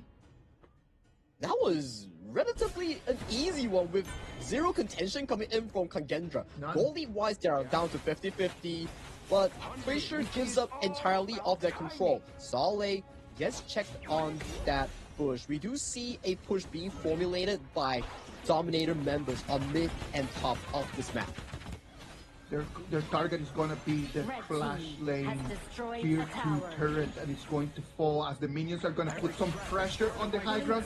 They might not have the formation to actually do anything here. This round of push is to pluck away all the outer tier towers, and then once it's done, they might look for that Shadow Overlord here. Maybe Kagendra, not wanting to fight the 10th-minute fight, is to stall more time for Zan, for Senko, to skill into that late game marker here. But take a look at Luke here, getting pinned down by the Diadia. Very low in that health bar here, opens up the map on towards the top side for CC to drop those signaling shots on that turret. Already have health here, but with that rotation, mid is open, everywhere else is open. Tyrant is about to be down for Dominator. They will recollect this jungle resource and look for Overlord. The Overlord is going to be the next target. 5 seconds over there, that's going to slow them down a tiny little bit, but Facer does not have vision on what's going on. It is going to be an easy DMT Shadow Overlord. Yeah, there's no contention coming in from inside of Kagendra here. They're not that behind in terms of gold, but it feels right now a tiny bit like Kagendra does not have a possible answer to this, more than just praying just for the time just to keep passing and just keep building on Zan. If Zan is to fall in one of these battles to protect high ground, that's gonna be it for Kagendra. And talking about this, topside tier 3 already fallen full inside of Kagendra here. With the superior Overlord marking down the bottom side here, this might happen the same for this bottom tier 3. Winter is here, dropping onto zone away the members here. Where is the retaliation? There's no real play coming from Kagendra. This is such a slow bleed coming in from the Elmanu. One more Vanguard is going to come in and put pressure over there on the mid lane. Look at that. The Musashi coming in from behind. He's going to find the channel. The channel is going to fall. The mirror domain is going to be proc. The target is going to be the Crystal. The Crystal is going to fall. Dominator Esports is going to take the 3rd game and their first victory in this KIS4. very well done coming in from the Dominator Esports here. Once again, in the international stage, they pulled the first victory against an IKL team for the Indonesia IKL regions here. Props to them. And look at TNX. He's just standing there. He's just aura farming, pointing it at the Dominator Esports logo, showing absolute dominance against Kagendra. I love that. He stood on business. He came in, delivered, let him aura farm for a tiny little bit. I think that he's earned it. He's earned it. Let him go and go crazy a little bit. Very well done. Dominator Esports comes in a very dominant fashion. They came into this game. This was the... I think it's really evident that in this game itself, really way better than Kagendra. I think, Isaac, this game itself, it showed us the curve of Dominator's ability in adapting towards the game. Where game 1, absolute destruction coming in from Dominator Esports with that composition. Game 2, playing from behind, slow, composed, waiting for CC's item power spike. Game 3, learning from the idea that, hey, not the best composition, but hey, calm those nerves, calm those composures, we bring it to a Game 4, and Game 4, you see, even though if they lose out the early game in terms of the kills, in terms of some of the objectives, fine by it. They played the late game rotations, the mid game tower takes super duper well. Just excellent showcase coming in from DMT. Perfect performance here for DMT. Congratulations. They are going to take their first victory over here in Group B. It's going to give them an advantage, right? Because right now, Kagendra, after losing this game, they're going to be put against the wall. If they still want to win their group, they need to go in their next 2 matches, and they're going to have to go all in to try to take 2 victories and pray that Dominator doesn't win all their games. That's going to be difficult, I would say, especially for Kagendra State right now. But hey, every day is a new day coming in for the group stagers, so the best they can do, even if they lose everything, which I'm not implying that they will, they still make it to the knockout stage, but they won't get the privilege of selecting their opponents here, so that's something they need to look out for. Talking a little bit about Dominator today, they just showed us in these 4 games ups and downs that they make me a little bit concerned, right? Like, we cannot just look at the win and look at the victory and just believe that they're just this perfect team. There were some moments in this whole performance where Kagendra was way superior to Dominator. So we gotta be very careful with this. I hope that they can go back and really analyze what were the reasons that put them on their back foot so easily and so frequently in these 4 games. I think if we were to look at it from a standpoint, in terms of drafting, if you give Kagendra a solid one that they're used to, they're really good. As we can see from the Game 3, they absolutely demolished Dominator Esports. But if you look at Game 4, this is a very 50-50 draft from both teams, but the 10-minute mark is really something that scratches my brain. I'm not trying to, like, talk bad about Kagendra or, like, push shame on the players. No, you're just trying to analyze it, man. Yeah, we're trying to analyze, like, why at the 10th-minute mark, they gave away every single objective. Within a 2,000 goal lead deficit, right? They were giving away Shadow Overlords, they were giving away Shadow Tyrants for free. No contention, no whatsoever of an answer. So that's really something that I want to deep dive into Kagendra's game plan on why it exactly happened. Maybe this is one of those moments where when you have a jungler like Faceit who's completely new to the team, like Kagendra had already understood the timings when WeRoll was in charge, right? Like everyone understood exactly what was going to be the gameplay. I feel like right now, when Faceit is going to be the person in there in charge of controlling the main objectives, they're still trying to understand a little bit about his game understanding and about what the team wants to do. Maybe that is gonna be one of the reasons. It is a possibility. I would love to have a conversation with the players just to kind of understand exactly what is going on in their minds in terms of having a new member in there that has such a critical position at the moment.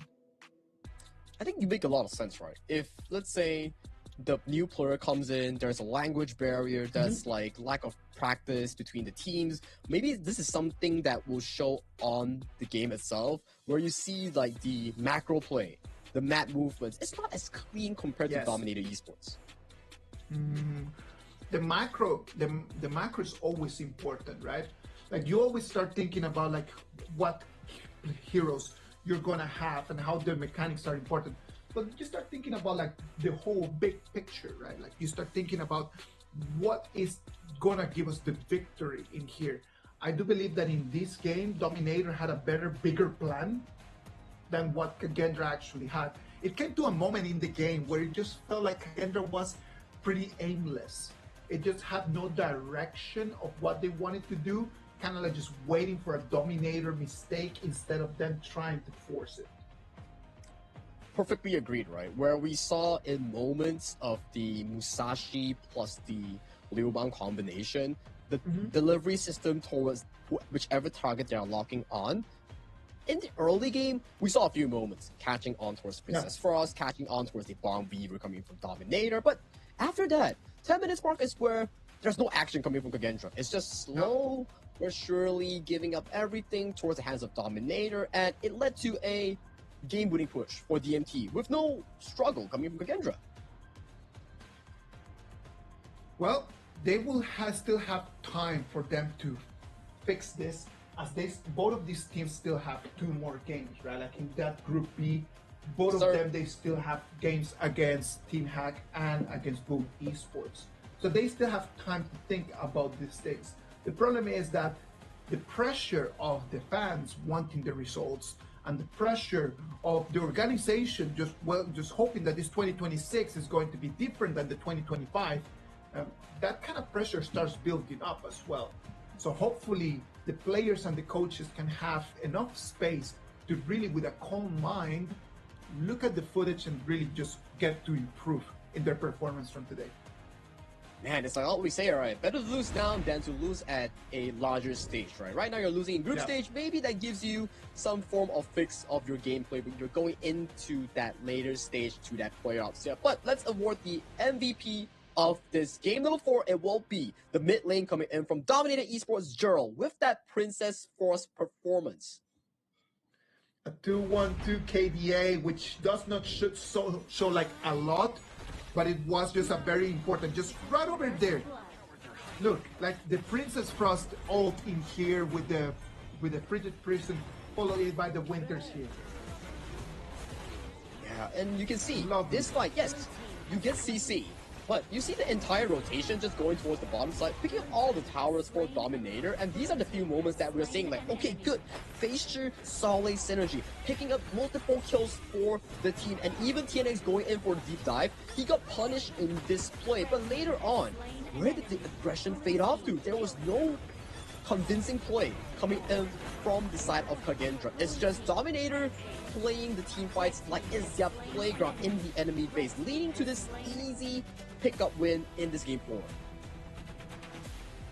You can see the reason why Gerald got that MVP, right? Like every single ulti that he put out there, it was always on point, either just to box people out or just to kind of like just put them in, created offense. Yeah, that's just difficult stuff coming in from Kagendra. Definitely need to reshape on how they need to play and analyze the game, how they structure their rotations from minute 4 all the way to minute 10. Definitely when you're playing in such a large stake tournament, in international tournament, you cannot be making micro or macro mistakes too frequently. So we need to see a better version of Kagendra coming into the later stages of the days. All right. I want to know exactly what the players have in mind. I would love to hear it. What about if we send the image to Mara? Mara got the players right over there. Let's see what they have to see. Okay. Mara, what do you got for us? And now he's here on stage to celebrate his win from Dominator Esports. Gerald, salamat.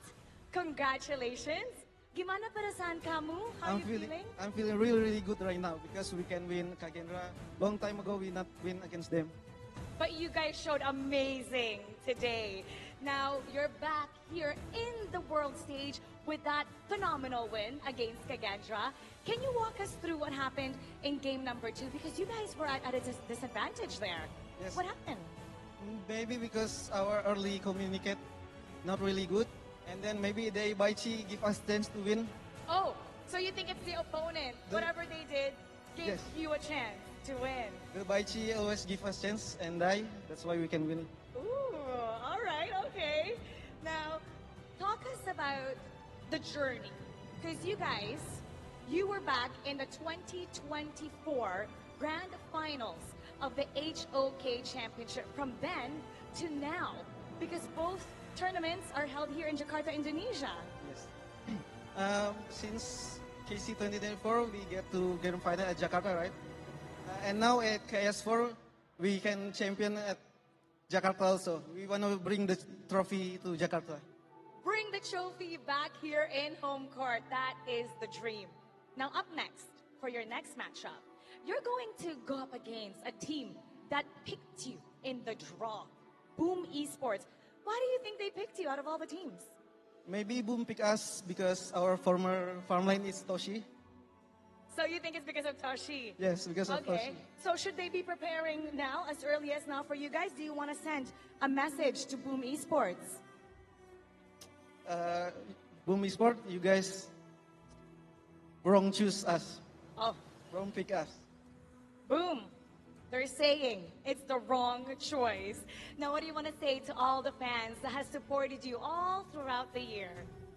Buat Domination terutama, thank you yang udah datang, yang udah support. Tetap support kita terus sampai kita menang terus lah, sampai final kalau bisa.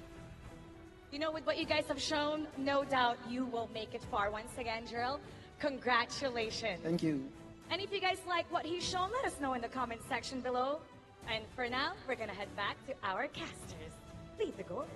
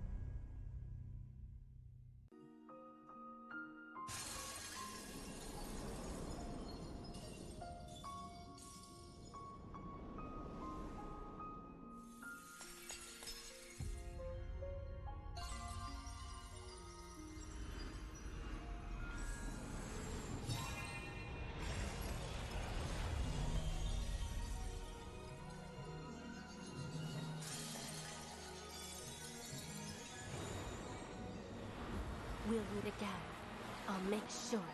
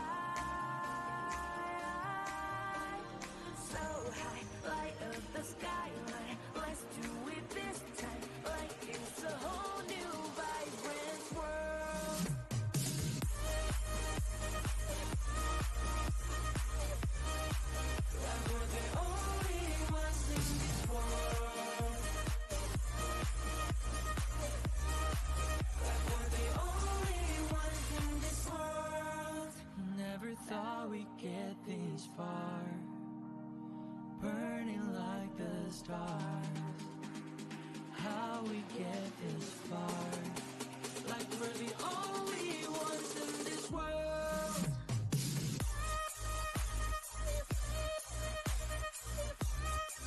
Like we're the only ones in this world.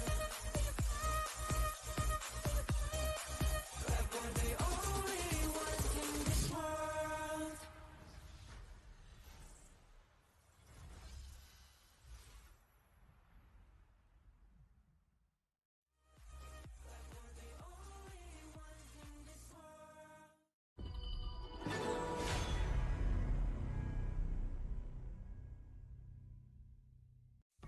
Grandpa, what happened in the monkey story? Anuman. Yes, he made a promise to bring Sinta home. Was he lucky? He got caught, and flames rose. A huge fire.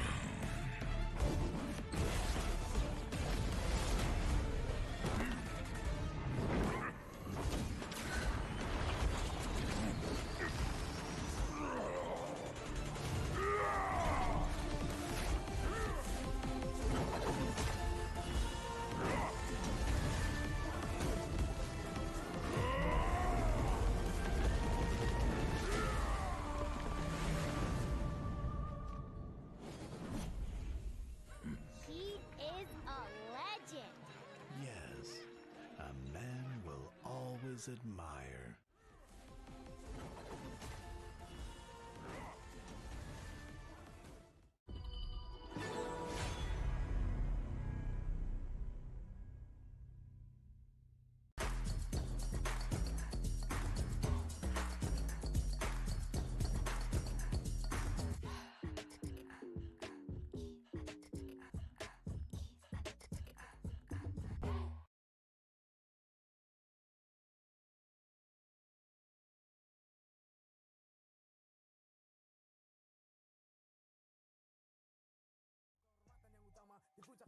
Berdiri hantam balik semua yang halang Yara.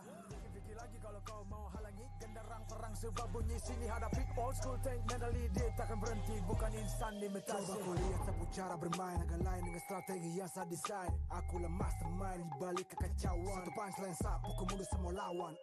Insting terpukul deteksi yang zaman enemiku libas seperti Anoman. Yo satu pukulan tangan kosong jatuh runtuh panggil aku Wukong. Masih strong di power hantam lawan yang menghadap. Sapu cakar lebih tajam lebih dari kokong pedang. Yang saya incar turawana bukan tata singgah sana. Maka wajar apabila dong bilang saya bijaksana. Siapa yang berani mendekat kemari? Saya yang kesana atau kau yang kesini? Jutaan kalian pun saya terakan lari. Seranganku cepat sulit kau hindari. Dominasi ku kendali, berotasi ke tiap sisi ku ambil alih. Saatnya kita untuk eksekusi. For my party, push, push, push, push, push, push. Everybody move, move, move, move, move, move. Move, saat datang dengan mode brutal, kendalikan setiap titik vital. Damage magic. Kings Invitational Series, let's go. Bertahun-tahun ku ditempa, harap yang karang murka, enemy di setiap langkah, ganteng datang mencoba, panggil ku one man army, satu orang 1000 nyali, bel spirit dalam nadi, sini maju ku ladeni. Langkah sudah jauh, mereka pikirku mau mundur dan buang sau. Kehormatan yang utama di puncakku pertama, berdiri hantam balik semua yang halangi arah. Fikir lagi kalau kau mau halangi, genderang perang sebab bunyi sini hadapi. Old school tank mentally dia takkan berhenti, bukan instan limitasi. Coba ku lihat sapu cara bermain agak lain dengan strategi yang saya desain. Akulah mastermind di balik kekacauan, satu punchline sapu ku mundur semua lawan. Insting tepukku deteksi ancaman, enemiku libas seperti Anoman. Yo satu pukulan tangan kosong, musuh jatuh runtuh panggil aku Wukong. Masih strong di power, hantam lawan yang menghadap. Sapu cakar lebih tajam lebih dari kopong pedang. Yang saya incar turawana bukan tata singgah sana. Maka wajar apabila dong bilang saya bijaksana. Siapa yang berani mendekat kemari, saya yang kesana atau kau yang kesini. Jutaan kalian pun saya akan lari, seranganku cepat sulit kau hindari. Dominasi, ku kendali, berotasi ke tiap sisi, ku ambil alih. Saatnya kita untuk eksekusi. For my party, push, push, push, push, push, push. Everybody move, move, move, move, move, move, yeah, move, move. Saat datang dengan mode brutal, kendalikan setiap titik vital. Damage magic, serang mental fisik, 1000 taktik, kau kalah cerdik. Mau coba jatuhkan sama mana bisa, siasatmu sudah saya analisa. Terdapat salah gerak, geriku sulit tu dilabrak. Wah, game over, hancurkan semua tawa. Kombinasi skill dan power, teleportasi enoku yang LOK. Kau tahu ku tak bisa redam, pula tekadku yang takkan padam. Tu kehormatan yang tak bisa dibeli, saat saya genggam jangan harap kembali. Adu mekanik tingkat tinggi, siapa paling berani, aku paling gigi. Pedang raja yang ku hulus, tebasannya bak angin menghembus. Long life the king, akulah raja, dentuman zira, ini mental baja. Akulah hukum dalam wujud nyata, seni tempurku susah tu kau baca. Y'all better run, I've already won, nowhere to run, your time is done. Tidak bisa kau atasi, berat untuk kau hadapi, kalah pedangku menari, kau balik kanan dan lari,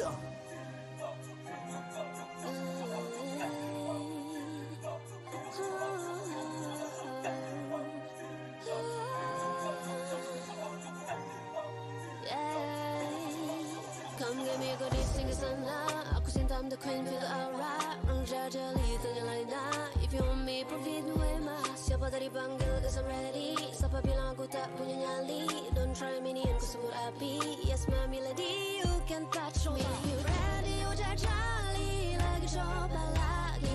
Tegak berdiri dan buat yang lagi. Bukan yang paling cepat, bukan yang paling tinggi. Mau uji kepala bukan sekadar jadi. Di tangan kiri murka kanan kehormatan. Aku datang sebagai bentuk perlawanan. Bujuk rayu nafsu ego aku kalahkan. Biarkanlah aku menjemput kemenangan.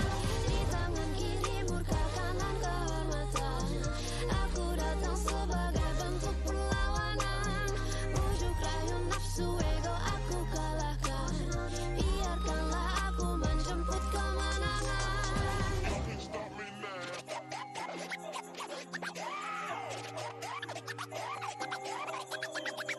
I was born with the crown. Fortune on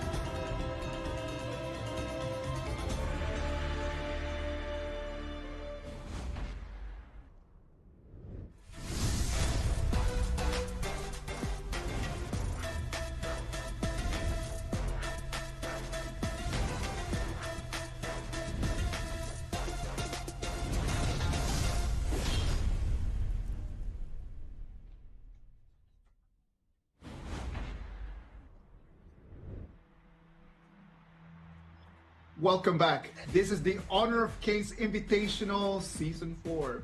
I'm Isaac Peña with Misagi. We already had the first game where Dominator Esports beat Kagendra in a 3-1 fashion. We're going to go into our game number 2 for today, which a lot of people are calling it going to be the biggest game of the day. Blacklist International is going to be taking on Nova Esports. Sagi, what are your takes on this one? Okay, let's go through historical achievements of both teams first. So, Blacklist International, as we know, history. So, Blacklist International from last year, they had steady improvements from PKL Spring. They were second place, losing to Boom Esports, and then qualifying to EWC. Not the best run, didn't qualify for top 8, but the moment they came back from that run, they started blazing through the competition, defeating Boom Esports, and then qualifying to KIC to make it to top 4. So that's definitely a masterful performance coming in from Blacklist, but they're fighting against Nova Esports, the team that achieved top 3 minimum in every single tournament of last year. It is important just to understand that Nova has that DNA. Correct. It's just something that different clubs have. And different clubs have history of just being high promises and big things and big dreams. And some other teams just do. And that's it. There's not much talking, it's just results. And Nova is one of those teams. When you think about Nova, you never think about them just like, oh, what could have been. No, Nova is always there. Semifinals, finals, all the time.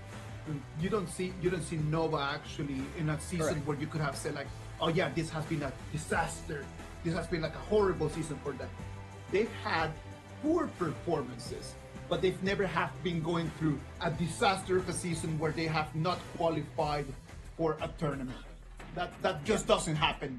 It's a word that does not happen in their vocabulary. That's true. And talking about Nova Esports, 4 of their members were the champions of Season 3 Invitationals that happened back in Philippines. And they are coming back again to defend their title this time around in Jakarta, Indonesia. For Blacklist International, the storyline is the same, right? Back then, in Philippines, they were so close, just one game away, to defeating Military Red Force in pushing it to the grand finals of KIS3. So now, this is their one shot at opportunity in KIS4 to rerun that route that they took that they couldn't make in KIS3 here in KIS4. The head-to-head, when you analyze it, it is a very even data, very even numbers. You gotta understand that in 2025, these two teams did not face each other at all. It was a very awaited match that actually never happened. In here, Nova just missed, but what for me personally has been the best Blacklist that we've ever had before. Blacklist over there in 2025, very strong, very dominant. They had a very good performance overall.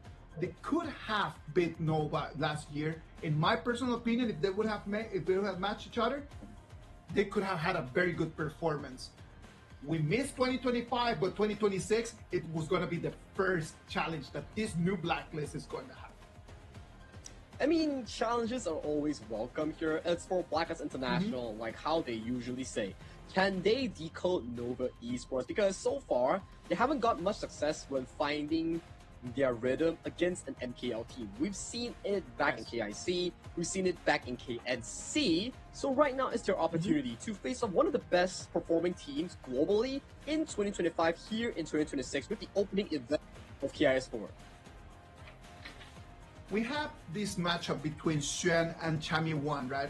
When you analyze Xuan, veteran captain, 5-time FMVP. On the other side, Chami1, he started playing very early, like he was very, very young. He's a young prodigy.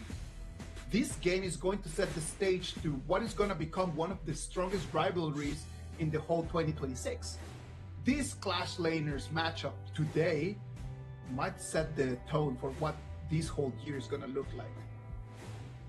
I think, to your point on the Clash Lane head-to-head matchup, Chami1 young prodigy coming in from Philippines, PKL region, well regarded as one of the best Clash trainers in the global scene. And Xuan as well. The multiple FMVP titles that we talk about. He was FMVP for KIS3, he was FMVP for the MKL Spring Season, and now bringing that knowledge that both of these players, Chami1 and also Xuan, they are the players, the anchors of their teams to make those big plays when the teams are ahead or when the team needs a superhero to stand up. Can they stand up? Can they actually do this? Let's wait and see. Right now, you can already see that the players are ready. The mission is accepted. This is our game. The players are going to start making their way onto the stage. First of all, we're going to receive in here Blacklist International. The boys from the Philippines, the boys from the PKL, they're going to come in, the 5 of them, with dreams of taking this trophy to call this KIS4 their first championship international. And I have a question for them, right? Usually in international tournaments, last year, for example, there were 2 in Philippines itself, so they had the privilege of playing in home crowd. This time, it's like another journey for them in Jakarta, Indonesia. Do you think, from a competitive standpoint, as a sports team, does it impact their mental? Of course it has a gigantic impact. This is one of those things where you actually, when you want to make it to the next level, your mind needs to be locked in. You need to just kind of like shush all of these extras. All of these extra factors cannot have an impact in your brain. You need to really be locked in if you actually want to have good performance. This is going to be really difficult for them. Now, when you look at the screen right now and you look at these 5 members from Nova, do you think that they look locked in? Would you agree that they look like they're ready for this, Agi? Every time I see Nova Esports, they do look locked in. And here's a special, trivia or like a fun tip. Every time Nova plays an important game, for some mysterious reason, someone on the team will be sick for some apparent reason. Like, do you think that it's just something that just happens, or what do you think is going on? Is it just like bad luck? I think maybe it's bad luck, maybe it's a tournament thing that they get to cure themselves with, but of course, right above them, right across them on the stage will be the Blacklist International, the heroes of Philippines PKL region, Chami1, Just G, Golden Kite, Dragon, and Chaz. These same 5 members will look to decode Nova Esports in KIS4. It is lovely to see Blacklist International just being one of those teams that they have a long built chemistry. All of these players have been together for such a long time, and they're gonna have to be locked in if they want to face what Nova Esports is going to bring. Mutsu, Xuan, Weipip, Kongling, and Wendy. All of these are gonna be the 5 boys from Nova Esports that we will be able to see if they can live to the expectations. Everybody has high expectations towards Nova, thinking that they might be able to take the tournament. Let's wait and see what they can show us today. And Kongling, the new jungler that was used to be a sub coming in from Nova Esports, he has a lot of shoes and responsibilities to actually fill. Because back then, with CY, the original jungler back in 2025, they made it to the grand finals and were champions of KIS3. So, the benchmark for Kongling, it's not low at all, Isaac. I'm telling you, man, it is tough. It is really, really tough, because already when you're coming in not to substitute, but to take someone else's spot, and this person has had such big achievements, it is difficult not to let that pressure just be felt. So Kongling today, like, he's gonna be his first real match in the international stage where he's gonna have to be the real big man. Like, he's really gonna have to just wear that superhero cape. He's gonna have to wear on his superpowers, and then just make everyone forget about the past and then just focus on the present. Can Kongling be that person? Is he that guy? He has to be, right? Because being brought up to the main 5, coming in from a substitute role, he's been watching Nova play for almost half a year now from the bench. Yes. So right now, having the opportunity to play on the main stage with the original four, it's his time to prove himself. If not, maybe CY is knocking on the door. It's like, hey guys, I'm back. Where's my seat? You know? Wow, that is pressure, man. That is pressure. And in front of him, he's gonna have Joshi. Joshi from Blacklist has become one of the top junglers in the world right now. After his very solid performances during 2025, right now Joshi is being respected as what he has become, one of the top figures of Honor Kings internationally. For Joshi, he has a very distinct and different hero pool. For other players, let's say they're playing Tank Ogren, Bruiser Ogren, he goes out of the norm and plays that full damage Ogren when he deems fit to do so. And then he has the niche picks coming in. He enjoys his lamb a lot in the jungle as well. So for Joshi, although the entirety of Blacklist International isn't very long in the Honor of Kings ecosystem in terms of esports and the game time, but the way they adapt, the way they decode their opponents is just marvelous. Decoding their opponents, that is a phrase that I have been actually hearing a lot in these last 3 days. The more that I have been trying to do some prep up for this game, the more that people say like decoding, like Blacklist, the decoders, like they're so good at the code breakers. What do we want to even say when you say that they are the code breakers? Well, I think it's to analyze your opponents and break them down into pressure points. You understand your opponents from the drafting wise, understand their behaviors, understand the macro or micro mistakes, and then you pressure them from those angles. Yeah, but their opponents are Nova Esports, one of the top achievers in 2025. To prove that Blacklist International is a world-class team, this is their first, and dare I say, one of the largest obstacles here to start off 2026. If they want to break this code is gonna be a tough one. It does not get more complicated than Nova Esports. Blacklist International is going to be on the blue side. Nova Esports is going to be on the red. Let's jump into the BP. Blacklist International first ban is going to be the Dharma, respect towards strength. And on the other side, Nova Esports is going to answer with a Chicha. I think Chicha has definitely increased in popularity ever since the release, I think last year. Definitely one of the heroes that could be flexed in all 3 lanes, Clash lane, jungle, and farm lane. She's not a marksman, don't be fooled. She's actually a fighter in disguise. So banning out that and getting it off the window already in the first place is a smart choice coming in from Nova Esports. This does open assassins like the Luna, the Pei, that Joshi really enjoys. What does Nova remove in this phase? Let's see. They're going to just keep going with that. They won't allow Joshi to take on that Pei. They do not want to allow them the early tempo of the game, the early dominance. And over that, the Blacklist is going to decide, you know what? Let's just start with a solid first pick. Let's start with the Parasola. Let's go with Arlie. For me, in 2025, Arlie was a prime pick in the pro scene. But after the nerfs, something just feels doesn't right. Like, there's so much assassins in the meta, there's so much farm lane counters, the Chano, the Flowball Marksman, the Direnjie. Arlie's placing for me right now seems to have faltered compared to before. Oh, I love that, man. I love that. I love that you can spot that in there. I would actually dare to say that it's not that the Arlie has dropped, but the Arlie is just very dependent of the other picks that you can actually get it with. So right now, the Arlie depends a lot on what kind of pairing you can get. For example, can you get the Diadea over there with the Arlie? It's been one of those compositions that we have seen a lot. With the Diadea, with the extra stun and the initiation in there, the Arlie is a lot more free. But yeah, you're totally right. After this round of nerfs, Arlie stopping to be that gigantic hero that we were used to have. And right now has become a little bit more human, a little bit more normal. Yeah, that's the thing, right? So it will definitely be a pressure on the shoulders of Golden Kite to perform towards that level, because this specific matchup for the Arlie into the Breeze Heart and Pack Leader, not easy. It's a ticking time bomb. One mistake from the Parasola herself will lead to a spiraling despair. Because why?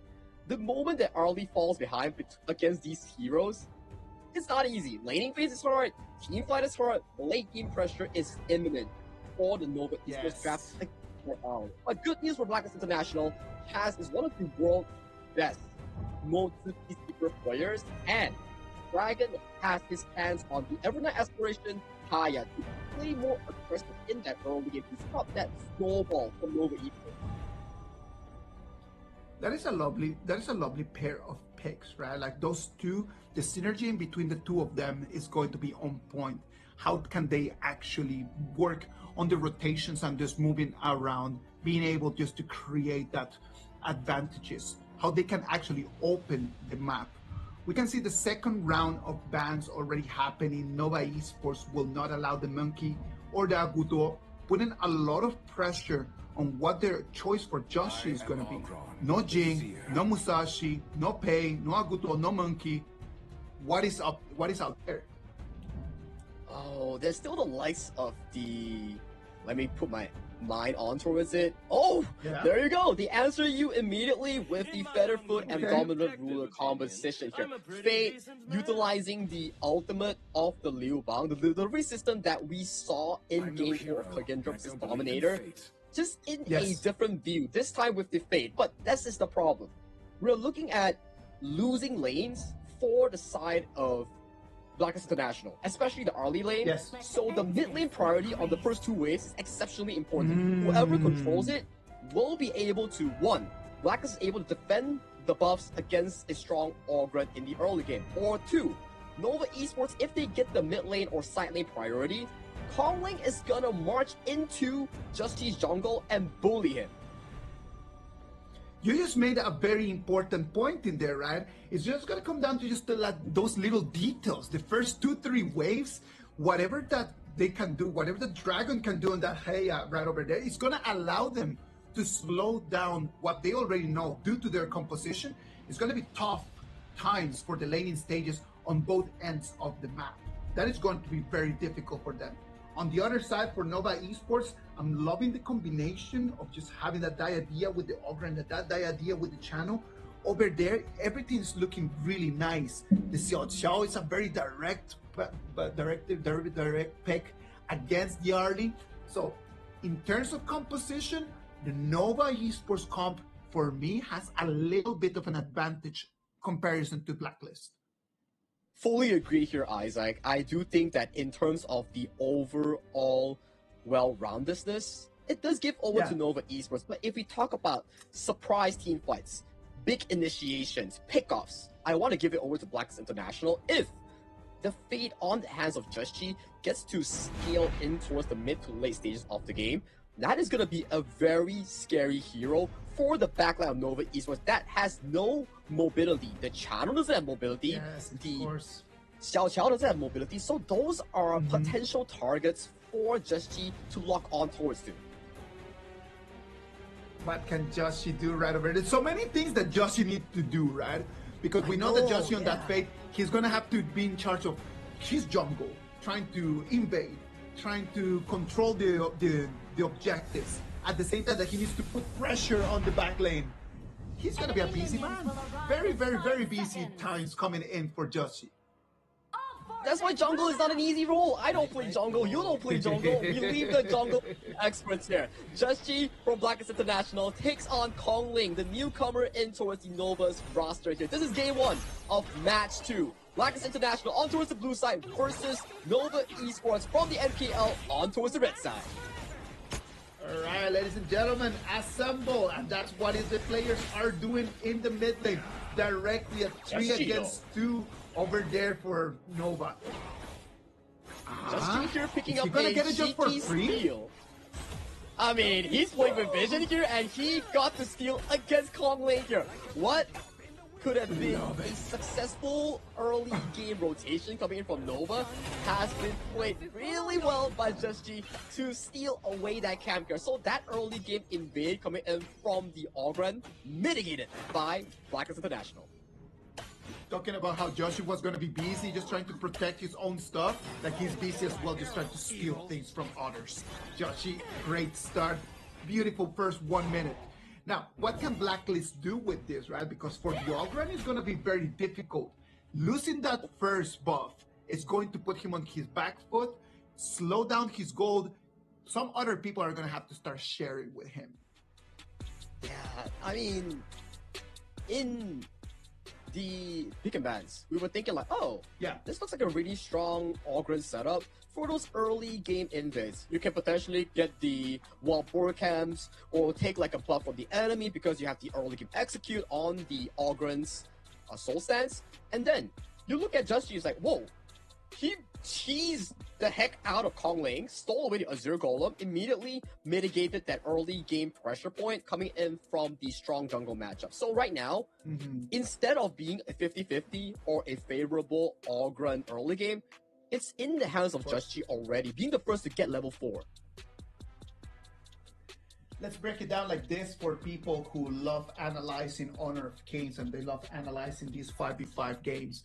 It is super important to understand when you have a composition that does not have an advantage due to the way that the BP went, those first decisions are going to be critical in order to just kind of like just keep the balances again. Blacklist knew that they did not have the advantage on both ends of the map. So they decided just to really focus on start building the advantage and tip the tables a little bit on their side, either in mid lane or in the jungle. And by slowing down the Ogren, right now they have achieved their goal. Yeah, this is off to a good start coming in for Blacklist International, but still, our early game is always like this. Give and take, steal and receive from both ends. If you can take more camps from the enemy jungle, if you can take more minions, get more last hits, those little things pile up to be a significantly going into that first team fight at 4 minutes here. But so far, early game, at the very least for Global, has been more tamed in the recent tournaments. Lesser wild team fights for no exact reason, more calculative plays between teams. Ladies and gentlemen, we are on a technical pause. Right now, we are solving all these technical issues. We want to keep the game fair for everyone. Believe it or not, we worked really hard just to get a fair platform for everyone. We're going to go back into the game at any moment, as right now Blacklist, again, is going to be on the blue side, and Nova is going to be on the red. Thank you very much for being right over here with us. This is the Honor of Kings Invitational Season 4. This is our first international tournament of 2026. And with the hands on towards the phone here, in just a short few moments, we will be jumping straight right into the game here. You can see players warming up their fingers, and right now, let's head back into the showdown between these two teams coming in from PKL and also NKL. Let's see. 2 minutes of the game right now. After we have that early steal, let's see what can Konglin do, right? Konglin, I'm telling you, we were talking a lot about the pressure that Konglin was going to have, forcing Dragon just to flash away in there.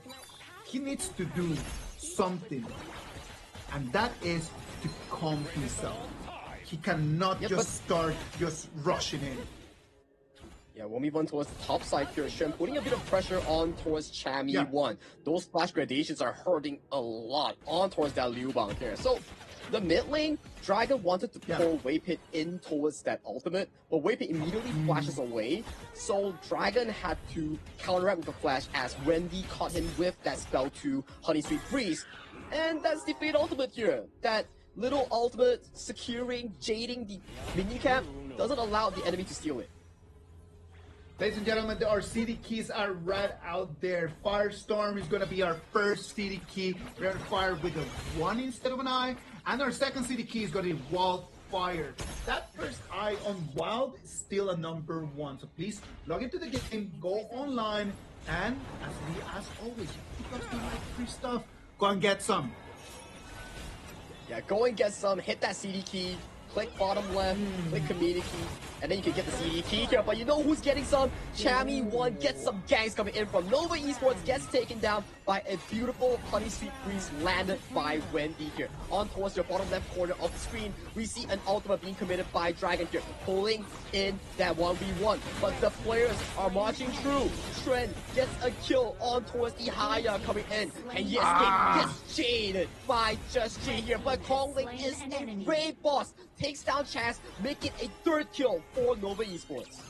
A 3-1 trade in favor of Nova. They come in. They were able to start the fight early. I know that they eat that Dragon's ulti, but as they come out, they're still being able to win.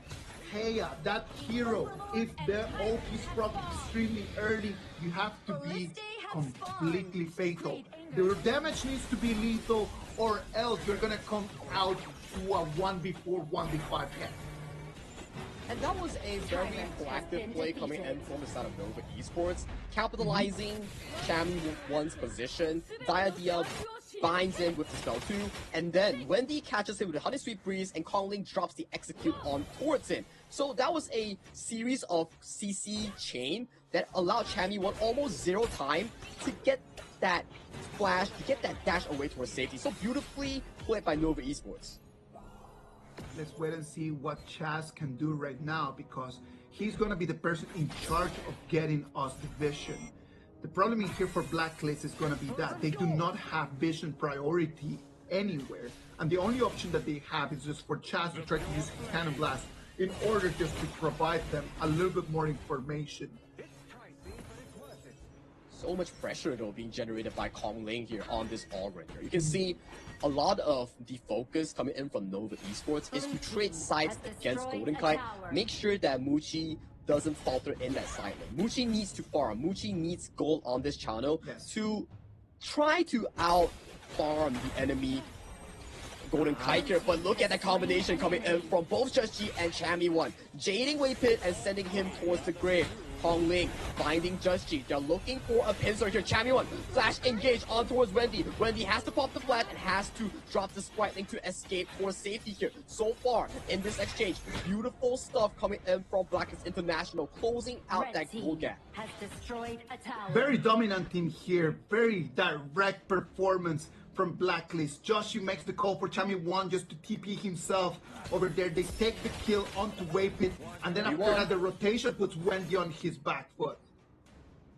Yeah, and so far in this early game, it's very different from what we saw in the Dominator and Kagindra series. It's really one-sided in some sort of way. This one in the series itself between Blacklist and Nova is back and forth. People are fighting aggressively for control. You give 1 inch, they will take a mile from you. Very well answered here from Blacklist after just losing that big fight over there on the Clash lane. Right now they need to try to control everything that they can. We make it to 6 minutes and 30 seconds. The Overlord is there up for grabs, but no one is actually just thinking about just going and initiate on that.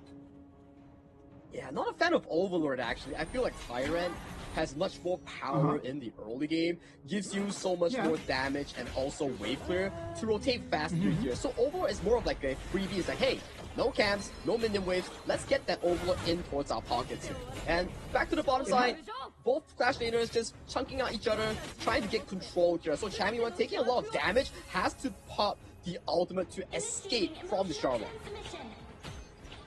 It has become like that. The Overlord has evolved into something that in the late game, it is one of the key ways to finish the game, but in the early games, it's just a very big liability. It's not something that you actually want to force a fight in order to grab. So if it is just on your way, grab it. If it is not, then do not. Paid, you can see Joshi right now just clearing the wave, trying to get control of the minion waves, trying to force a fight over there in the mid lane. And you can see the gold here coming in for South Blacklist International. A lot of it is invested towards 2 members, Golden Kite and also Just G. And Just G being the prime member to receive all the beneficial in this case. 6,000, higher than anyone on towards the board and all the other 9 players. Great timing in here over there from Josh. He just collecting the 2 kills that Blacklist International has already right now. Both of them have been going into his bag. Nova Esports on the other side already just trying to help Mutsu to farm as fast as possible. They know that they need that channel of damage to be online quickly. SG here trying to put a bit of hook on towards Kong Link here. Those Azir Golems and Old Crimson Golems putting a lot of work for the Blacklist jungle. Tyrant does go over to the side of Nova Esports here. Chaz flashes in on towards Muchi. Twins hits life, makes it a 1v1. But where does Just G go? Just G is completely out of position, gets punished, and that's a 1-4-2 exchange in favor of Nova Esports on towards the cross-map side. We see Dragon capturing for a 1v1, but gets immediately punished the moment they come out. Wendy flashes forward, Chammy 1. There's no way you can go as you are under a 4v1 arrest. The police, Nova, captures 4 members from the side of Blacklist International.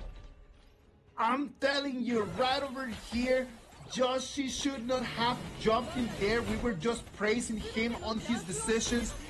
Chaz is being taken out of the equation extremely quickly. Joshi should have just cut their losses and run away. He engages, and right now that is music for Nova's ears, because look at that. They take the tier 3 turret in the mid lane, and that is going to be bad news for them. The tier 1 turret in the mid lane is going to fall. Yeah, the tier 1 falls in towards the mid lane, the most important one in the game, denying the Crimson Golem away from the hands of the Arlie. Also another big marker. And right now, we are closing in on the 10th minute mark, and item-wise, is looking really good for Strength. He's 4-1-3, 7.1k, a absolute side lane demon here. Blacklist International starting off the Shadow Overlord, but the Radiance coming in from Waypit immediately forces them to back off. They don't want to give them an option to even trade for those objectives. You already mentioned how Xuan right now with the itemization is working completely on his way. Look at that channel, it's extremely far away. He will not be part of this. I don't think that they want to challenge this one. I do believe that they need to just split and trade for Tyrant and Overlord. So right now, if we were to look at the setup here, Isaac, what Blacklist International realizes that Nova Esports is trying to do, Nova is split to a 4-1. Muchi on the channel is soloing the Tyrant. And Blacklist International realizes that, hey, you're down 1 member, we gotta start this Shadow Overlord. We need to force this 5v4. If they get the Shadow Overlord, and for some reason they win out the 5v4 fight, this could be a very big break moment for Blacklist International to come back into the mid game. This is a make or break moment for 2 teams. But I think that when you put it that way, that is a completely all-in kind of situation. Imagine that right now, they jump in for this Overlord, they lose that fight. We already saw Chano just taking on the Tyrant on his own. It's going to be Overlord and Tyrant free for Nova Esports, and most likely they will be able to parade through the mid lane in there. So it's a very big gamble for them. It could be a very big win, but at the same time, it could be a gigantic, dramatic loss. It's the risk and also reward scale that we are looking at for both of these 2 teams. If Blacklist International, they can rely on the ultimate, the hardened Jade Seal on the Fade to secure the Shadow Overlord and immediately force a 4v5 with the absence of the pack leader on the hands of Muchi, then it may be going super well for a side of Blacklist International. But the worst case scenario that you mentioned just now, they lose the Overlord, they lose the Tyrant, they lose the fight. Oh my goodness, that's gonna be absolutely unacceptable for Blacklist. Oh my days, I don't even want to think about that. I don't even want to think about that. Let's wait and see what is going to happen over there. Ladies and gentlemen, we are one more time on another technical pause. We are trying to fix it extremely quickly. Thank you very much for being in here. This is the KIS4. We are here in the honor of Kings Invitational, Season 4. 2026. Sagi, 2026 is going to be a very big game. It's going to be a very big year for our game. A lot of very big changes are coming in the whole ecosystem. Yeah, you talk about ecosystem, right? We saw the merge of the regions, right? It was KME and also KMW and also WKS. Now they're all merged into King Major League, one strong league to decide who comes out of that one single league. So this quality of teams coming out from KML is gonna be really, really prominent. I like the idea of just having another league, like just the KML. I like the idea of just bringing all things together. I believe that opens up a very big understanding of different cultures playing the game in different ways. It's going to open up a lot of opportunities for us to see teams and players from other different regions. So the whole process of internationalization of the game is actually going to speed up through this Kings Major League KML. And opportunity is not only for pro players playing right now. We're talking about inclusivity. We're including the Women's Series. What used to be the Honor of Queens, it has been rebranded as the Honor of Kings Women's Series. Right now, it's featuring a lot of teams. 48 registered teams and a prize pool of almost, I think, approximately $10,000 US. So, ladies, you're free to join as well. Like, if you're capable, if you're interested in the game, drop that register every season. Ladies, please join us. I love to see women in our game. I love to see women in our sport because it shows to us that we're all right over here just for one big goal, which is just to become the best Honor of Kings. Regardless of the gender, if it is going to be the Women's Series, the KWS, or if it is going to be through the KML, 2026 is going to bring us a lot of opportunities. Well, Sagi, we're back to the game. Look at that. Now, Justy going for Hot and J Seal here. Secures the overlord for his team. Shred immediately goes in for the splash. Red Agent Flash catches on to Justy. Gets caught by the Honey Sweet Breeze on towards the backline here. Dragon goes in for a 1v1 against Conflict, but loses in the Moonscape Mirage. This is the worst outcome. Although they secure the overlord, but with 3 members only alive from the side of Blackness International, they have a heck of a lot of defense that they need to do coming in with that top lane minions. It's gonna be trouble. Only charming one Golden Titan Chas gonna try to defend that high ground. They have the minions. They can come in, take the high ground. They will not try to make the final push. It is not necessary at the moment. But super minions available in the Clash lane. This is bad news for Blacklist. They did take the Overlord, but to what cost? At what cost? Right now, it pulled the game wide open to a 6,000 almost goal lead for the side of Nova Esports here. They just need to rinse and repeat, build up those minion waves, and force one final fight in the high ground of Blackness International. Shrem was such a key playmaker in this instant replay. Drop us down and run us through this instant replay. Look at the replay right over there. They take the Shadow Overlord, and then as they are trying to rush away back, hitting the wall in there does not allow him to run. Josh is sadly for him, the movement in there, he takes the objective, but at the end of the day, pays with his life, and the pressure that is going to be coming from the Clash Blade might be a factor that Nova could take in their advantage. And look at the top side right now. We see a 1v1 between Champion and also Shren. Has to pop the ultimate to escape towards safety here. So right now, in terms of the map, in terms of the 1v1, I don't think anyone can stop Shren on this Rose Spencer Charlotte. He's looking pretty indestructible right now. Just G meeting against Shren here. We see members of the side of Blackness International. Nova just coming in for this fate. He's running out of spell deck right now. He's really just kiting through the map, and Nova's like, let's do it. We'll pass on that. We'll pass on that. Yeah, just get to live another day. I love it. I love it, and that's why Fate is one of my heroes that I love watching. Hate playing against him, but love watching him in professional game.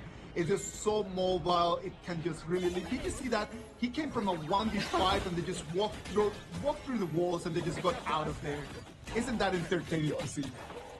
It was just flipping over walls like he's flipping patties, just like jumping around the Hero's Gorge, and he stalled enough time for his members to come in towards his cavalry here. So the more time that Blackness International actually stalls, I wouldn't say that their late game is as good compared to Nova Esports, but hey, as long as you're in the game and your turrets are not down, there is still a sign of hope.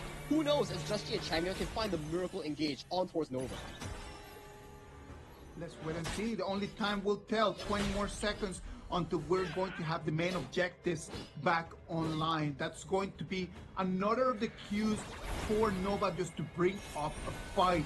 Blacklist International cannot leave those go uncontested, and they need to start cleaning up the wave so they can have priority over at least one of the two objectives. Look at top side here. Shen goes for the 1v1 here. Golden Kai is here to aid his Clash lane here, but gets figured out. So this position looks like a free Tyrant going into the hands of Nova, and there will not be an answer on that Shadow Overlord trade coming in from Blacklist International. Uncontested is going to go for Nova Esports.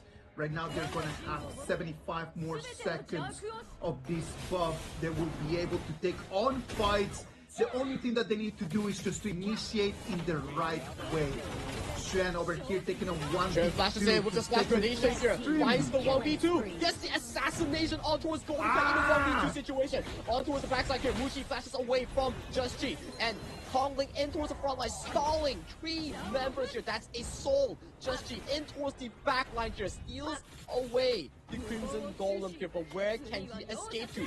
As long as Shen makes sure that he doesn't get back to base, the base will be in shambles coming in for the side of Blacklist International here. Joshi over there, Shen just on the 1v1 mark.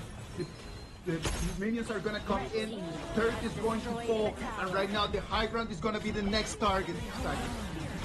The higher pulling in Kongling for that 1v1, but that's a tanky boy that you have captured in that RuneScape Mirage. Muchi doing light work off that Crystal right now. Big going in for that assassination, but where is the follow-up coming in from Blacklist International? There is no one coming in towards their aid as the Crystal will fall alongside with the members of Blacklist International. Just a few hits away, and this is Game 1 in the pockets of Nova Esports.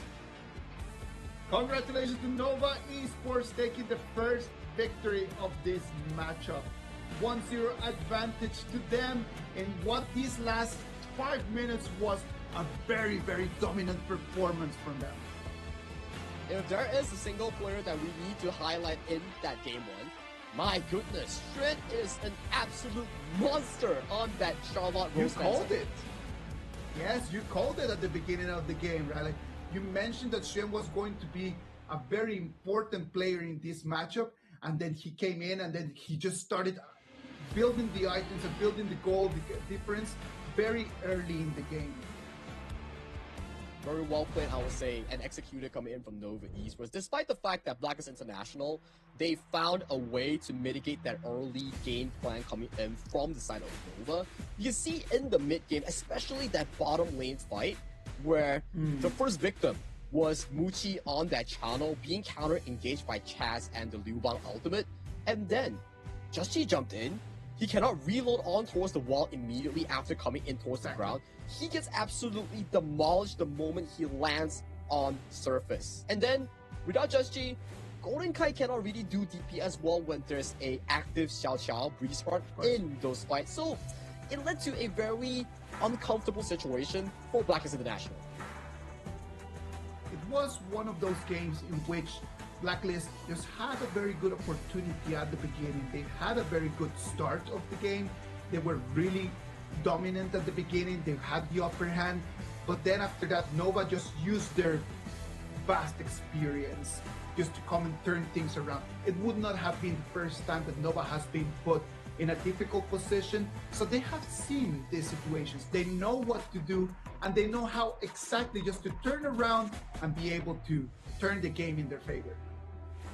I think this also adds on to the topic that we talk about on Parasola, the early first pick in this current patch and meta. Previously in the 2025 season, Arlie was really high up there even when there's a channel because of how you can play tempo, how you can play side lane.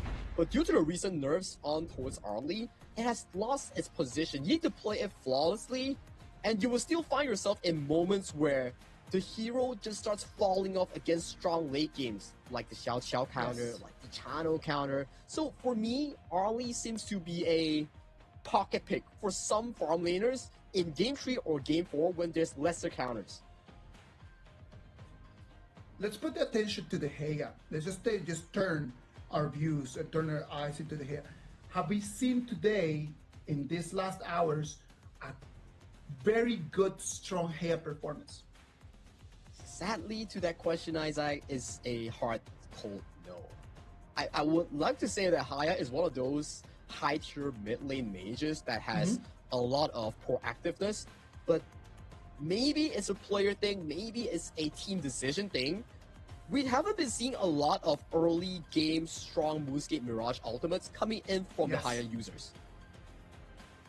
And we have seen a lot of people that they prioritize the pick, but up until right now, I have not seen one of them that can make me feel like there is a very clear plan and understanding of what wants to be achieved through that pick. Up until right now, after seeing it in multiple games, my feeling comes down to we are picking it just because it's available. Maybe it's like they fall into the bait where this is strong in the eyes of like super good teams or teams that have already mastered this Haya. Because if I'm not mistaken, Haya has only been released for about like what, 2 weeks at max. So the games that some of these teams have on Haya is not enough to really master it to a full level. Look at Kongling's digits right over here. Even though in terms of neutral objectives and GPM and invasion rate, Joshi was a lot better. But in terms of vision and damage for Kongling, he was more. He was more of a tank that allowed the whole team just to jump in. So I would say from Kongling that we were talking about, it's going to be a difficult day for him because he needs to really get on those expectations. This first performance in this first game, actually I would give him a pass. Yeah, I'm pretty satisfied with Kongling's performance, especially in this game one. He always had a gray area where he likes to play over aggressive in certain times, but this game one, he's shown signs of improvement. His early days with O2, with other teams, it was, I would say, passable, but this is definitely a bigger step up coming in from the new jungler of Nova. A great way to start the 2026 for him. Very well done. Well, Blacklist International did not give me a bad taste. I actually liked the way that they played, but in the other side, like they were playing against a Nova Esports that are very strong. Nova Esports came in here, a lot of people were questioning how they would perform, and actually they had a very good show against Blacklist International this first time. But for this game, the MVP is going to go to Xuan on that Charlotte, the Rose Fencer. Absolutely masterful performance coming in from one of the anchors coming in of Nova Esports lineup. We were talking about the Xuan versus Chami 1 head-to-head matchup during the pre-game show, and you can see when Xuan gets the team rolling, they really get themselves in towards the minds of Blacklist International. Look at this, like the way that they play right over here.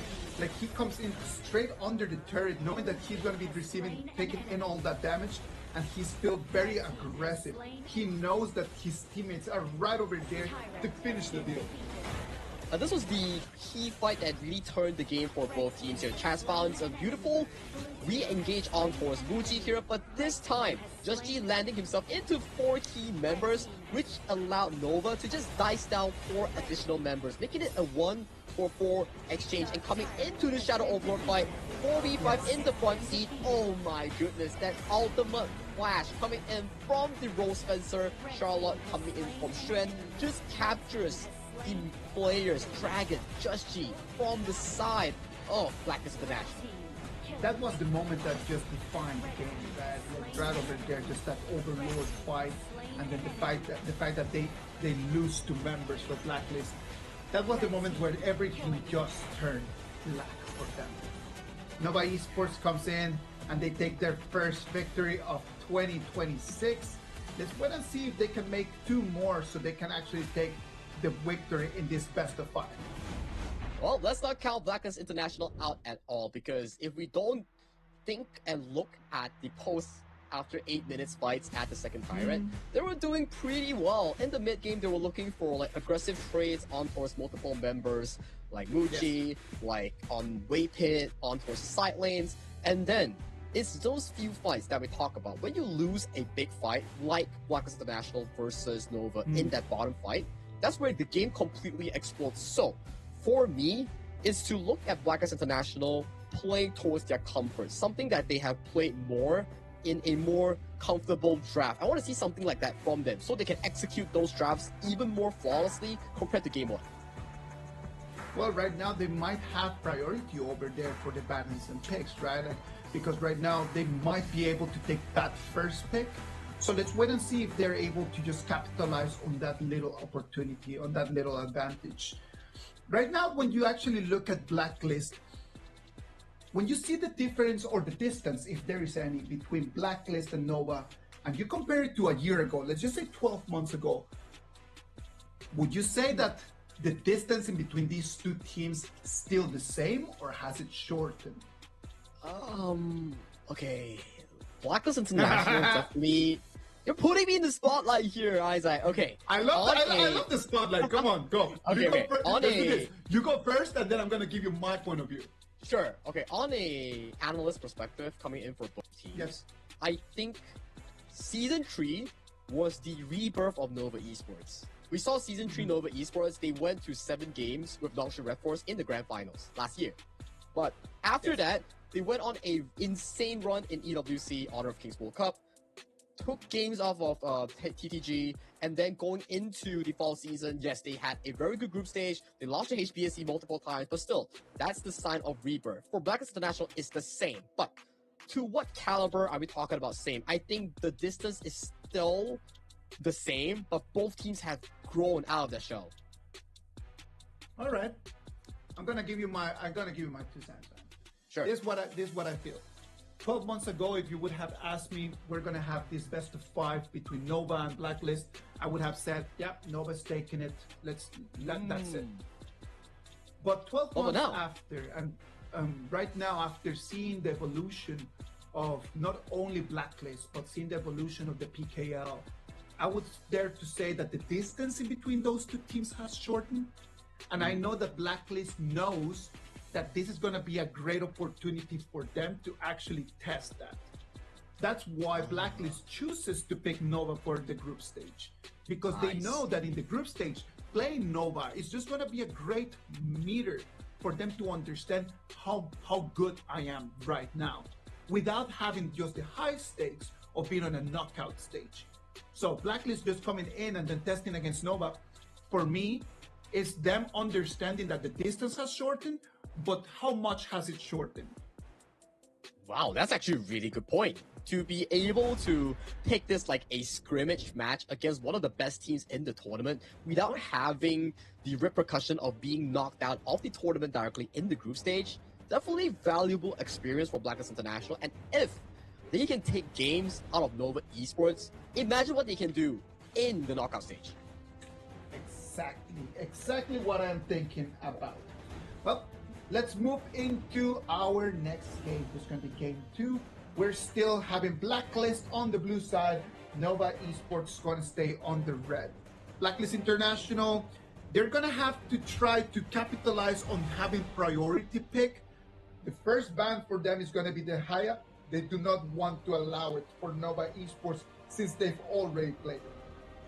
I think on the hands of someone that's even more aggressive like Wendy, who enjoys the Maestro Nui, you definitely do not want to give Wendy or Nova Esports such an aggressive and playmaking mid laner. Hence, you can see even from Nova Esports, I think they're trying to set up for an early pick, which has been sniffed out by Coach TG. He just saw it coming. He was like, you know what? Even though Saki is saying that early does not work no more, I'm still going to put it out. Not gonna play my chances in here. It's a Muji special. What can you do, right? You gotta respect that, man, and that's one of the things that I love about coaches, when they need to analyze the big picture, and at the same time they need to respect the specific heroes for specific players. That is very difficult to balance. Do your best. And we only have 4 bans, so you have to put those bans into heavy considerations in the first phase and in the second phase. With that, Blacklist International, they do finalize the first pick coming in on the blue side being the Fire Ninja, Mai Shiranui for the Hands of Dragon. With that, they're gonna be able to get burst damage. They will be able to have an extra assassin player right over there in the mid lane. Mai Shiranui being one of those very OG heroes that we all love. That I don't remember Mai just falling out of T0 or T1 ever in no tournament. My worry here is Isaac. We're into a Yuhuan here, and Yuhuan is not the easiest to really fight against as a Mai Shiranui. And if you double down your draft here, Blacklist International, you pick the Dharma, you're gonna be countered heavily at their pick by a Magistrate Direnjin. But I'm liking the approach here. They take away the Yangjin and they pick an aggressive jungler for the Hands of Just Chi here. No more assassins, but we go into a different route, a tempo jungle. Tigress for Just Chi. Alright, so if we are gonna just get the pay for Blacklist International, that's going to alleviate a little bit of the pressure on the Yanjian, right? Like we've always been seeing a lot of that Yanjian jungle pick, but right now with the pay in there, that Yanjian does understand that his job is going to be just to be tanky and to allow some initiation. What can Blacklist do with that pay in the early stages is going to define how much pressure is going to fall on the shoulders of that Yanjian as well. At the very least, from how I view Blacklist International's draft, their rotation speed is really, really fast with the Pei and also the Mai Shiranui. So those side lanes in the mid game will be a hot place for both teams to really battle it out. And you check over to the side of Nova Esports draft, they're playing a very mid lane mage-centric carry style. Jungle goes towards the tank, and Wendy gets his hands on a double refresh, Yuhuan as a carry here.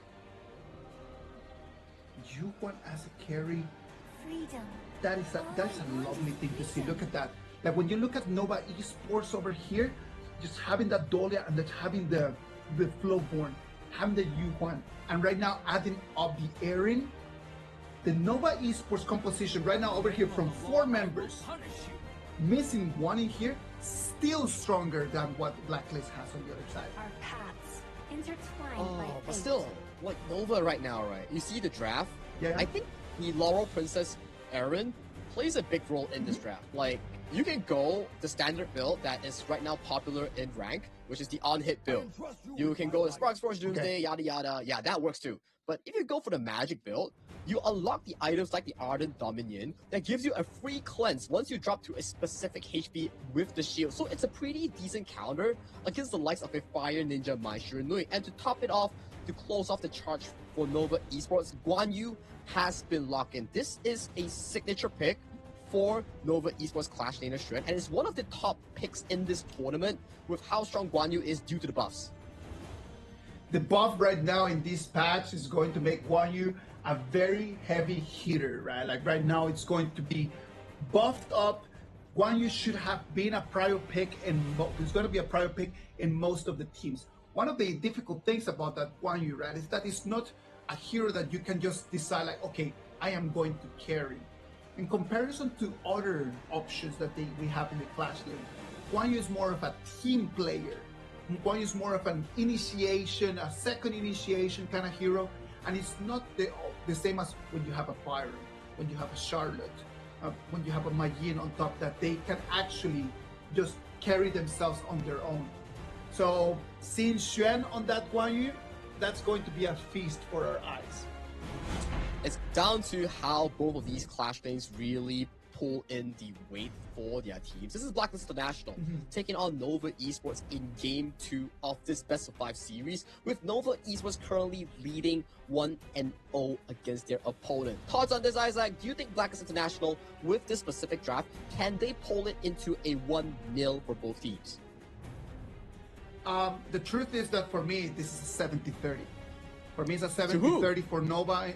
It's 70-30 for Nova right now. Is what I'm seeing in here. And Blacklist is extremely dependent on the tempo that Joshi can do in the early stages.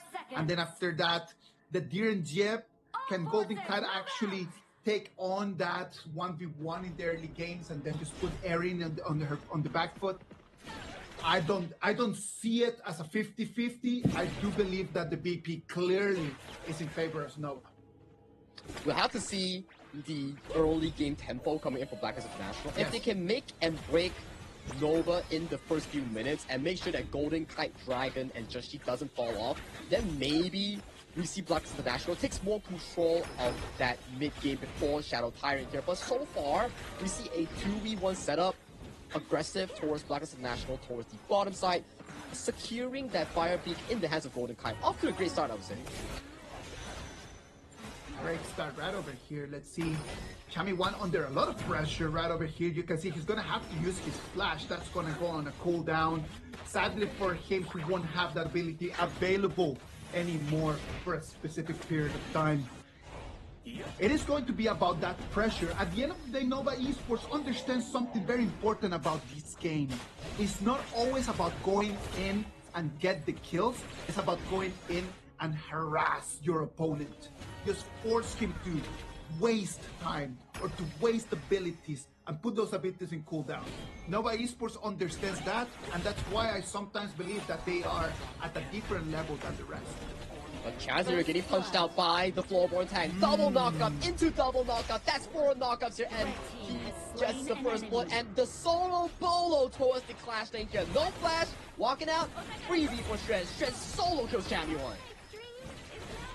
Oh, solo kill right over there. We know that Shren is gigantic on that Guan Yu, and it is bad news for Chami1.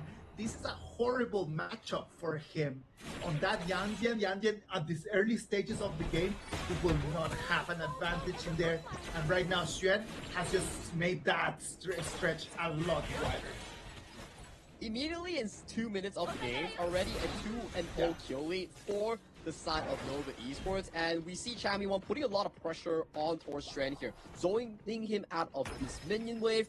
Dragon is also in the vicinity, trying to make sure that Chami1 gets this lead at the very least. Just G here, just having a few lead in towards the jungle here. As long as Just G doesn't fall behind, there is still consistent hope for Black International later on in the side lane tempo.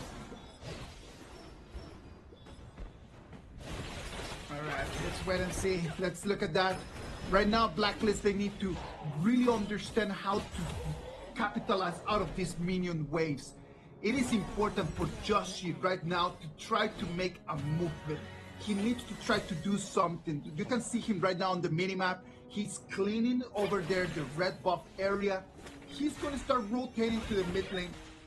After he cleans this wave, something needs to happen because we're moving very close to the 4-minute mark. But what can they do? Look at that. It's going to be 3 against 2 seconds. Pinned down on towards the side of Muji here, but the heals coming in from Wave Pit. Common spell heal. Drop in the heal on towards the Doldia spell too. Making sure that Muji never falls below half, and Shred finding Just G in towards the enemy jungle. There is the Guardian Sprite. Damage is reduced by 15% here. Dragon, no flash. Bounce House coming in from Kongling. Picks up the first kill here. Chaz, no flash as well. Making a double coming in from Nova Esports mid lane Wendy here. Things are looking horrible for the Black International squad. Oh, what is going on in here? Blacklist International, come on! Dragon and Chaz falling in here in the moments where they could actually take in 1 kill on that Guan Yu. The Guan Yu is going to survive, but Dragon and Chaz is going to fall. That's going to start giving more and more openings for Nova Esports.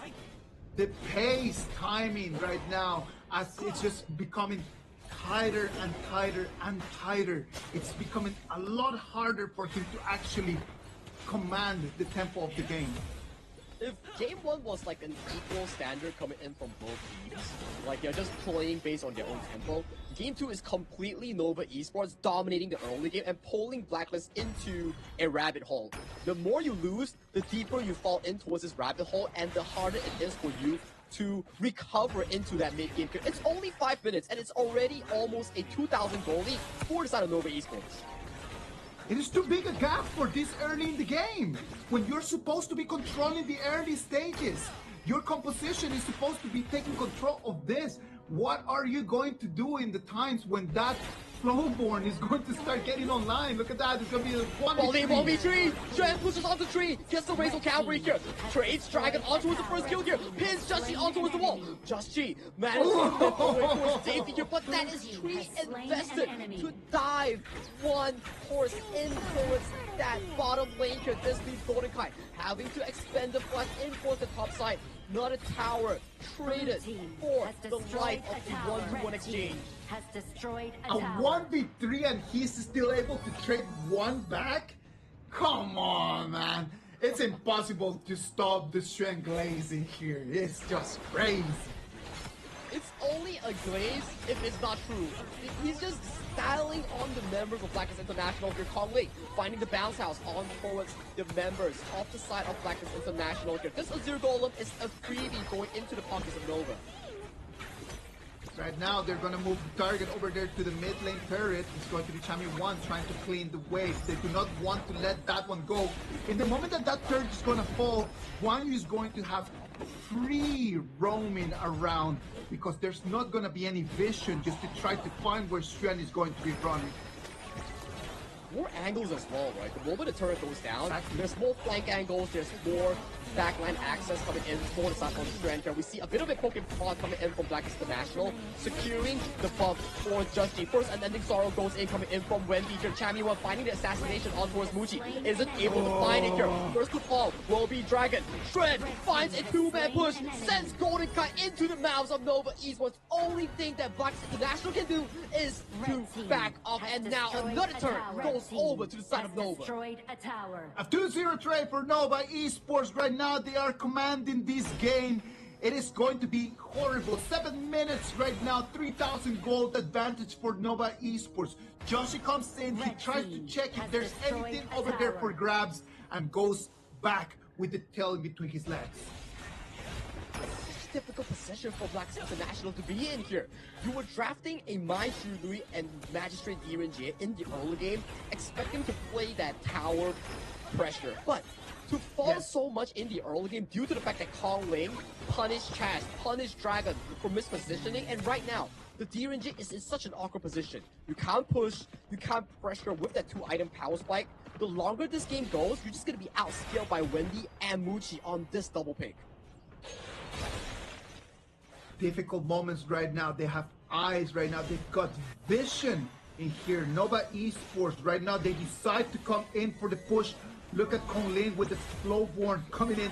He does not care about anything. He is just walking through the jungle in knowing that he is a menace. He's putting so much room for Muji, for Wendy to play easily in these team fights. Every time Chaz comes in with the 2-2 on towards the members of Nova Esports, you want to hard link back to your teammate. No, Tony's like, no, you stay here, I'm going to knock you up 3 times, and you will be dead by the time that you can actually move. Just the multiple knockups that Flowborn tank can do, man. It's just like the design of that hero makes it, in this specific patch, such a gigantic option.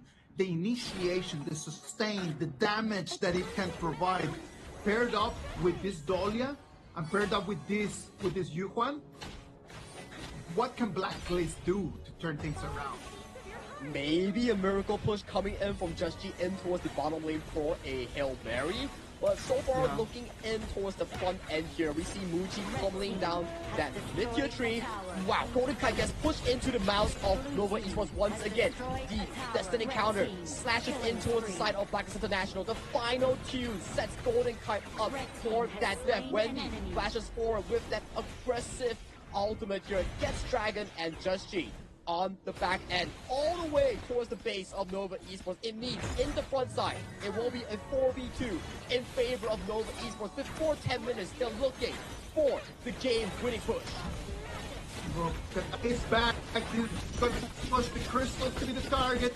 The minions are still alive. They're trying to clean them up. It's not going to be enough because they're all falling. The crystal's going to follow, and it's going to be Nova Esports taking the second victory of this matchup. 9 minutes and 49 seconds. Not even a 10-minute game.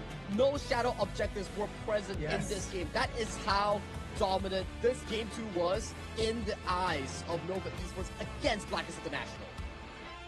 Nova Esports comes in and then they just completely put their foot on the ground, saying that they're not going to be pushed around. This is the Nova Esports that we remember. This is why they're one of the top teams in our game. Blacklist International, on the other hand, the first minutes of the game, it was really difficult for them to actually control what was going on. That is the problem in here. The problem is that if you have already designed your strategy to be very dominant in the first minutes and then the ball kind of just falls, there's no coming back.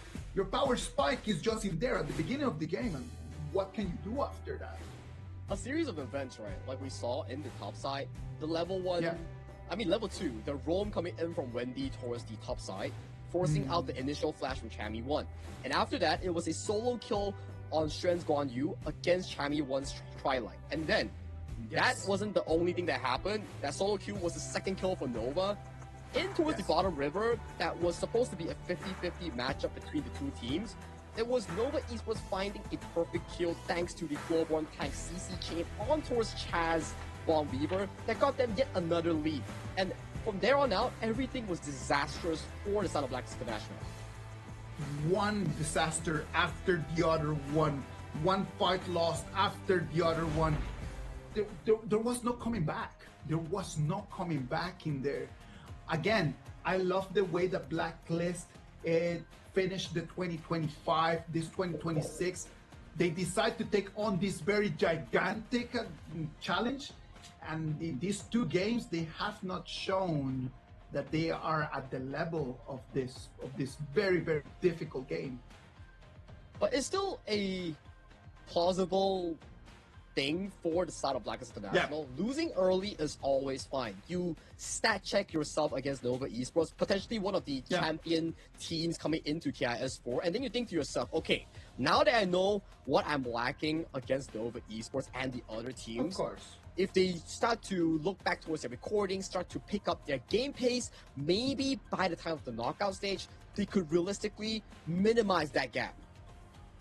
Of course, yeah, no, I completely understand what you mean, man. It is not, and I don't want people at home just to think that we're writing off Blacklist from this game, right? Like, there's always the possibility of a 0-2 turning to a 3-2, right? That's always, those are things that we have seen in the past. It's just that when you analyze this game, not even making it into the 10 minutes, when you are supposed to have the early advantage, that says something. That is a gigantic flag that must be addressed. I think for me, aside from the gameplay coming in from both teams, there is a thing coming in from the draft that I think Nova Esports has been doing really well on the red side. If we go back towards game 1, the moment that Arlie's shown coming in for the side of Blacklist on blue side pick 1, we see the counter of the Chano and also the Xiao Xiao coming in for Nova Esports. That's reacting to certain picks that can counteract against your first pick. Now, in game 2, same thing happened. You pick the Mai Shiranui, and then Nova Esports immediately answers with a Dolia plus Yu Huan. That statistically and based on skill set countered out against the Mai Shiranui. Because why? Mai Shiranui goes in, full combo, but Yu Huan pops the ultimate. She's free, and she gets another one coming in by the Dolia. So it puts Dragon into a very reactive state in this specific matchup. I'm telling you, man, like when we saw the BP, it just made a lot of sense that Nova would have, as a team, an advantage. So I think that maybe Blacklist, what they wanted to try was just to, in terms of individual skill, try to outmaneuver whatever that Nova was going to propose as a team. So maybe they just wanted to isolate the players and they just tried to play those 1v1s and get some advantage from there. And Nova Esports did not allow them even the small chance to try to test that theory. Yeah, with a draft discrepancy coming in from Blacklist International and also the difference in execution, it makes it really difficult for the side of Blacklist International to even contest against Nova Esports. And in this game, we saw the hyper-aggression coming in for a Nova-specific playstyle, the mid-lane carry style. Nova Wendy with the Q caster Yu Huan 5-0 in 5 in terms of KDA, rocking the MVP in game 2. I remember just having this conversation with a lot of people during last year's KWC about, in terms of mid laners, like who do you think is at the top level? And from a lot of multiple people that gave me their opinions, Wendy's name was always coming up in that conversation. Every single person that I asked, if I asked for 3 names, Wendy was certainly going to be one of them. Well, that's what you see in caliber for one of the best teams coming in from the global region. Nova Esports and their mid lane definitely showcasing what it means to be as one of the best teams in the world. Completely agree with you in terms of that, man. It's just a demonstration. Look at this, like in here, it's just that. It's just like the nature of the heroes, right? Like when Wendy and that Yuhan just procs the ulti, just completely nullifies all of the abilities coming in from Blacklist. That's why we say, yes, you still can play a Mai Nui into a Yuhan, but you need to make sure that the Yuhan isn't able to click that ultimate. The moment she does, all the effort that you put in your flash engages gets neutralized almost immediately. Well, things to learn for Blacklist International after this matchup. Right now it's a 2-0 advantage for Nova. Let's wait and see if Blacklist can do something and just get one more game. Let's take it one step at a time. Blacklist they just need to think about taking a victory first, and then if they can, just take the whole game in this best of 5. For Nova Esports, one more game is gonna send them back to the hotels where they can have a good rest and face what the tournament is gonna bring them for. Well, like you mentioned here, Isaac, it's to really try yourself against Nova Esports. For Blacklist International in Game 3, start fixing the draft first. Like, I understand the previous meta of introducing Arlie first pick, introducing Mai Shone first picks, but it's not as prominent as it is compared to before because of the numerous new heroes in towards the global patch. So maybe take on the reactive end on going towards the red side, counteract against the blue pick first pick. Then you can start to see more of these fancy picks, fancy compositions that allows your players to play into a more comfortable zone. I know that Blacklist International, they've been together for such a long time.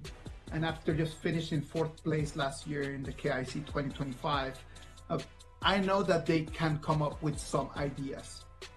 I know that the players have been together for such a long period, they have stability. So you cannot come and say like, oh, there's some changes in the synergy of it. No, like they've been together for such a long time. They have seen challenges. I know that they can come up with something. I just don't know if what they can come up with is of the caliber of that they need in order to beat this opponent. This specific opponent, actually. Yeah, this specific opponent that they have selected from the group stage draw is not perhaps the easiest one, but you know, if you can test yourself against them and you can learn from them on the mistakes that you have done in this specific series, it'll push you further if, and only if, you can fix those flaws coming into the knockout stage. But hey, let's continue on this series first and bring it right into the pick and bans for Game 3 of Match 2 of Day number 1 of KIS4. Game 3 of Match 2 of Day number 1? I love that. I like the 3-2-1 that you just put over there. You should become a rapper, my guy. Yeah, man, the rhymes doesn't come as often like this. It's only during some cast when I'm casting with you, Isaac, here. So, you're in for a treat here. I am the saggy buff. I am the saggy buff. Let's go. All right, let's wait and see what's going to happen. Blacklist International is going to take on the blue. Nova Esports, the red. Haya is going to be the first one, as I can see here. They do not want to allow that. I would love to be able to see Nova playing on that hero because they might be able to show us something different to what we have seen. Now, Blacklist International has a very weird position right now. Do you open the early or do you open the pay? The answer is they don't want to open the early at all. There is still specific counters or equalizers against the pay, like Ogren, like Mukil, Musashi. These are available, so locking away the early from the hands of Muchi is pretty reasonable, I would say. Yeah, it is reasonable, of course, right? You don't want Muchi to be on his signature hero or one of his signature heroes right over there. What does that even mean in terms of first pick? What is Blacklist International going to have Luna Today as is the a bad first day pick for the enemy. with so many different counters that Nova can actually do. It's a little bit difficult to understand. It's difficult to understand. I'm just gonna say that. Okay, fortunately enough, there isn't the likes of the Flowborn tank Diadea to really counteract against the Moonblade Luna, so it's still okay. Yeah. But you have to survive against the onslaught in terms of jungle tempo. What does this mean? There's still a lot of strong jungle assassins that's super strong in the early game. For example, the Pei is still available, the Ukyo is still available, all these are direct counters, and of course one more to really go into a 50-50 angle, Jing is still available if you want to play the jungle assassin matchup. Nova Esports is not going to counter that immediately. They decided to go with two very interesting Trampe that can be paired with a lot of different heroes, and Dharma that on its own is always a very good option for Xuan because of the initiation. They are not going to mind that much on how to counter that Luna at the moment since they have options. So they started just deciding just to take advantage on all of the other lanes. And if we look over to the side of Nova Esports draft on the first three picks, those are hyper aggressive heroes here. If you tune it back to game one of DMT versus the side of Kagendra, this is the draft that snowballed the heck out of Kagendra. It is a very interesting draft, right? Like when you actually put them back next to each other, they're extremely similar. Extremely similar. Are they gonna give the exact same results? Can we actually expect something like that? There's a lot of different factors that are different, right? The opponents are different, the players are different. The fact that the compositions are similar might not just tell us that we're going to be seeing the exact same result. But well, let's wait and see what is going to happen in Termuchi decides to choose for himself a Direnjie. It's a very comfortable pick, I would say. Almost 50-50s against anyone in that mid lane, in the farm lane matchup, sorry. And if you look into the jungle department, they're saving the very last pick into the hands of Kong Ling in the jungle department here. Maybe we see the Musashi, maybe we see the Ukyo Tachibana. I do think that is between these two. I don't think that he would go on towards the tank route against this Luna. I would say Ukyo Tachibana. Ooh. The fade. It makes a lot of sense too. You want to jump in toward the back line. You want to steal away Luna's jungle. We definitely miss out on this, and it's a really good pick coming in from Kong Ling's playstyle. Kong Ling's playstyle is very different from CY.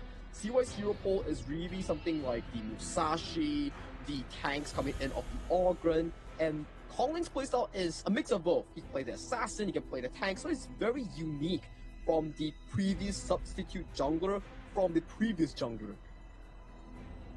I am really looking forward to this matchup because of the mobility coming in from both junglers, right? Both of them are extremely mobile, so I can actually just start feeling bad for the OB because it's going to be so difficult just to kind of keep the camera where the action is going to be as everyone is just running around.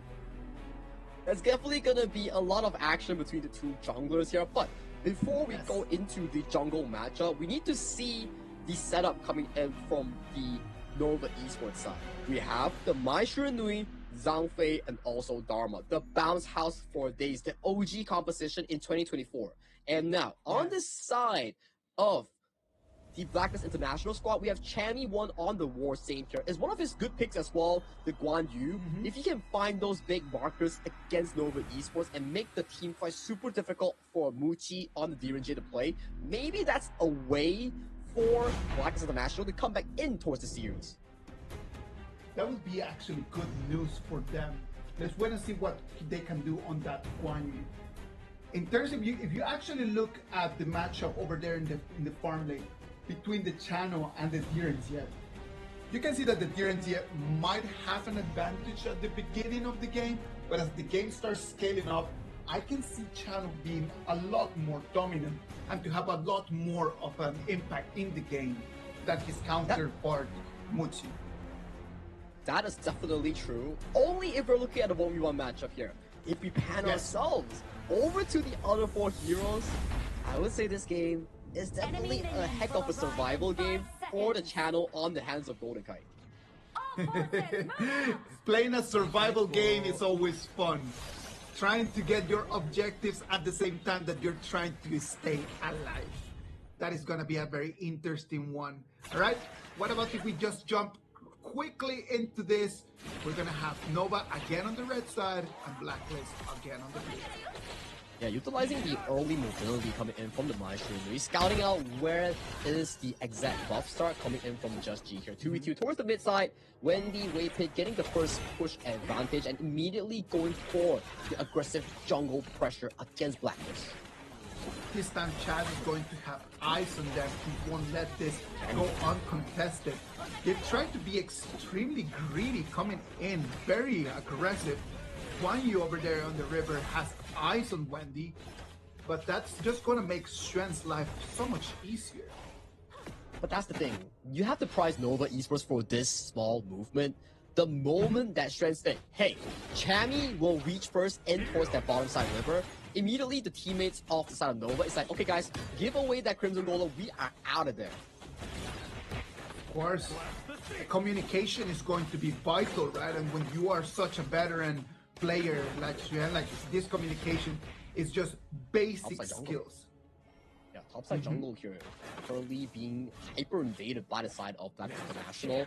Although they didn't steal away the Crimson Golem, they took away the Wild Boar, they took away the Fire Beak, they got 2 camps from the side of Kong Lane here, so it's an added advantage in the early game for this Luna. Alright, ladies and gentlemen, if you like free stuff, remember to go in-game and input our CD keys.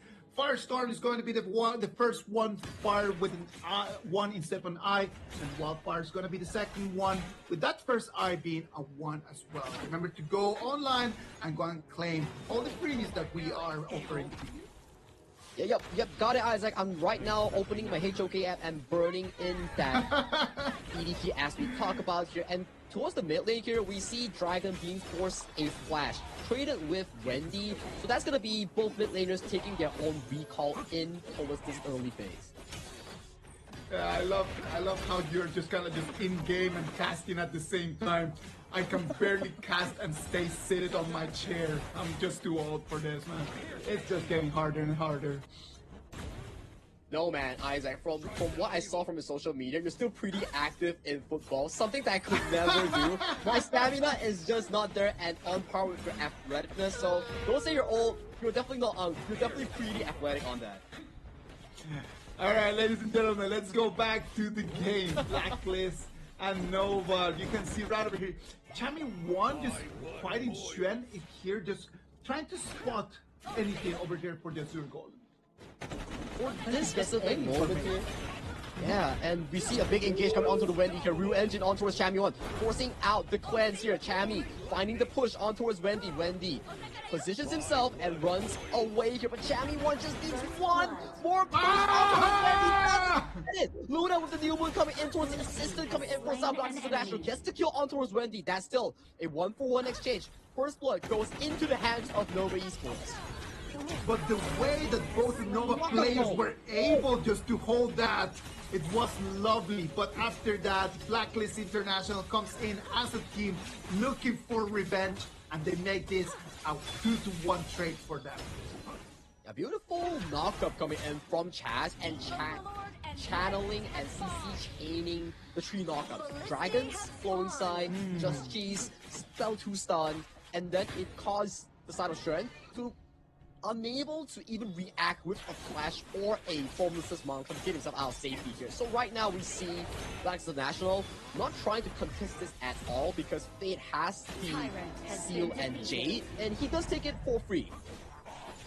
They know that without Luna being there to try to contest with the smite, jumping in there is just a sacrifice, and there's no winnings in there. 2v2 over here on the farm lane, you can see the rotations forcing Blacklist International to be always on their feet. And right now into the mid-game here, when turret plating is down, the Sprite Link protection is down, you start to see the Magistrate on the hands of Muchi start putting in more pressure. Those tokens are able to hit the tower out of its original range. the range coming in from Direnzier always makes him a very difficult hero to play against in terms of tower Jaded, defense. sealed, Cammy1 down. Getting caught by 3 members here. Over-focus on that 1v1 exchange here. But like you mentioned, Isaac, the Jade and Seal coming in from Kongling really puts a lot of pressure against the likes of Nova Esports. And right now, without Smite, without the ultimate here, Justin does get a pretty good set on, but look at the engage follow-up coming in from the members of Blacklist International, capitalizing on Nova Esports' over-eagerness in trying to defend that Crimson Golem, taking Kongling's life down with the steal of that Crimson Golem. That is the beauty about Dragon's Lady Chen, right? Like that Cascade in there, it's such an interesting hero. They want to catch the fade, and what a better way to do that than with the gigantic area of effect of her ulti. Yep, and this is a very good game showcase coming in from Blacklist International, similar to Game 1. The early game is really back and forth between the two teams. Right now, we need to see whether they repeat the same mistakes that they did in that 8-minute team fight. If not, we might see a very competitive 10-minute shadow dance by these two teams. Luna right now with a 5,600 gold in her pack, a total 1,000 gold advantage in comparison to his counterpart Kongling. You see an aggressive engage coming in for the side of Nova Esports here, trying to tackle down this jungle. Kongling going in for the steal, does get it. Just is nowhere to be seen near this side. But we see bot side go. Cammy1 isolating Kongling, putting him into a dire situation. This wastes a lot of time of a jungle assassin on the hands of Kongling, giving more time for Just to do shenanigans like this. To do these kind of shenanigans, look at that. He's going to be able to take this overlord. It's going to be for free. He tries to go in for the red, comes in, he's going to smite it, but look at that. The fight is going to start. Yeah, assassination already being committed by the side of Kongling, getting the kill on Taurus, trying to start things off. Flash engaged on Taurus Chaz. Chaz, the first victim to fall on that subsequent play here. Kongling finds the engage on Taurus too. Jaded, steal, Just gets taken down. Cammy1 can only run for his life, and another flash being the tax that has to be paid by Golden Kite to the Nova Esports jungler. A 3-0 trade right now for Nova Esports. They want that to be the final score of this whole match. At 3-0 as they are starting to take on the turrets. The minions are going to come in. This tier 2 turret is not going to be able to stand either. I'm sorry, guys. I'm sorry, Filipino PKL fans. I cursed Blacklist International. I said that they were doing good, and immediately the next play, Nova Esports just clean swept them of double buffs and also the Such a jinx, I'm so sorry. Sagi. I'm so sorry. Such a jinx. Ay, ay, ay, ay, ay. It's gonna be fine. Like, come on, like, nobody believes in those kind of things, right? Right? But hey, it happened right now, and with that jinx coming in from Sagi, Nova Esports currently holds a 5.4k gold lead at 8 minutes against Blacklist International. Not looking good for the Blacklist side. Right now, it's going to be a free tyrant for them as well. They're going to back that one. It's going to be a 1-2-3. They're going to put it in the pocket. Right now, they have a 4,000 gold advantage.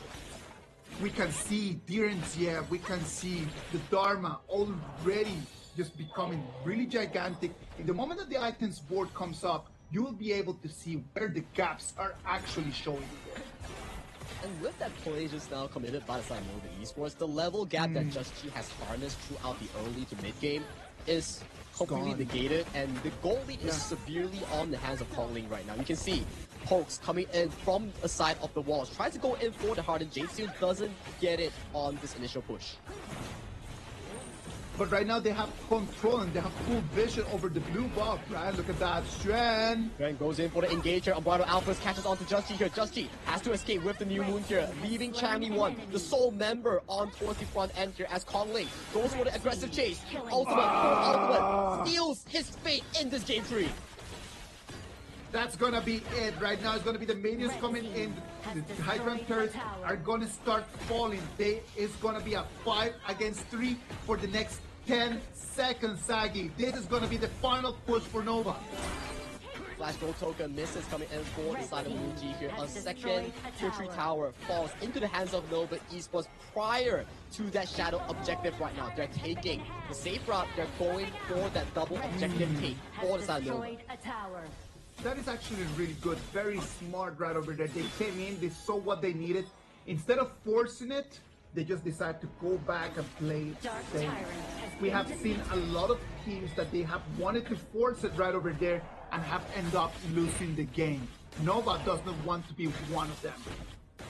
It's the strong basics that we talk about when it comes to teams like Nova Esports, HBC last year, where if you can have strong fundamentals and good discipline, this is what it awards you. Every single lead that you bite on towards your opponent, it makes them super suffocating to play against you. But check out the flank coming in from Chami1. It's immediately spotted by Shren. The radar, he knows as a player that plays the Guan Yu, these are the moments that he wants to be looking for. But that's the thing, like they are gonna take a 1v1 right over there, and the 4v4 in here, it's good for Nova Esports. That is gonna be good for them. Raging Sea lands onto no one. The ultimate coming in from Wavy catches onto 4 members here. Everybody has to expend the flash. 1v1 between Chami1 and Shren. Victory belongs to Nova Esports Flashbanger, and with the final push, minions marching in. Final hit coming in from Nova Esports seals the fate of this game tree and the series, awarding Nova Esports a clean 3-0. Congratulations to Nova Esports, a 3-0 first clean sweep of 2026. Congratulations to the boys in purple. They take the victory. Blacklist wanted to measure themselves against them, and the result of that is that they still have a long way to go. Still some things that need to be polished, still some things that need to be learned, but it was an amazing game for Blacklist, for them to go there, take some notes, watch some footage, and tomorrow become stronger. It's always about improving more and more coming in towards tomorrow. It's never about something over towards the past. But today, we celebrate the victors, which is Nova Esports in this BO5 series. They really played splendid in this specific 3 games that they have showcased to us, the level they are at compared to the rest of the world. It was such a beautiful game to analyze and to look at, because Blacklist International in some moments of the game, they looked like they could actually compete and they could actually do something, right? But then when Nova wants to really step on the gas, there's no way for Blacklist to actually answer back to that. And I think that that was the issue. When Nova is not stepping on the gas and where they're just playing at a normal pace, both of them are very similar. But when Nova steps on the gas and they go 100%, the gap just is extremely clear. This goes into the few things that we need to take note about HOK Esports. Number one, macro, right? You need to know when to go in, you need to know which towers to push, the basic game plan. Number 2, micro mechanics, which is team fights. I think in terms of macro, we definitely see Blacklist International start to match up against all these strong global teams. But when it comes to micro team fights, we keep saying like, oh, Sagi cursed them at the 8th minute mark. But if you see how they lose those team fights, it's really micro mechanic mistakes. In game 2, oh wait, was it game 1? Oh, game 1, the fade on the hands of Just-G.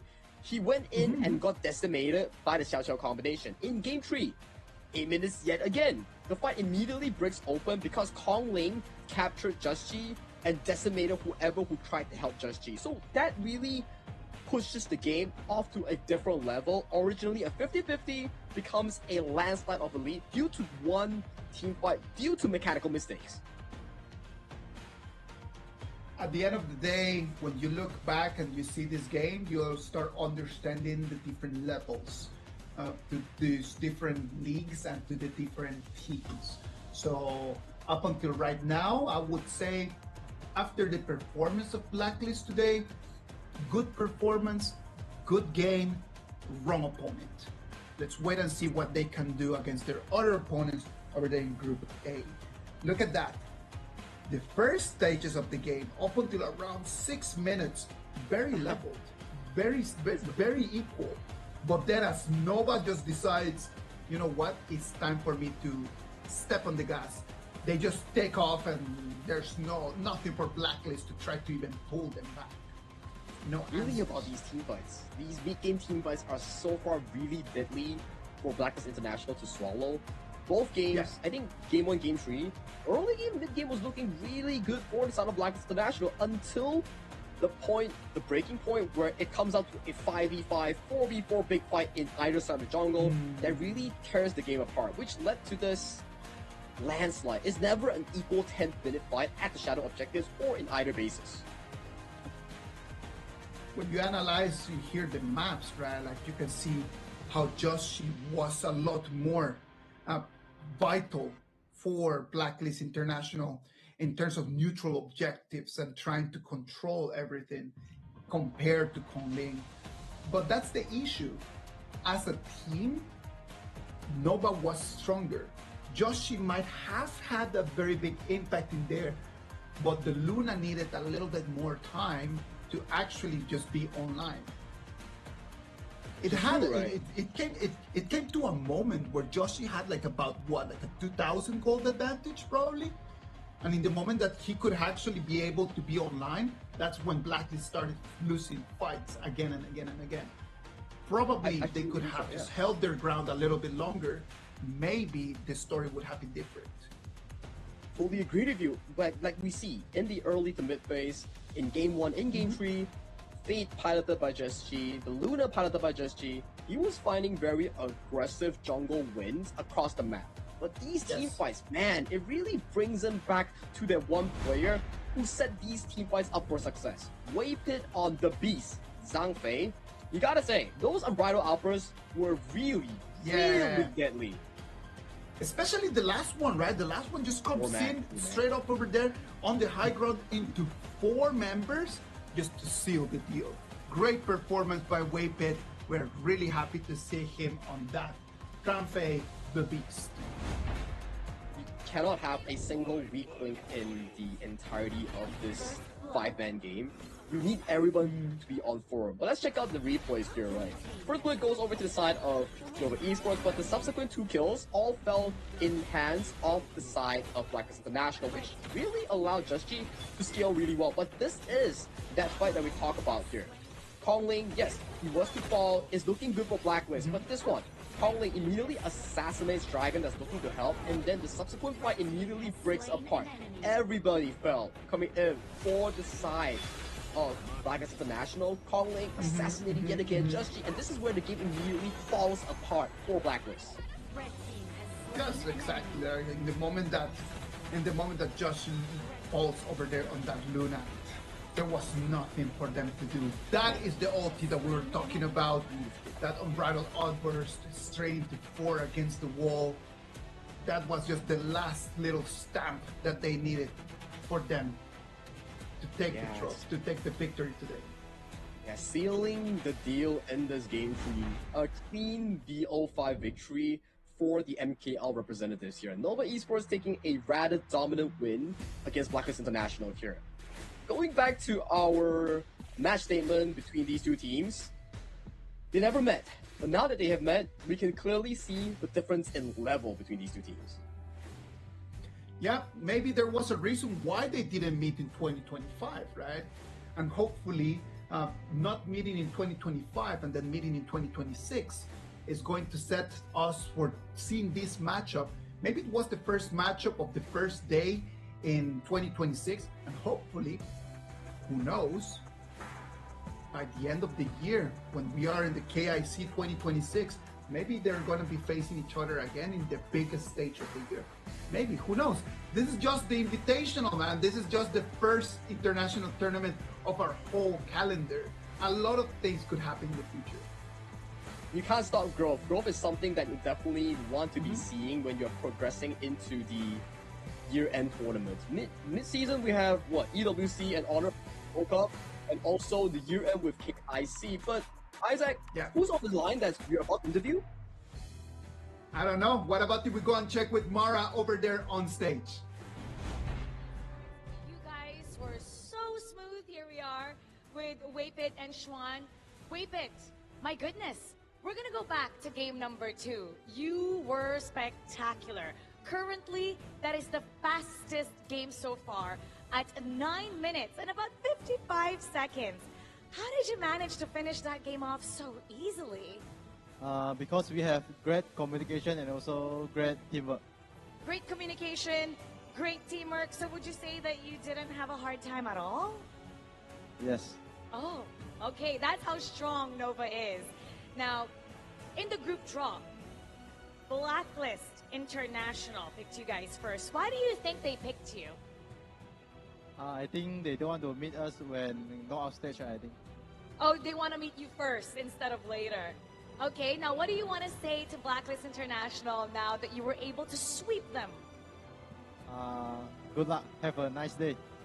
Good luck, have fun, and have a nice day. I don't know if they're having a nice day right now, but maybe if you guys eat out after, because I know, Xuan, you're pretty close to Josh G from Blacklist International.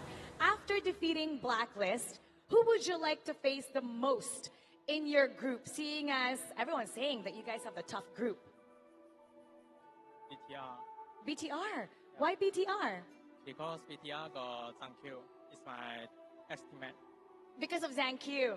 Do you want to say something to Zhang Q? Good luck. Good luck. And for sure, he's watching you right now.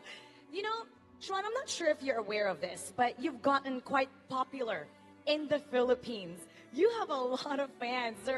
Every time the page posts about you, they have so many good things to say about you. What do you want to say to the Filipino fans? Mahal ko kayo. Mahal ko kayo. Mahal ko kayo. That means I love you. And Philippines, for sure, is screaming right now, Mahal ko si Xuan. Now, what do you want to say to all the Malaysian fans that's supporting you? Terima kasih semua atas sokongan kepada Noah. We will do our best. Terima kasih, Xuan.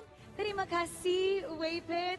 And once again, salamat, congratulations. Always showing us a great fight. And for everybody that's watching, let us know how you like their fight.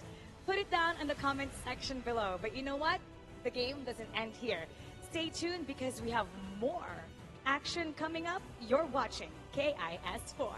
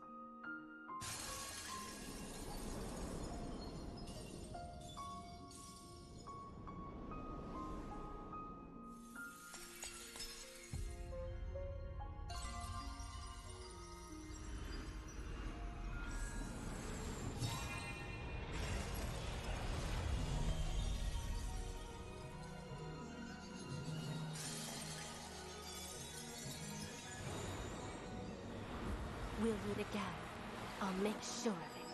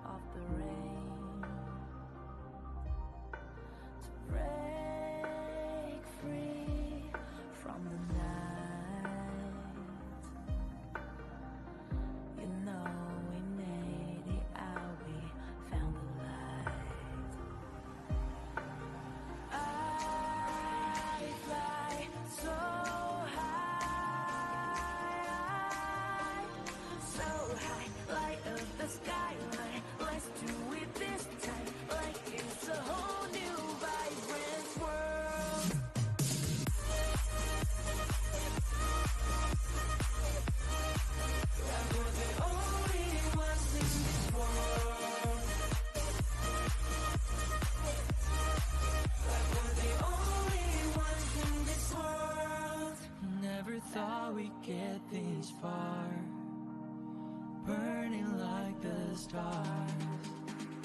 How we get this far, like we're the only ones in this world.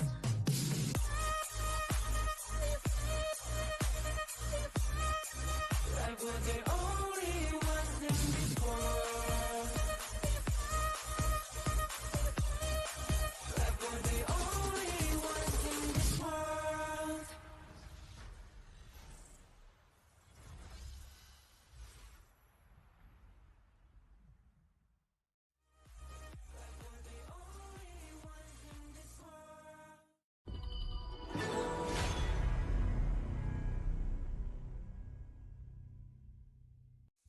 Grandpa, what happened in the monkey story?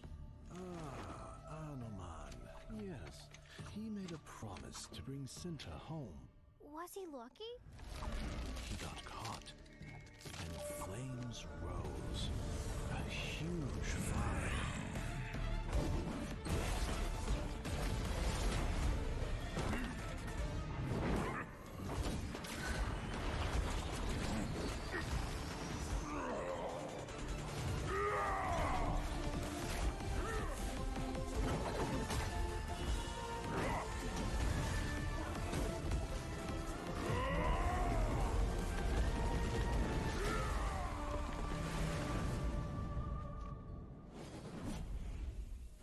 He is a legend. Yes, a man will always admire.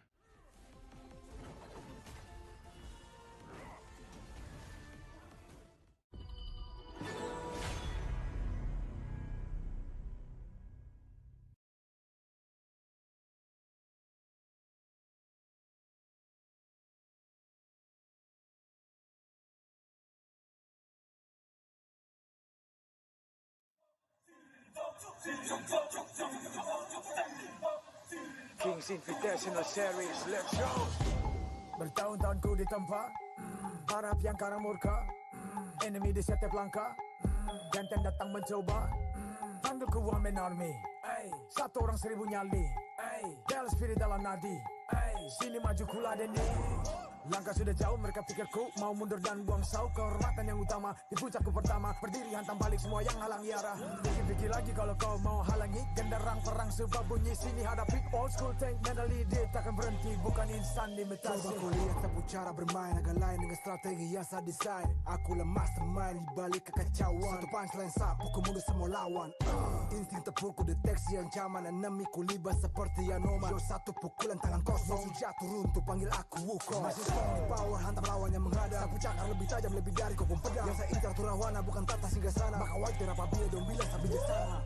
Siapa yang berani mendekat kemari? Saya yang kesana atau kau yang kesini? Jutaan kalian pun saya akan lari. Seranganku cepat sulit kau hindari. Dominasi, ku kendali, berotasi ke tiap sisi, ku ambil alih. Saatnya kita untuk eksekusi. For my party, push, push, push, push, push, push. Everybody move, move, move, move, move, move, yeah, move, move. Saat datang dengan mode brutal, kendalikan setiap titik vital. Damage magic, serang mental fisik, 1000 taktik, kau kalah cerdik.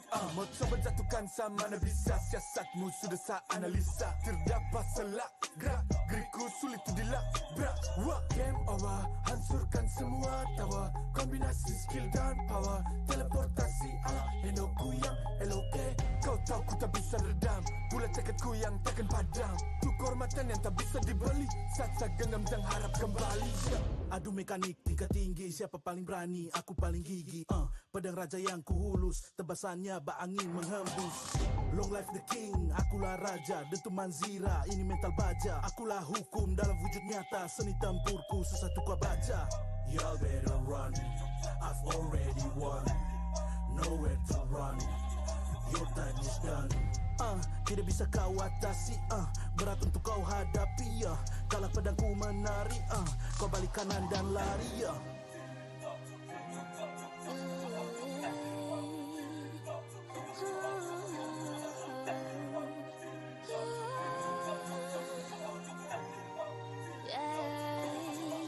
Come get me, go this sing sana.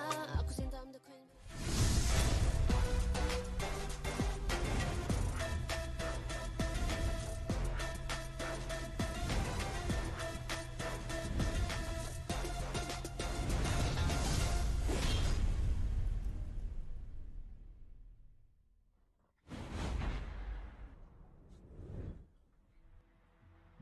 Ladies and gentlemen, welcome back. This is the Honor of Kings Invitational Season 4, brought to you from Jakarta in Indonesia. I am your caster, Isaac Peña.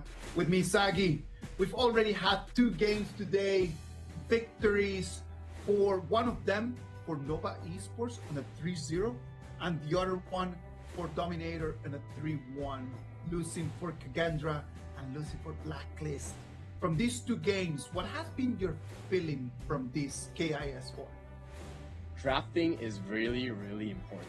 It really sets the tone for your teams to be able to perform despite making mistakes in-game, because it accounts for mistake tolerance. And we've seen that in the Kagendra versus Dominator series, we've seen it during the Nova versus Blacklist series, and right now we're up towards the next series, the final series of the day of Day 1 KIS4, and will be the Ultimate Red Showdown. Why do you ask Ultimate Red? Notion Red Force is Ultimate Red.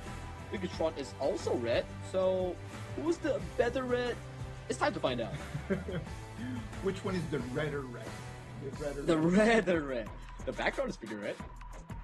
Sagi, you're mentioning about mistake tolerance, right? And I like to discuss about that because it's been a long time since the last time that we had a tournament.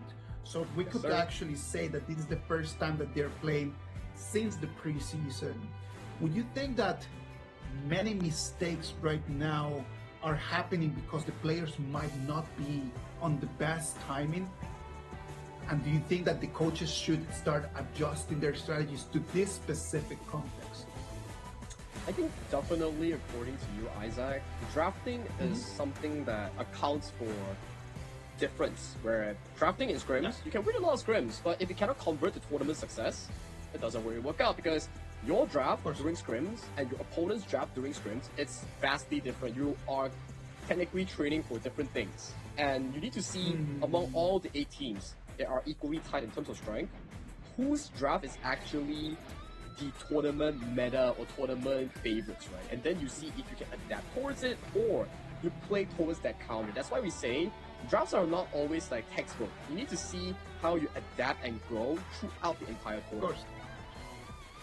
Well, if drafts would be just that, right? Like it would be the same draft every single time.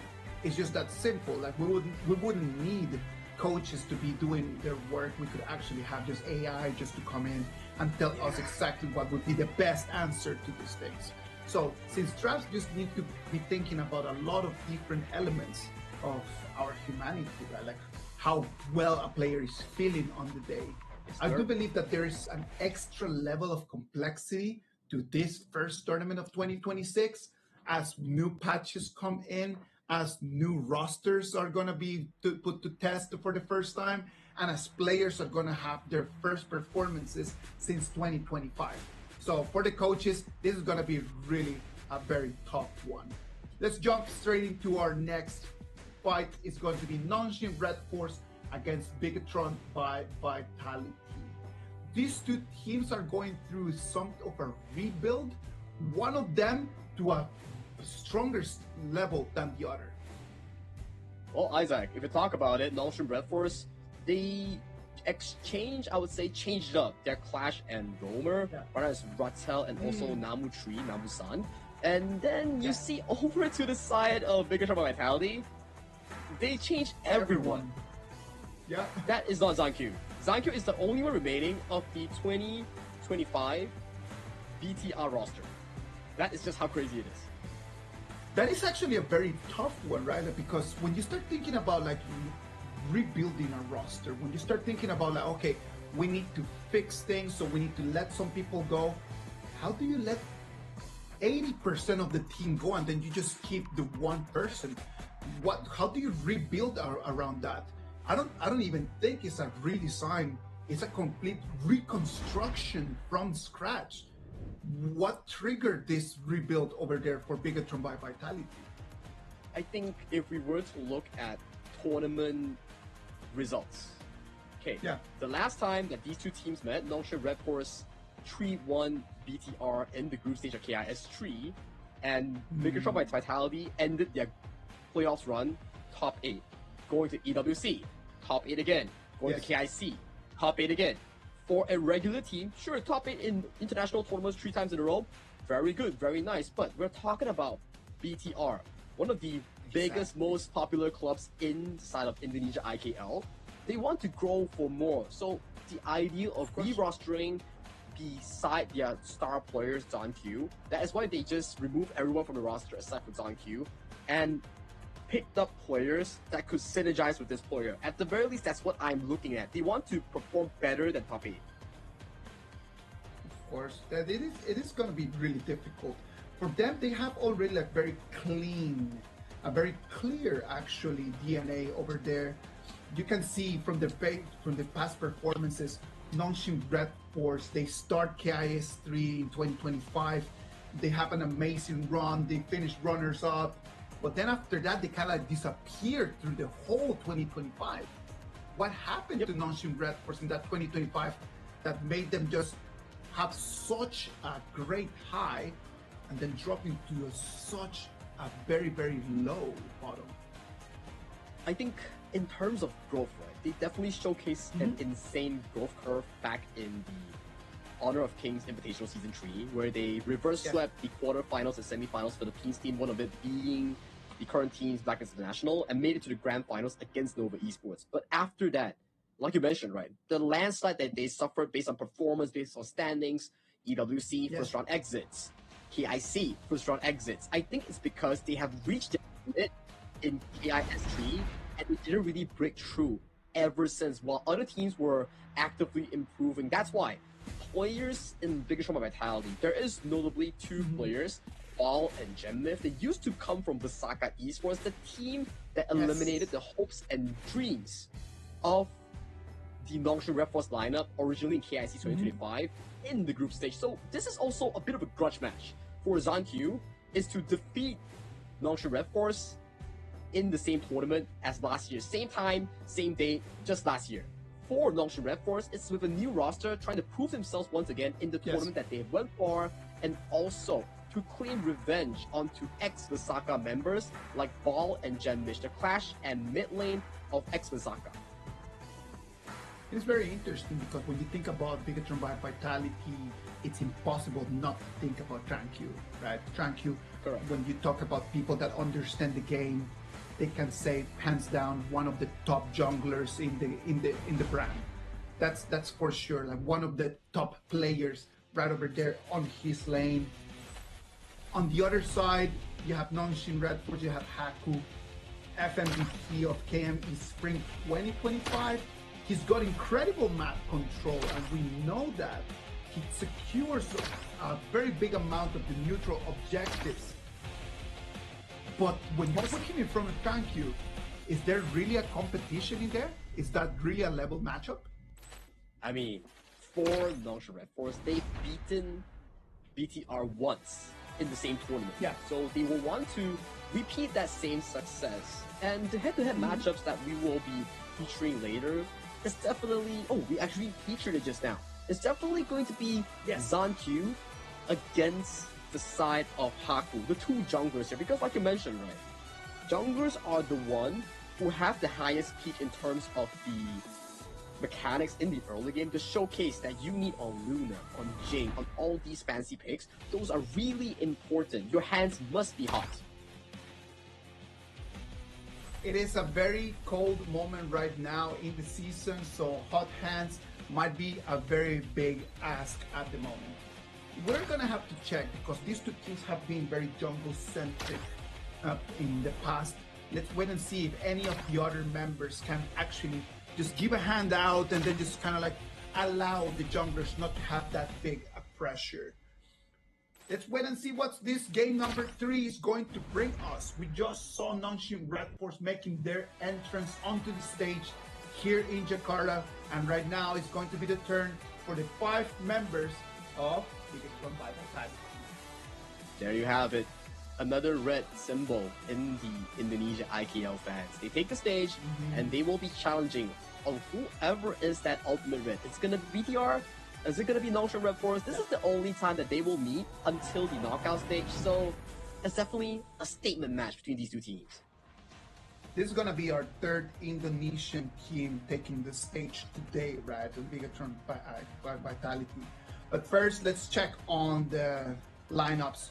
Ratel, Illusion, Namusan, Haku, and Siri are gonna be the 5 names that they're gonna try to take the victory for Nongshim Red Force, which is gonna be a very big and difficult task, right, Sagi? Because in front of them, they're gonna have 5 big names of this game on Bigatron by Vitality. Who are they? Yeah, Bigatron by Vitality featuring their star boy Zankyu in the jungle, Genmith, Bao, Langfeng, F1. All new players into the 2026 BTR by Vitality roster here. They re-rostered around their star player and look to push even forward in towards the HOK 2026 esports year. And fun fact, F1 used to play for a team in the first edition of the roster. Lan Feng used to play for Kagendra and now is the farm lane for BTR. And also Visaka used to house both Baal and also Genmith. So the Avengers coming in from the IKL has assembled in this BTR roster. Assemble in this reconstruction of Bigatron by Vitality from the bases, right? How do you think it's going to put so much pressure on Tranquil? Because let's admit it, even though he is actually really good, there's going to be still some pressure around him that the whole brand, the whole club revolves around his presence, letting everyone go but him. That's got to have some pressure on his shoulders, don't you think? I think aside from the media value that we always see, every social media post that has Zankyu, he's definitely having some special effect to really reach out to the mass audience. But aside from that social media value, like you mentioned in towards the pregame, his ability as a jungler is just so top-notch in the IKL and also global level. That's why they rather have everyone else leave and to maintain Zankyu as the star boy of the team. It's because they believe, BTR believes in Zankyu's capabilities in making progress with this new squad. Let's see how far they can go. Lucky for them, this is only the group stage. This is going to be their first game of the group stage. It's going to be a single round robin. So they're going to have 3 matches to kind of like find their momentum. And after they find their momentum, depending on their seeding, we'll move into the knockouts. Right over there on the knockout stages, as we're going to move into a best of 7, that's where the real deal is going to start.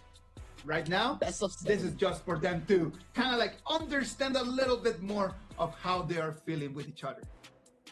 Yeah, best of 7, global ban pick rule, into the ultimate battle if it goes into the 7 games. I can't wait for the knockout stage, but I gotta be patient because before us is multiple days of the group stage that will be played by these teams, so we gotta pace ourselves towards that day.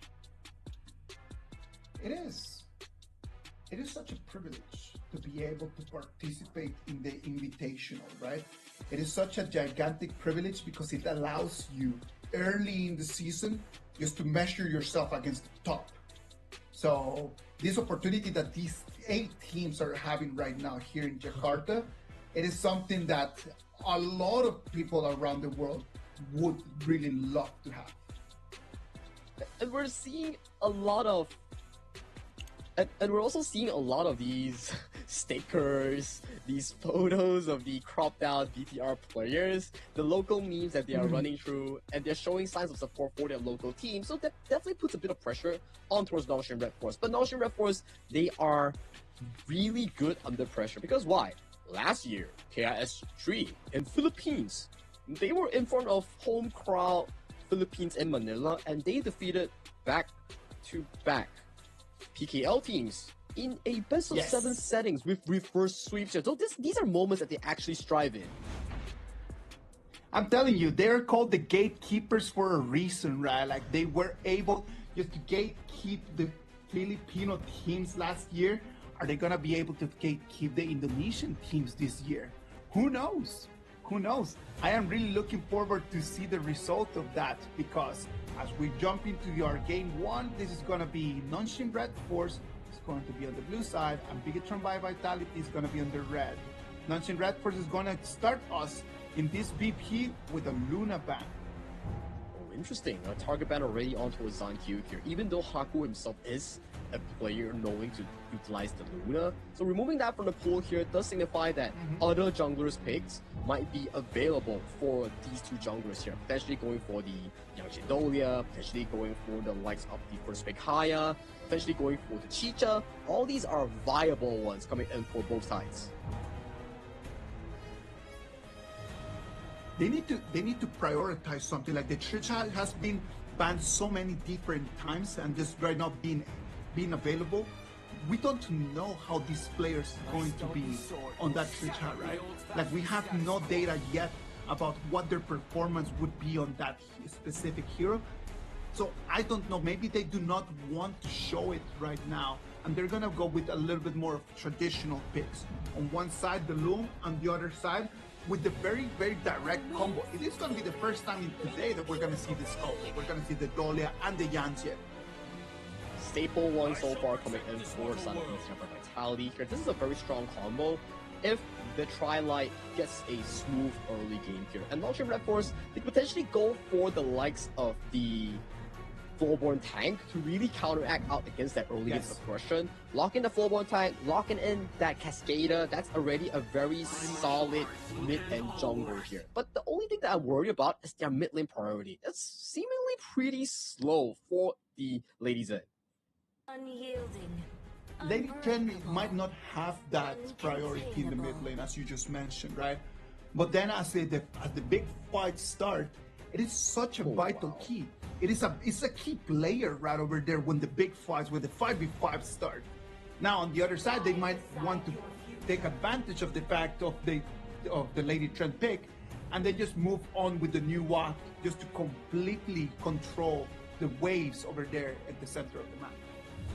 First 3 picks so far coming in from BTR is really comfortable. You have the strong mid-jungle synergy coming in from ZonQ and also F1. The double refresh coming in the early game, and when Gem Myth scales into that mid to late game on the Celestial, that's where those big damage starts to choke out Siri on the Lone, because Lone wants to place close quarter mid-range fight, but Celestial doesn't let you do that. Yes. Creation blocks, annihilations from afar, and there is a special counter for the Nua into the Lone. When Lone flies up, there's vision. When he flies down and goes down with the ultimate, the Nua can time the ultimate, and the moment that he lands, he will be welcomed with an annihilation coming in by the Nua. If he doesn't flash, it's a guaranteed hit. I'm telling you, man, I love Nua because of that, because of the reach of the annihilation. It's so long. It can get anywhere in the map. So it's just a matter of timing. So if you get the timing correctly, it gives for some highlights. It just like completely just clip them on the highlight reel because it's such a lovely skill. So as you just mentioned right now, and that is something that we want to be looking at, and hopefully it's going to happen. Well, you know what I'm seeing right now? That's a Lubu Unrivaled Warrior being hovered by the side of Nongshin Red Force and a Sunbin Time Bender here. Not the most meta ones, but hey, they're locking it in as a direct lane counter into Baal's Spark Maze. Yeah, you can be super meaty with the shields. I don't care. I'm true damage. I pierce through shields. One of the beautiful things about this Lupu and Sunbin combo that you have in there, after 15 minutes, after all of these two heroes are gonna be fully stacked up, the Sunbin cooldown for his abilities is gonna be so short that it's just eternal movement boost, eternal cooldown boost, eternal initiation. So if Nongshin Red Force can push the game into the late stages of it, I'm telling you, that Lupu and Sunbin combo is going to be really scary. I see the game plan as well, because usually when we see the Sunbin Lubu, the early game is too weak. But now, you compare yourself to the enemy team comp, it's a Nuwa, it's a Yanjin, it's not the strongest, the only strong thing that they have, strong side lanes, but the Lubu naturally wins against the Byron as the game scales. So the only part that is important of a breakthrough point for the side of BTR is that farm lane side. The channel needs to win against that low in that laning phase. Now, the channel winning against the long in there is going to depend a lot if we're talking about a 1v1 or if we're talking about a 2v2, right? Because in those two scenarios, it's two completely different outcomes. It is very difficult for us to be able to say who would win in a 1v1. But as the numbers start growing, the channel starts having a lot more of the advantage, I would dare to say. And I'm very interested to see what kind of build this Long brings over to the table. Is it the Frostscar into the Axe of Torment build? Is it the pure critical build? What type of channel is he trying to play? Is he playing the cooldown? Is he playing the crit one? So these sort of small stuff actually impact the game in this situation. Well, let's wait and see. This is gonna be Trankyu on the Yantian against Haku on the Flowborn tank. Two completely different heroes. We did not see any of those very big junglers in here, so we can understand that the tempos of the game are going to be completely different. We might be able to see something a little bit slower, something more of a tactical game, and we might not be able to see that many fights early on. And if fights do explode in the mid to late game, you best believe the fights are going to be very long, because we have what? A Byron Spark Phase, a Twilight with so much heals. We have Haku in the floorboard attack. We have a Lubu. Big beefy boys, I gotta say. Well, that's gonna make it difficult for us, man, because then we will never be able to understand when the kills are gonna happen. But well, we're happy to be here and we're happy to try to decode the action for you guys. This is the KIS4. Thank you very much for being right over here. This is going to be our last game of the day. It's going to be Picketron by Vitality on the red side and Nongshin Red Force on the blue. Yeah, already to a good start here coming in for Nongshin Red Force, stealing away that fire beat towards the bottom here. Aggressive invade coming in for Zanhyu here. Wants to get his hands on that Crimson Golem, but immediately releasing that aggression and forcing him back to his own camps here. But he does steal away some of these small camps. The fire, Beak, the Wild Forest. Small wins are wins. Small wins are always wins because then you can just pile them up, right? If you have 100 of these little small wins, that piles up to a gigantic advantage. Not only because you're bagging to yourself the gold and the experience, right? But because you're denying it for your opponents. Yep. And you know what? That's new in for HOK right now. The Anoman new skin coming in from the Wukong. Check it out in your events and you can get it at a discounted price here. So Gem Myth getting put to a low health has to really slow down the pace here. The early game Floorborn tank damage is really high. We saw it before on how Kongling did back in the series against Blacklist here, so they're playing with cautious in this game one. The Yaria's flawless skin is here as well, right? So please get online, go into the game, explore the ways that you can actually call that skin yours, that Yaria flawless skin. It is right over here. It's the 2026. We've got plenty of cosmetic prizes for you. Plenty of cosmetic prizes, plenty of events at the venue itself. If you are in the precinct of Jakarta, Indonesia, do drop by the GBK Basketball Hall, join in for some events. Who knows, you can win some freebies. Who knows, there's lucky giveaways there. There's a lot of things waiting for you at the venue itself. So if we were to come back in towards this game, so far, the gold leader definitely is on the hands of Haku here, in towards the top side here. Ball flashes away from the flash strike off the side of Ratel here. So that is a neutralized play here. Does Haku want to go for more? Bounce out on towards Bao. There's no flash. Nice silence coming in from the side of Namu. Finalize the kill on towards Bao, punishing his over-eagerness in that team fight. Lovely performance right over there. Bao should have just taken the L and then just go back home, but he wanted revenge and he overstepped. Sadly, he was sent back home in a box. That's going to be the first blood for Nongshim Red Force. Beautiful stuff thus far. That is a well-layered CC chain.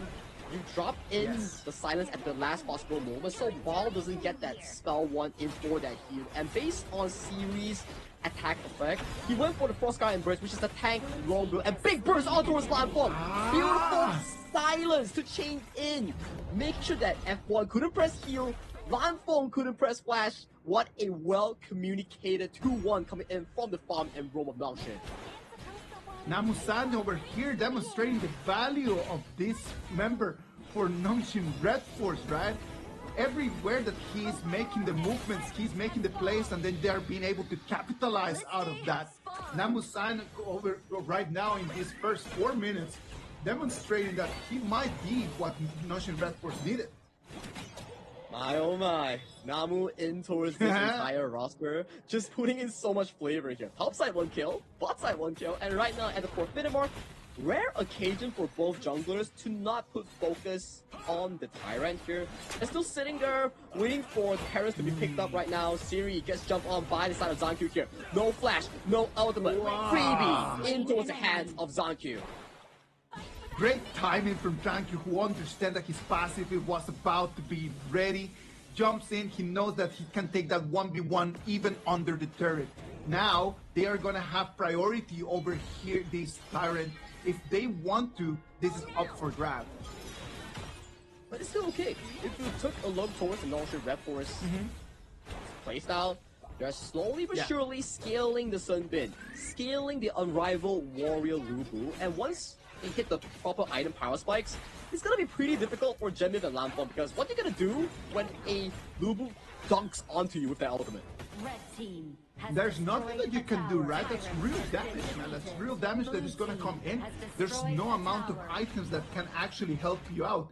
You just need to come in. If you, for some reason, he takes the chain and deals damage directly onto you, you better have enough HP to take that straight to the chin. Or you need to have like even stronger positioning, because the later this game goes, it will look even more equal for both teams. Like, if we see towards the side of Genmid, Lanfong, on the Celestial, on the pack leader, yes, beautiful late game heroes here. But the fact that you have 2 strong fighters in the form of Haku's Snowborn Tank, in the form of Ratel's Unrivaled Warrior, which is the Lubu, it scales really well with the Sunbin on the hands of Nongshim. That is what I'm talking about, man. Like when the late game comes in and then the Sunbin's cooldown is almost inexistent, then he can just keep proccing that second ability again and again and again. And for someone like Haku on that Flowborn tank, oh, can you imagine the amount of initiation? How many times he can jump on you again? Endless times.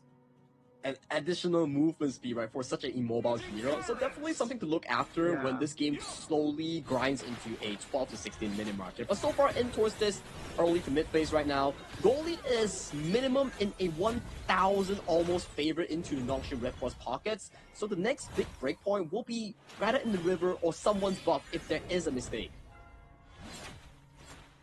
Let's wait and see. Right now we're gonna move into the 7 minute mark.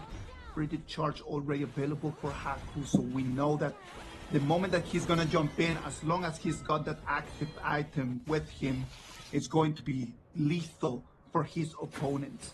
In this moment, what I can see is two teams that they understand the game that they're playing. We know that Tranquil does not want to engage too much, and that is what you can see that the only work that he's doing is his vision. Jumping in, trying to see what he can steal from the jungles, trying to understand exactly what Haku's pathing it is. Look at that, he jumps in and then he runs away. That's exactly what Tranquil's game is going to be right now. Back to our conversation, right? Every single camp that you can steal away from the enemy is an added advantage because you steal 50 gold, you're earning 50, enemy is losing 50. So does that mean you earn 100? That's 100 gap. Mathematically speaking, you are correct in there, man. Mathing, well done. Thank you so much. I might not be the best math person, but simple math, still capable of. But let's check out the goal ranking so far. In terms of the prioritized player coming in for the side of Nongshim Red Force, you can see the top four: Haku, Siri, Zankyu, and Ratel. 3 members coming in from the side of Nongshim Red Force. They're doing really well to set themselves up for the latest stages of the team fight, potentially at the 10th minute mark. Yeah, potentially for that, because that's going to be the moment where the gaps are going to start opening, right? Like, look at that, Haku jumping in. He cannot deal enough damage, and what he wants to see is that Tranquil cannot have access to that blue buff. Oh, but Zankyu still does smite it away, still secures for himself for the time being. With so many members being committed in towards the mid to bottom side river, Bal gets a cheeky steal on that tier 1 in towards the top lane. Little movement in here for Bal, just kind of like understanding the macro of the game.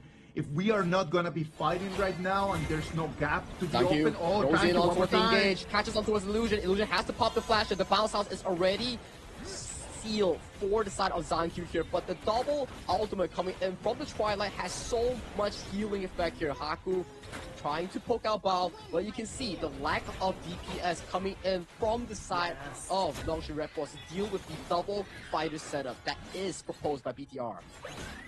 That is the issue about that, right? That's why we always say that Yantian and Dahlia pair, it's such a critical pick. Because the sustain that you can get on the Yanjian with the double ulti in there, easy. Like, you need to have something to deal extreme PS for you to be able to take him out. That's why the Yanjian in the previous matches was not actually making any effect, because it was just a single ulti Yanjian. Unless that you have a very big item advantage, it's not going to be good.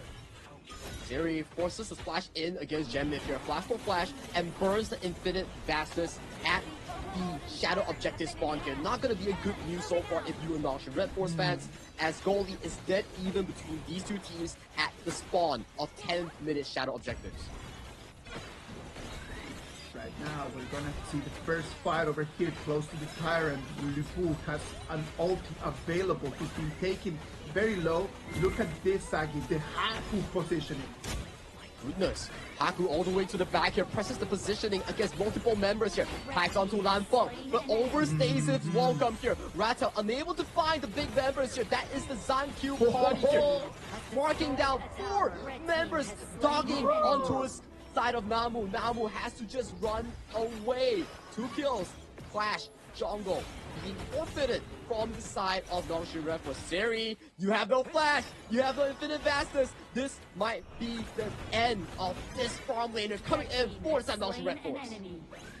Nothing he could have done right over there. 3-0 trade for Bigatron by Vitality, and that Shadow Tyrant is gonna be for them. That's gonna be a very big win for them. Bigatron by Vitality, as we mentioned, this might be the moment where they can start actually scaling up. And they're starting to ramp up the tempo here. Didn't manage to do really a Azure Golem, but putting in pressure into the jungle of Nongshim Red Force here. With a 2,000 gold lead so far in favor of BTR, they will definitely want to use this Shadow Tyrant to push in for more objectives, push in for more gold lead. At the very least, try to pick up that mid lane tier 1. It is everything you just kind of like turning around very quickly, right? I do not understand exactly what Haku's game plan was jumping in so deep, right? Because he jumps in so deep, and I don't see that he had actually an easy target for him to take on. He jumps in, he cannot find anything, and then after that, it was Tranky the one that was able to just start stacking up kills. It looked like they wanted to commit for a full-on engage, but it seems like there was a bit of a disparity between the members here, as we see Zankyu diving in deep, still walks up pretty much alive here with that Yang Jin. Super tanky, has the multitude levels of heal, continuously utilizing the Yang Jin Golem refresh to always be healthy here right now. Setting their sights on this Crimson Golem, goes effectively into the pockets of Lanfeng's pack leader. Right now, we gotta start paying attention to Lanfeng, right? Like right now, it's not gonna be only the Tranky show no more, because that channel in the 12 minutes and 40 seconds, with the right items, I would say 2 more minutes and it's gonna be indestructible. Yeah, right now we do see that Nongshim Red Force getting up that bottom tower push here, trying to squeeze in for the Shadow Over, but it's too little too late, as BTR has already secured this objective here. Haku has to back away. Zankyu goes in with the dog, uses the side of origin here. We see the first jump in coming in from the side of Ratel, catches onto multiple members here. Lanfeng going extremely low, but limps away safely here. That leaves all the members of the side of Nongshim Red Force to feed the meat into the mouths of both Bao and Zankyu. That is 4 for none in favor of Vitality. BTR by Vitality marching in towards the bottom side with death timers on towards the clock. This might just be the end of game 1. Namusan is going to be the last member of Nongshim Red Force to try to make the stand. But what stand can you do? There's nothing he can do more than just looking from the fountain as the crystal is going to fall. Vitality is going to take the first victory of this game. It was looking really good in the mid game for both teams. Until that one breakpoint where Haku overdove all the way to the blue side of the red team of BTR by Vitality, and then he got taken down. Ratel jumps in, wants to help, but gets cleaned up by the side of BTR. And to add on into is that even Siri had to suffer a casualty, because why? At the 9-minute 40 seconds mark, he went in for aggressive play on towards Genmin. Didn't get the kill, burned the flash, burned the ultimate, which made him into a very passive state on towards alone.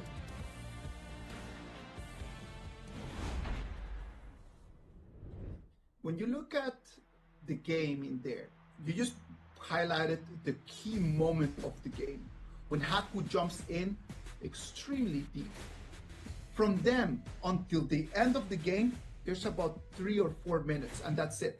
In a game that was actually very even, but it was that one moment that just tilted everything on one side. We knew, and we talked about it at the beginning, right? Like we said, it is not gonna be a very fast game. There's not gonna be a lot of fight at the beginning, so it's gonna be very tactical. And when you're playing a very tactical game, one mistake like that ends up in a 3-0 loss for you, turned everything around in order for Bigatron just to parade towards the crystal. It wasn't an easy one, especially if you are making so much mistakes. That's why we say tolerance for mistakes and the amount of mistakes you can actually do. These are things that you need to be focusing on. And in terms of focus, I would say that BTR's focus from start to finish was much more solid, at the very least in this game 1, against Nongshim. Yeah. That is true. That is true. That is completely true. And because they understood who was going to be the main players in which stages of the game, right? They were just kind of just buying time, just seeing how Tranky could actually deal some damage, could actually just lure some skills out of Nongshim Red Force, and just allowing Lanfeng just to keep building items, keep building items. Look at that. At the end of the game, he was already over 10,400 gold. Almost fully stacked.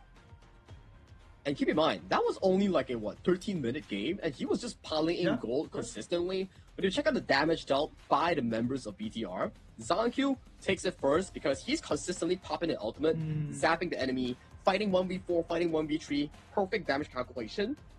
And Genmith, throughout the mid game, those creation blocks, those annihilations targeted towards the backlines always putting so much pressure against the members of the Silent Nongshim Red Force? I see it this way. I see that Nongshim Red Force from the BP had a very clear strategy on how to win this game. And I feel like one mistake completely erased the whole strat. Because the strat was actually working. Did you see how the gold graph was actually very leveled, and it was a tiny bit of an advantage for Nongshim Red Force. So it means that the hardest part of the game was already behind them. But the problem in there is that they were not consistent enough to be able just to push it all the way through. A couple mistakes just erased completely everything that looked like a very good, strong setup. That's why 10 minutes is one of the most crucial breakpoints in HOK, especially in esports and competitive games. Because the moment it's 10 minutes and you fumble that objective, your jungle is open, your towers are open, you give an enemy a free, strong buff that can just dominate team fights or side lanes, and that's when you see like, oh my god, the mid game that we played flawlessly, equal all the way, is just in shambles. That's why you need to be consistent, you need to be composed in these moments. That's the difference between good teams and great teams, right? Good teams can come up with good ideas, great teams can execute those good ideas. I think that Nongshim came up with a very good idea of what they wanted to do, and it was a very good setup, but they were unable to actually execute it to the team. Not to be completely negative for them. If we want to look for positives, Namu-san's performance on that time bender was actually something to highlight. Let's wait and see what he can do in the next game, because even though they did lose, right now I'm actually pretty satisfied with the way that he played. Individually, he actually played really well.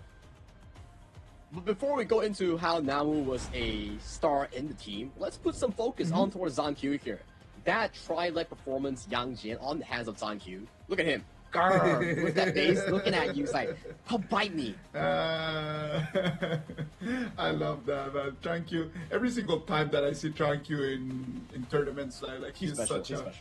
He's such a cartoonish character, man. I love him so much. Do you remember when he used to have white hair? Oh yeah, gray silver hair, right? Yeah. These are the moments that you talk about in the early game that Namu really found those big moments. He was throwing those time bombs at the perfect timing, silencing when it matters, but this is the big turning point. All the way to the back line here. Haku, this is not your base. Where are you going? That's it, man. Look at that. Look at the timer. 10:30. It was this mistake, and then 3 minutes after the game was done. Just one little mistake, and then one little fight, and then that was it. There was nothing else for them to do. The Luku finally just comes in, and the fact that Lansfong was able to run away in here. Did you see it? With just a tiny little bit of his health bar, being able to run away there just sealed the deal for BTR. I mean, it really came down to team fight position. The way that BTR immediately escalated, like, okay, Lansfong, you escape, Jennifer, you assist, and then Val and also the side of ZanQ, you guys dive the backline that had no protection. Because why? Namu is out of position. There's no Lubu. There's no Flowborn tank to protect the squishies in the backline. So it's like free buffet all for these members here. So right now, like the title suggests, capitalizing on Nongshim misinitiations, BTR secures game 1, which is exactly the summary of that game 1. I like that summary. I think that that's very on point. Looking at the BP, one of the good things about this game, well, not a good thing, but one of the things that we can still look forward to is the fact that Nongshim Red Force did not use a lot of meta heroes in this first game, right? Like using the Liu Bu over there in Clash, using the Sun Bin for Roamer, are heroes that usually you would not see. So it means that they come into the next game with a very big amount of options. As up on the other side, for Bigatron by Vitality, they already spent the Channel, they already spent the Dolia, they already spent the Yanjin. It was actually a very expensive choice of heroes. So maybe that's going to be the little opening that Nongshim Red Force is going to need in order to take an advantage in the next game. Maybe? What do you think?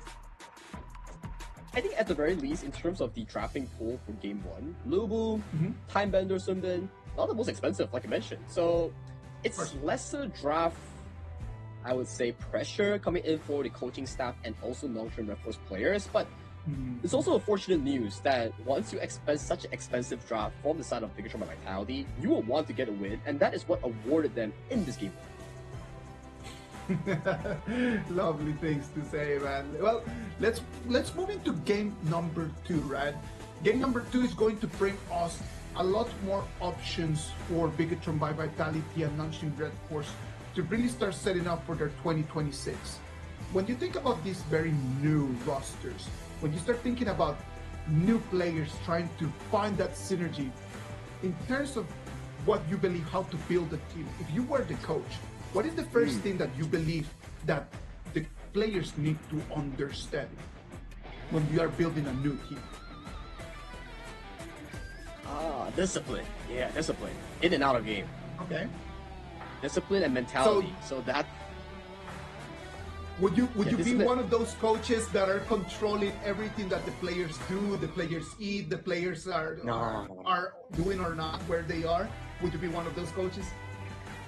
I would say that over discipline really causes, like, I would say, let's say, like, over discipline, right? It makes you into a position where you are controlling too much on the players' abilities. Like, if I'm too strict on you, players would be like, damn, why is he so strict? It really removes my feeling of wanting to play, wanting to improve. But if, let's say, we meet in the middle, let's say, like, oh, no phones during reviews, no phones during scrim time, you get your phone back during a specific hour, we agree onto this specific topic, and then we just make it flexible, right? Like, okay, we meet in the middle, you want to win, I want to win, because prize pools are on the line, names are on the line, everybody wants a good resume in esports, right? So we want to be disciplined, because at the end of the day, no one is content in esports to always be second or always be eighth. No, agree completely.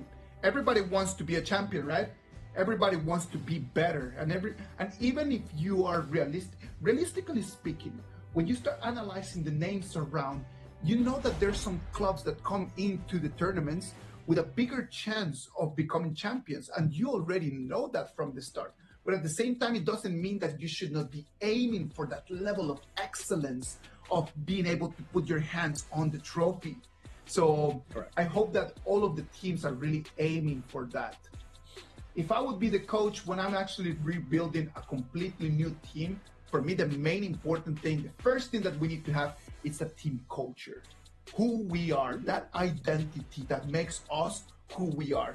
And when you start analyzing the better teams in our tournaments, are those who have a very clear identity. What kind of game do they play? What kind of team do they want to be? When you know what to expect from them, those are the teams that become really successful. Like, to your point as well, when you have a team that is united on one solid goal, like everybody wants to win, that's really important. Because if someone is like, okay, I'm just here for the money, I'm just here for the dough, then they're just like chilling, and then like the other four is like, yeah, we want to win, but you know, it's not in sync. That's definitely really not the team environment that you want to be having. That's why you need everybody to be in one mentality. We want to win, we want to commit our lives, and then in the game itself, everybody listens. Everybody listens to the planning, everybody listens to the shot caller, everybody pulls off the plays according to one united call. It can be right, it can be wrong, but at the end of the day, it's about team in this game. It is about the team. Well, what about if we move into the next game? Right now, it is 1-0 advantage for Bigatron by Vitality. Nanshin Red Force still going to be on the blue side. Bigatron is going to be on the red. Luna, again, the respect. I'm going to call it respect. The respect that they have towards Tranquil on that Luna, on that Pei, it's a different level. So, no Luna, no Pei, no Yangjie. First pick on towards the Eren, putting a lot of priority on towards Suri. Interesting stuff. So you're giving away picks like the Jing into the hands of Zankyu, which can be pretty detrimental on the correct hands. Yes, exactly. Like, it could be a very big gamble that hopefully is going to pay for them, right? Eren on one side, we saw already in the previous games that it was a very strong hero, right? Like we saw the laning stages for that Eren in the previous games to be very interesting. On the other side, the Trichai is available. What about if we let Bigatron by Vitality show us how that Trichai is supposed to be played? This is the first pick so far coming in towards this entire tournament here. The second hero to be released last year after, I think, before Haya. So right now, being able to see it in tournament, it's gonna be an interesting one. Not sure whether you're flexing it towards the jungle, the clash lane, or the farm lane. Maybe they do it all the way to the final pick, because that's the benefit of red side. You get to observe what your opponent is picking all the way to the last pick. Of course, it would not surprise me right now. Of course, like if they go for a roamer choice, right? That way they just can keep pushing and putting more pressure on Nonshin Red Force to try to see. Lapu Lapu is going to be the option for roamer in here. What are your thoughts on Lapu Lapu? Would you say that is one of the heroes that you like to play, or it's one of those heroes that you don't find that interesting? I think it's a very good pick so far in terms of like the engaged roamer pulls that we have between Zhangfei, Lianpo, and also Lapu Lapu. Lapu Lapu offers more range and longer reach. Like you can use your ultimate flash as a combo, you can use the spell 2 flash as a combo. Those are potential ones that you can actually do, and you're pretty tanky as well. So those are the available options as Lapu Lapu compared to Zhangfei, where you miss the ultimate, it's over. Whereas Lianpo, you need your team to be following you from a far angle. And talking about the Jing pick just now that we talked about in the first place, there you have it. It's Zankyu on yet another his signature pick, the Jing. That's well, if you see him running around and just dancing and jumping and dealing damage, what a better option just to lock him down, put all the burst damage of the skies onto his head, and then just banish him from the map. That's gonna be the only goal for Illusion. Find Zankyu, delete him from the map. Okay, so here's the thing. On paper, it's really good. On paper, it's really good. But take a look at Bigatron by Vitality's draft. How many engaged do they have? The answer is yes, that many. Because every single player on the side of BTR by Vitality screams one thing. It's the go button. The moment it presses go, it doesn't stop. Everybody jumps in. That's the thing. Like if you have multiple initiation, how Illusion is going to define when he needs to actually use his abilities. Do I use it on the Guan Yu that is coming towards me? Do I use it on the Trichad? Use it on the Mai? Or do I wait and then just put it on the Jing? It's too hard. It might be a good strategy when you think about it from a first level, but when you start thinking it for multiple dimensions, it is too complicated. It's too complicated to actually be able to land. And Daji is one of those mid-lane mages that have no solid mobility, because what are you gonna do if you get engaged on first? Buy the Mai Shiranui, buy the Refab Datu, the Lapu Lapu, or the Guan Yu. What are you gonna do? You're just gonna be sent in all the way into the mouths of BTR that's just piling on towards you. So that's a worrying angle for the side of Illusion. His positioning needs to be super duper on point with Namu on that Diadea. If they can pull it off, they're gonna definitely be stonewalling this Ogren, which is Haku in the jungle. Hopefully we can see that Ogren snowballing in there, right? Because that is the option that I can see from Nonshin Red Force to be able to bring in some fight into this game. Just allowing the Ogren and the Diadea to build up quickly, right? It's the only option that I can see at the moment. I don't see much from the other lanes that could actually give Nonshin Red Force a clear advantage. But maybe I'm wrong, and maybe they have something. Maybe they have something over there that is just completely different than that we have not seen yet. Only time could tell, like you always say, right? We need to see how the players actually perform in this game too. For Nonshin Red Force, it's match point on the line. If they lose this, they give BTR a shot at 2-0 and potentially a 3-0 easy finish here. So for Nonshin Red Force, this is their shot at pulling the game even for a 1-1. Ladies and gentlemen, let's jump directly into this next game. It's going to be Nonshin Red Force again on the blue side, and it's going to be from Vitality on the red. The Mai Shinonue against the Taji in the mid lane, that's going to be a very interesting matchup, because the Mai in the 1v1s might not have that big advantage on saying on that clearing of the wave. Yep, both are quite subpar in terms of wave clear here. We see bottom side between Lanfeng Siri and also F1. They're playing super aggressive, and BTR's dual lane does secure that Firehawk in towards that bottom side. If we understand that both of those mid laners are going to be very subpar in terms of wave clearance, right?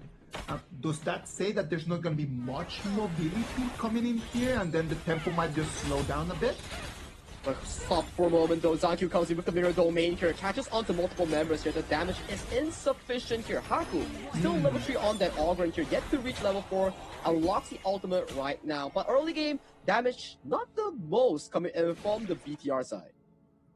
I'm telling you, man, like that ulti right over there is just like a show of strength, not actually lethal. He knows he doesn't have the damage. See the keys, Sagi, talk to me. What are they? Via Storm, F1RE and Storm as the back here. So drop it into what's that community tab, the CD key, and Wildfire once again with also 1 instead of the I here, forcing Namu's flash with that aggressive charge coming in from F1. That's going to be an important spell going into the 4th minute mark. Now that he's not going to be available, now that he's going to be on cooldown, it's going to be really difficult for them. Look at that illusion one more time. Engage onto Sajendek here, brings it back into the mouths of BTR. Siri, that's a bit, I would say, overeager. He was baited by the minions, and he wanted to go back to pick up the farm, but gets punished by the double engage coming in from Gemnif and F1. He got minion baited right there. Look at that trying one more time. It's going to be the mirror domain. Just to clear up the minions here, softening up the process, getting the farm, making sure that everything falls in line here. Early game Jing just needs to get more farm, get that level 8, get that Axe of Torment, and then you will see a sudden burst of damage coming in from this hero here. But thanks to that play just now, already a 1,000 gold lead going into the hands of BTR. And that's good. And when you start thinking about like where is that 1,000 gold lead going to, it is very clear that it's just evenly distributed among them. The Church had decided to go with the Spark Forge Dagger as the first main item for Lanfeng. Once you get the Spark Forge Dagger on towards the Church, that's the first item power spike coming in for this new pick coming into the farm lane here. She's really strong when she starts pacing into that first and second item power spike. First power spike comes into the laning phase when you get the Spark Force Dagger, and then second power spike comes in when you get that Doomsday. Once you get those 2 items, she jumps in and starts whacking you with those Grandmaster arms. And the way that it looks like, right, like it's just so fast. It's really like a lot of damage coming in a very quick fashion. Look at that rotation. It's going to be a 4v1 against that Guan Yu. Yeah, Bao not the one enjoying that take there. 4 people, immediately Illusion flashes in, drops the charm, and he's there just to be fallen down towards the ground. But yeah, based on this play so far, it's a trade between towers, but BTR still get the added advantage of getting this Tyrant. I'm gonna say that just losing that Guan Yu but being able to take the turret exchange and the Tyrant, I wouldn't say that it's not that painful of a loss. It's actually pretty okay. It sounds like a 2 for 2, right? Tyrant for a kill, tower for tower, so it's pretty good coming in from Nonshin Red Force. Very proactive in capitalizing the timer here. They know 4 minutes, we don't want to fight, we want to capitalize on a numbers disadvantage on towards the top side, hence the catch on towards Bao, really reasonable. Oh, look at that. One more time. Engage on towards Ratel, falling dangerously low, multiple levels of knockdown on towards the Charlotte here, but that's all your engage tools being committed on towards Ratel. 1 Pure Sky, 1 Flash, mitigating the engager. Haku, next person to be engager, but there's no healing reduction. The ultimate, stamping on towards Lanfeng, has to use the flash. That is a very aggressive play coming in towards the side of Nonshin Red Force, and Zankyu goes in, finds the mirror domain, assassinates Nonshin Red Force illusion here. Haku in the midst of 4 people here, but I like the play coming in by Big Control by Vitality, stalling Haku in towards the bottom side so Zanku and Ball can get that mid tier 1. They did not want to go and get the kills. The kills were completely secondary for them. What they actually wanted was that mid lane turret. That mid lane turret opens opportunities. It opens the map in only 5 minutes and 50 seconds of the game. Very well played out by the side of Big Control by Vitality, reading the map to a very complete state, and right now they're eyeing on towards this Azure Golem in the hands of Dongshi right now. Haku gets stolen away, the engage drops over on that side of Namu, nearly getting annihilated by the burst damage coming in from Zankyu and friends. Look at Bao's positioning, he wants to sandwich this play, he's forcing, putting pressure on towards the backside, but they do pull themselves back and look at the bigger picture.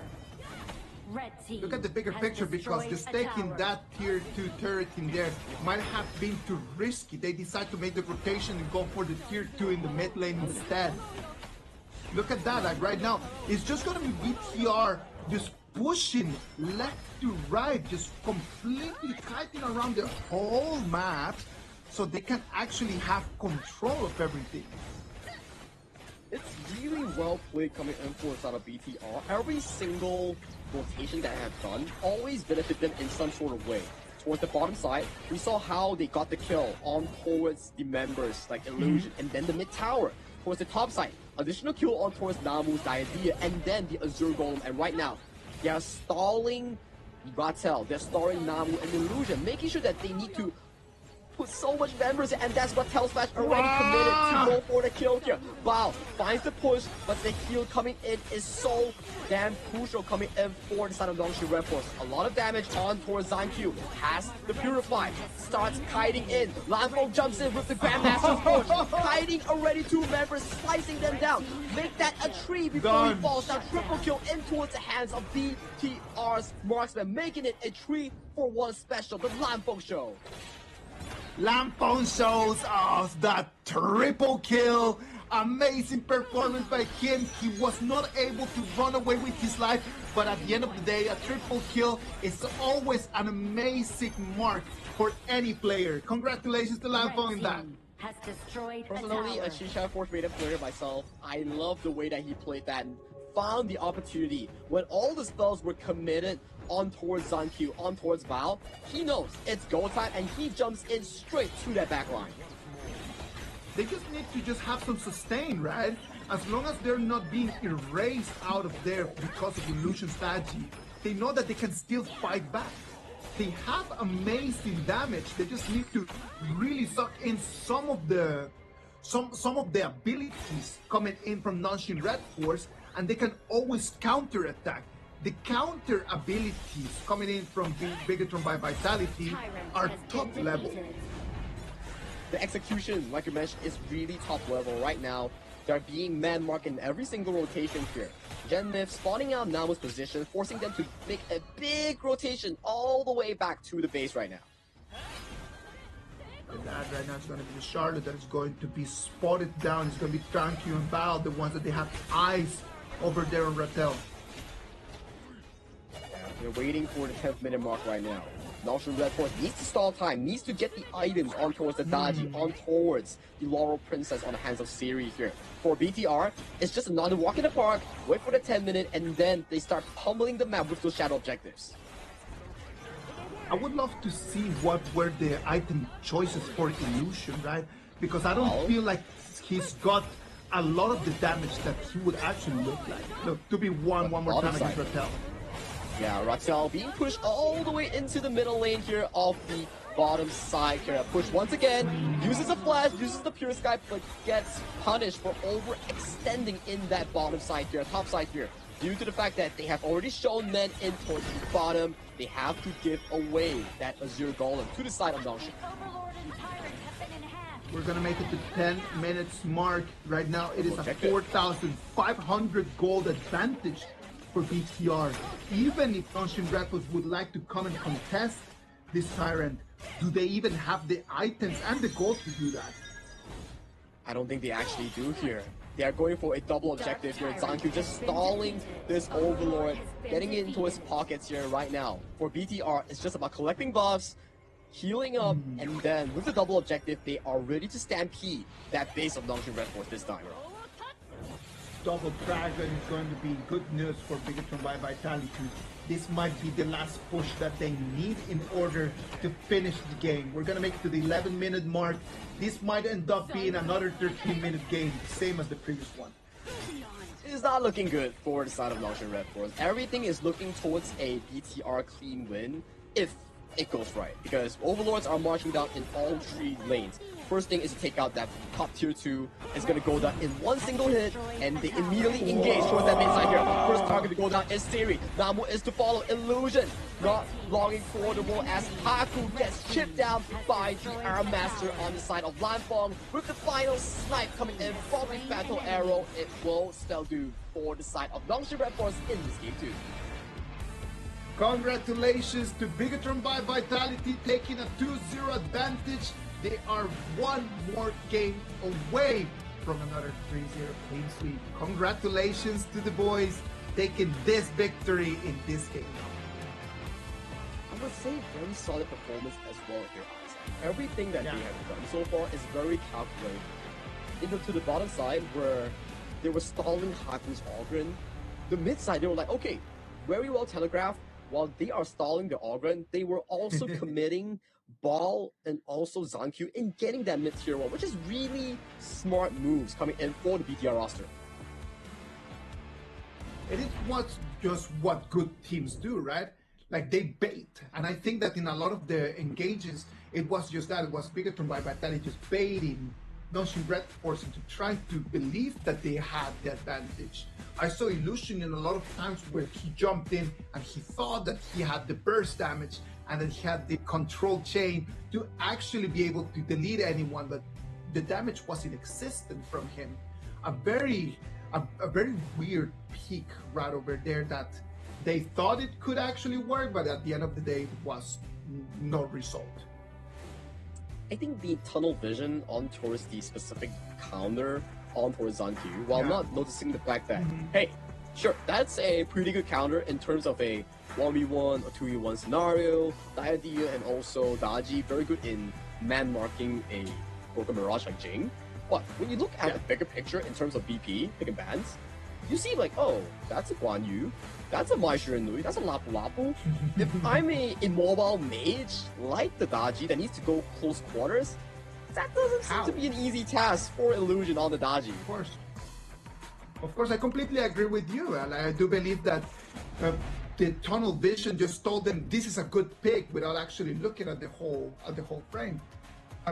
The Daji did not have even any items to deal any damage. Look at that, only one Holy Grail in there.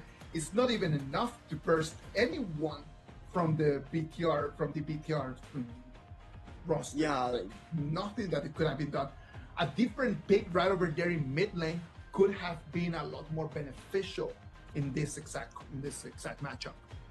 Maybe something like a Yuhuan, maybe something like a different thing, like just maybe not the Heartseeker, which is Daji. I mean, I like the idea, but the execution is so hard here. But let's check out the stats here coming in. You can see the damage dealt coming in from Zankyu is actually very, very relevant. 74,000 dealt on Zankyu's Broken Mirage here. Very high number in an 11-minute game.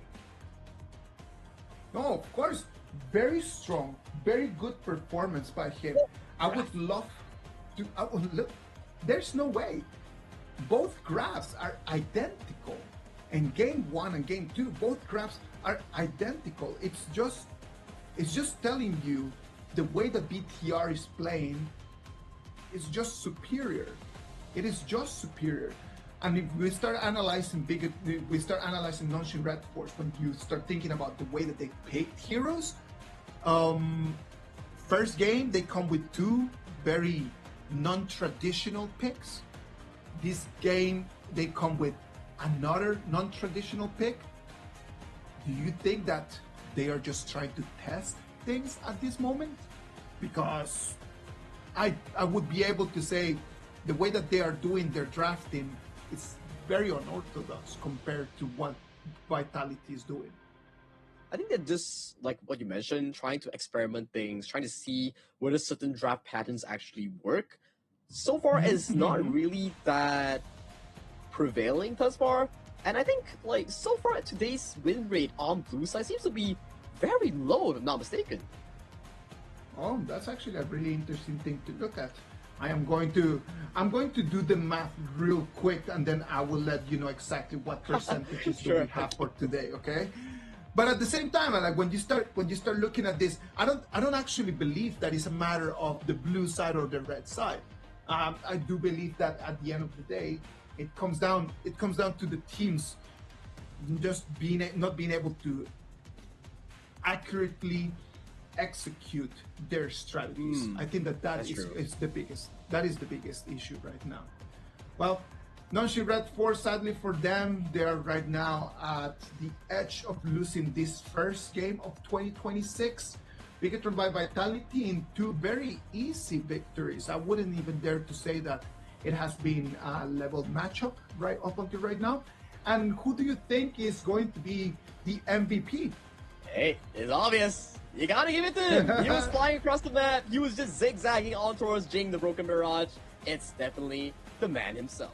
Zan Q. 209 in terms of KDA, 28,000 damage taken, 74,000 damage dealt, and a total goal of 10,000 in an 11-minute game. Almost a 900 GPM. Oh, 900 GPM is crazy when you are a jungler like him, right? Like you cannot allow him to have that kind of gold.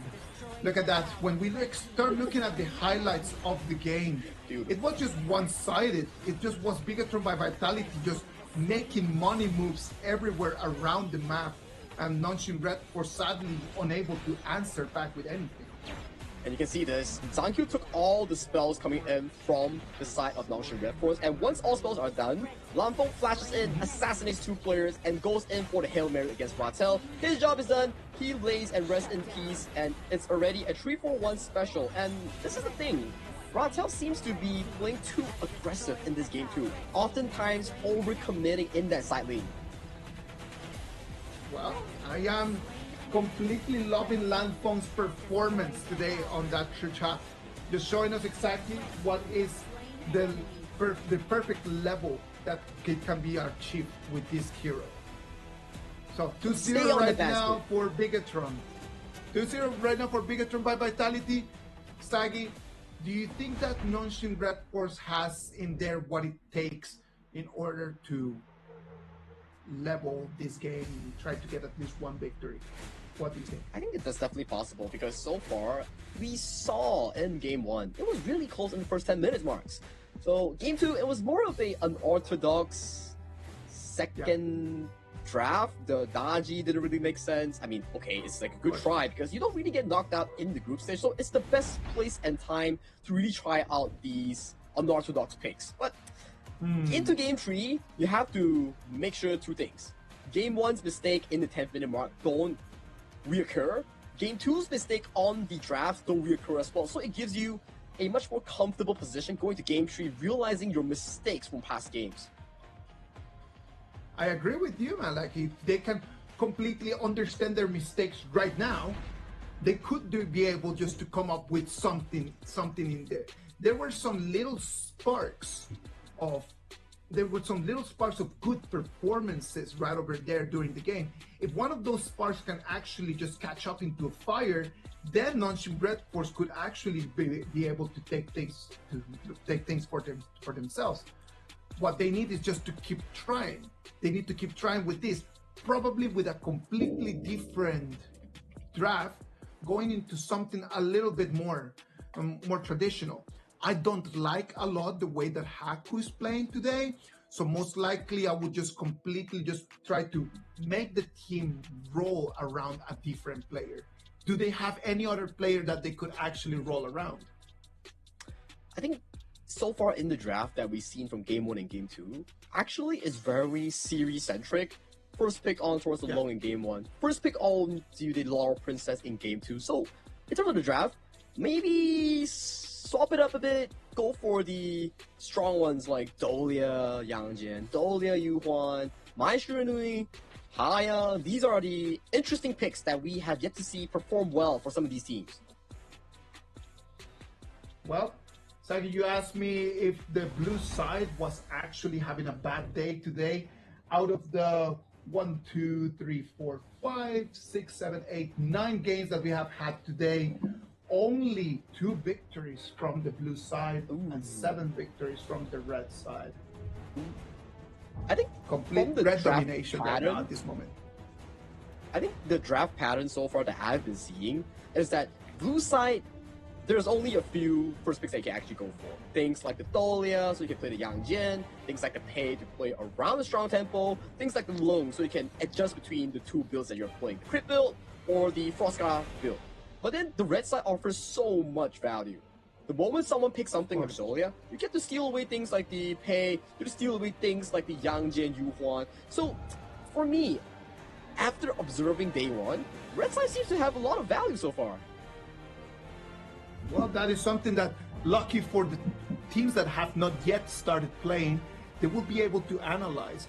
Maybe it's just because of the way that this patch is designed, the red team, the red side, actually has a lot more of a challenge. No, a lot more of an advantage, because they can actually counter. Maybe the counter is going to be the whole trend in this new patch for this KIS4. Yeah, that could be the case, right? And already a first pick Consort U coming in from the side of Dongshin Red Force. Not what we usually see in broad daylight.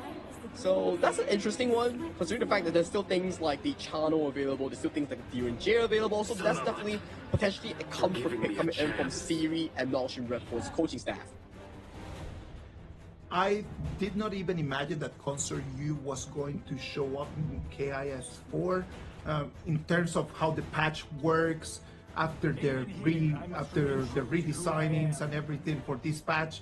Consort U was clearly the stats are dropped a little bit, and there are other options over there for marksmen that are a lot more meta at this moment. So I did not actually expect Consort U coming in. I have to fully agree with you. I was the one that's not expecting this as well, but based on Dongshin Red Force pick and bans thus far, it's looking pretty decent, I would say. You have the Consort U to negate the late game potential coming in from Lampong's early, to also man-mark against Bao's Martial Monk, which is the Dharma engages here. So that's actually a pretty decent pick. All they need to do in this second phase is to ban away those strong mid-lane mages here. Lady Zen is one, and also another long range, potentially something like Gaden Mo. So it allows the Woodland Ranger on the hands of Siri to be playing in a more comfortable zone. Let's see what's going to happen in there. Right? Like Consort U, it's not a bad hero. I don't want people at home just to think that I am just trying to just troll. It's just a matter of like understanding that different patches, you need to have different options. I know that it might be just like Siri's comfort pick, but if it is not working right now, then we need to adapt. But well, I'm not gonna keep talking about that. I'm just gonna move forward. Yukio Tachibana is going to be the option that they will have there for Haku, trying to put him on the early game. A very interesting hero that can do a lot, can do different things to what we had tried to do in the previous 2 games.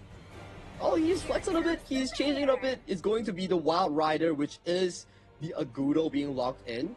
This gives BTR a direction to potentially lock in a Halo mid, because you have a lot of these spawns coming in from the Agudo, and that is a Levi being hovered by Lanfeng, which is, I haven't seen this pick in a long while, and they're looking like they're doing it. They're almost locking it in. It's the Ziyao and Levi combination here. I don't know if they're toying us, but it's almost going to be finalized in a few short moments. If it is going to be, there you go. It is a lock. It is a lock. It's going to be the Levi. Is the Levi over there a lovely hero? Again, a lovely hero, lovely pick. It does not allow any mistakes. 0 mistakes can be done with that Levi, because you do need to have the gold advantage. Due to its mechanics, it is very mobile. It can give a lot of burst damage, but for that, you're gonna have to really have items, and you're really gonna need gold.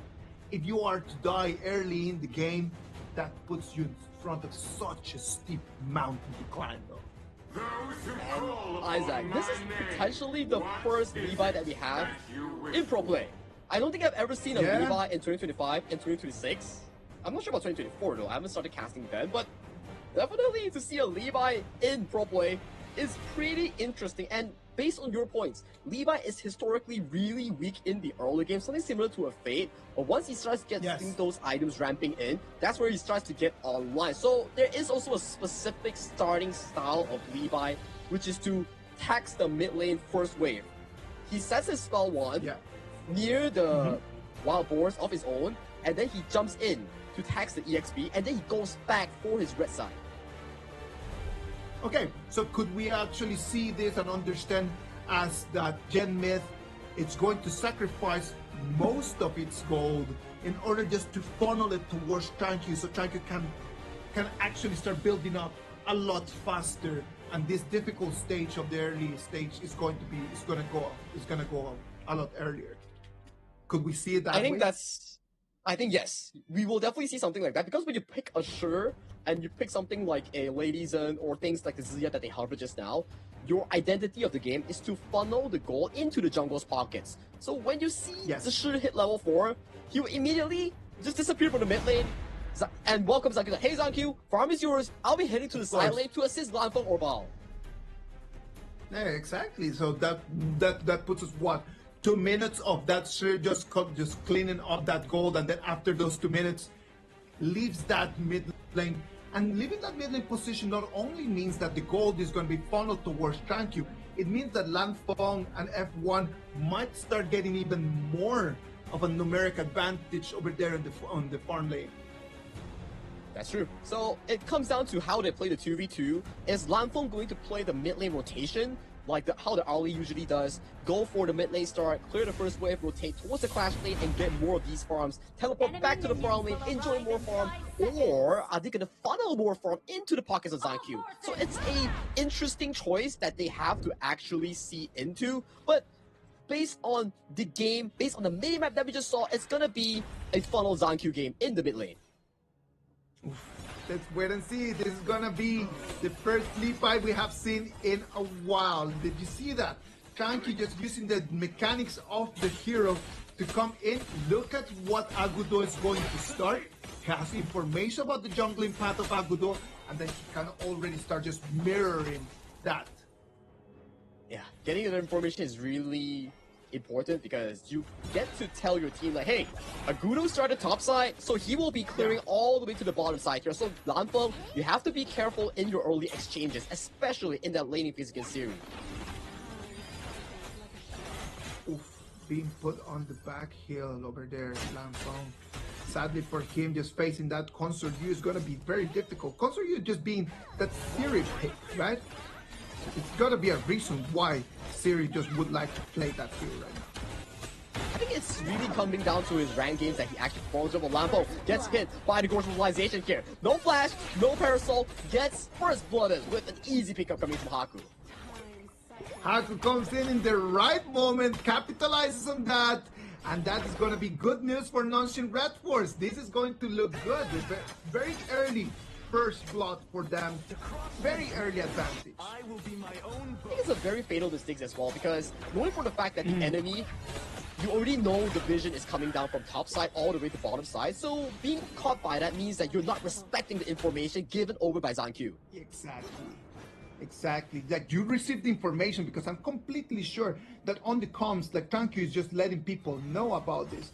But you receive the information, decide not to act on it. That is a mistake. It's like you're not locked in enough, you know. But mistakes tend to happen. Not Pro Play is all even. F1 has a leaping savior away towards safety here, almost getting caught by the bombard of spell CC chains coming in from Nongshim's side. So right now, in terms of the mid 3v3, the priority and the bottom side, it looks to be pretty Nongshim favorite, almost amounting to a 1,000 goalie in this early mark. And that 3v3 over there just leaves us up there with a 1-against-1 between Bao and Rattel, right? the Fatih against the Dharma. When you put those two heroes in front of each other, who do you think has a bit of an advantage in terms of mechanics? In terms of mechanics, I would want to say the easy way of the easiness in terms of like the execution that we talk about, the level of mistakes they can actually do. Actually, it's much more favored towards Donkey Red Force. Team fights are easy, good pokes coming in from the side of Illusion and also Siri. Zankyo has gonna be a hard time to capitalize on Siri because Siri has a free physical immunity from that spell too. Exactly. So Siri can actually just sustain a lot in these matchups, right? Like in this matchup, the Siri on that console unit can sustain a lot. It's gonna depend a lot on Genmith coming in and trying to deal some of that magical damage. Yeah, and Genmith is historically playing a Sure, which doesn't really take that much gold. Unless you say that, okay, Genmith landing the perfect Silk Weave on towards the side of Siri, pulling him all the way into the arms of BTR, then that's going to be a good play. But realistically, is it going to be possible? That's going to be really hard. Exactly. It is going to be extremely difficult for them to be able to execute all this on pair. It's going to be really hard. And right now, with the 4-minute timer being unlocked for the side of both teams here, Zankyo potentially looking for a steal. A vital outburst catches on towards the side of Donkey Red Force. Gets the slight angle for the side of Zankyo, but gets punished immediately. Unable to blink back off that spell 1. Losing 2, but winning the Tyrant. Is that what you want, Biggest Robot Vitality? Bigatron by Vitality right now opening the doors for the non-Shin Red Force comeback. It's so tragic right now for Bigatron by Vitality. They do not have any control over the map right now. And we've talked about the fact that Zankyo on that Levi needs to have a little bit more favorable environment for him to develop. And if he does not have that, right now non-Shin Red Force is completely in control of the match. It's not looking good, I would say, because as a Levi, losing your Azure, losing your Crimson, losing your farming tempo sets you really back as a jungle assassin pick. You need to be always on form, always looking for farm. That's how you flourish as jungle assassin. But right now, 5 minutes into the game, 2,000, 3,000 gold lead for the non-Shin Red Force. Things are looking really difficult for Biggest Robot Vitality. Let's look at the goal difference right over there. The goal difference starts just showing up in very specific heroes, right?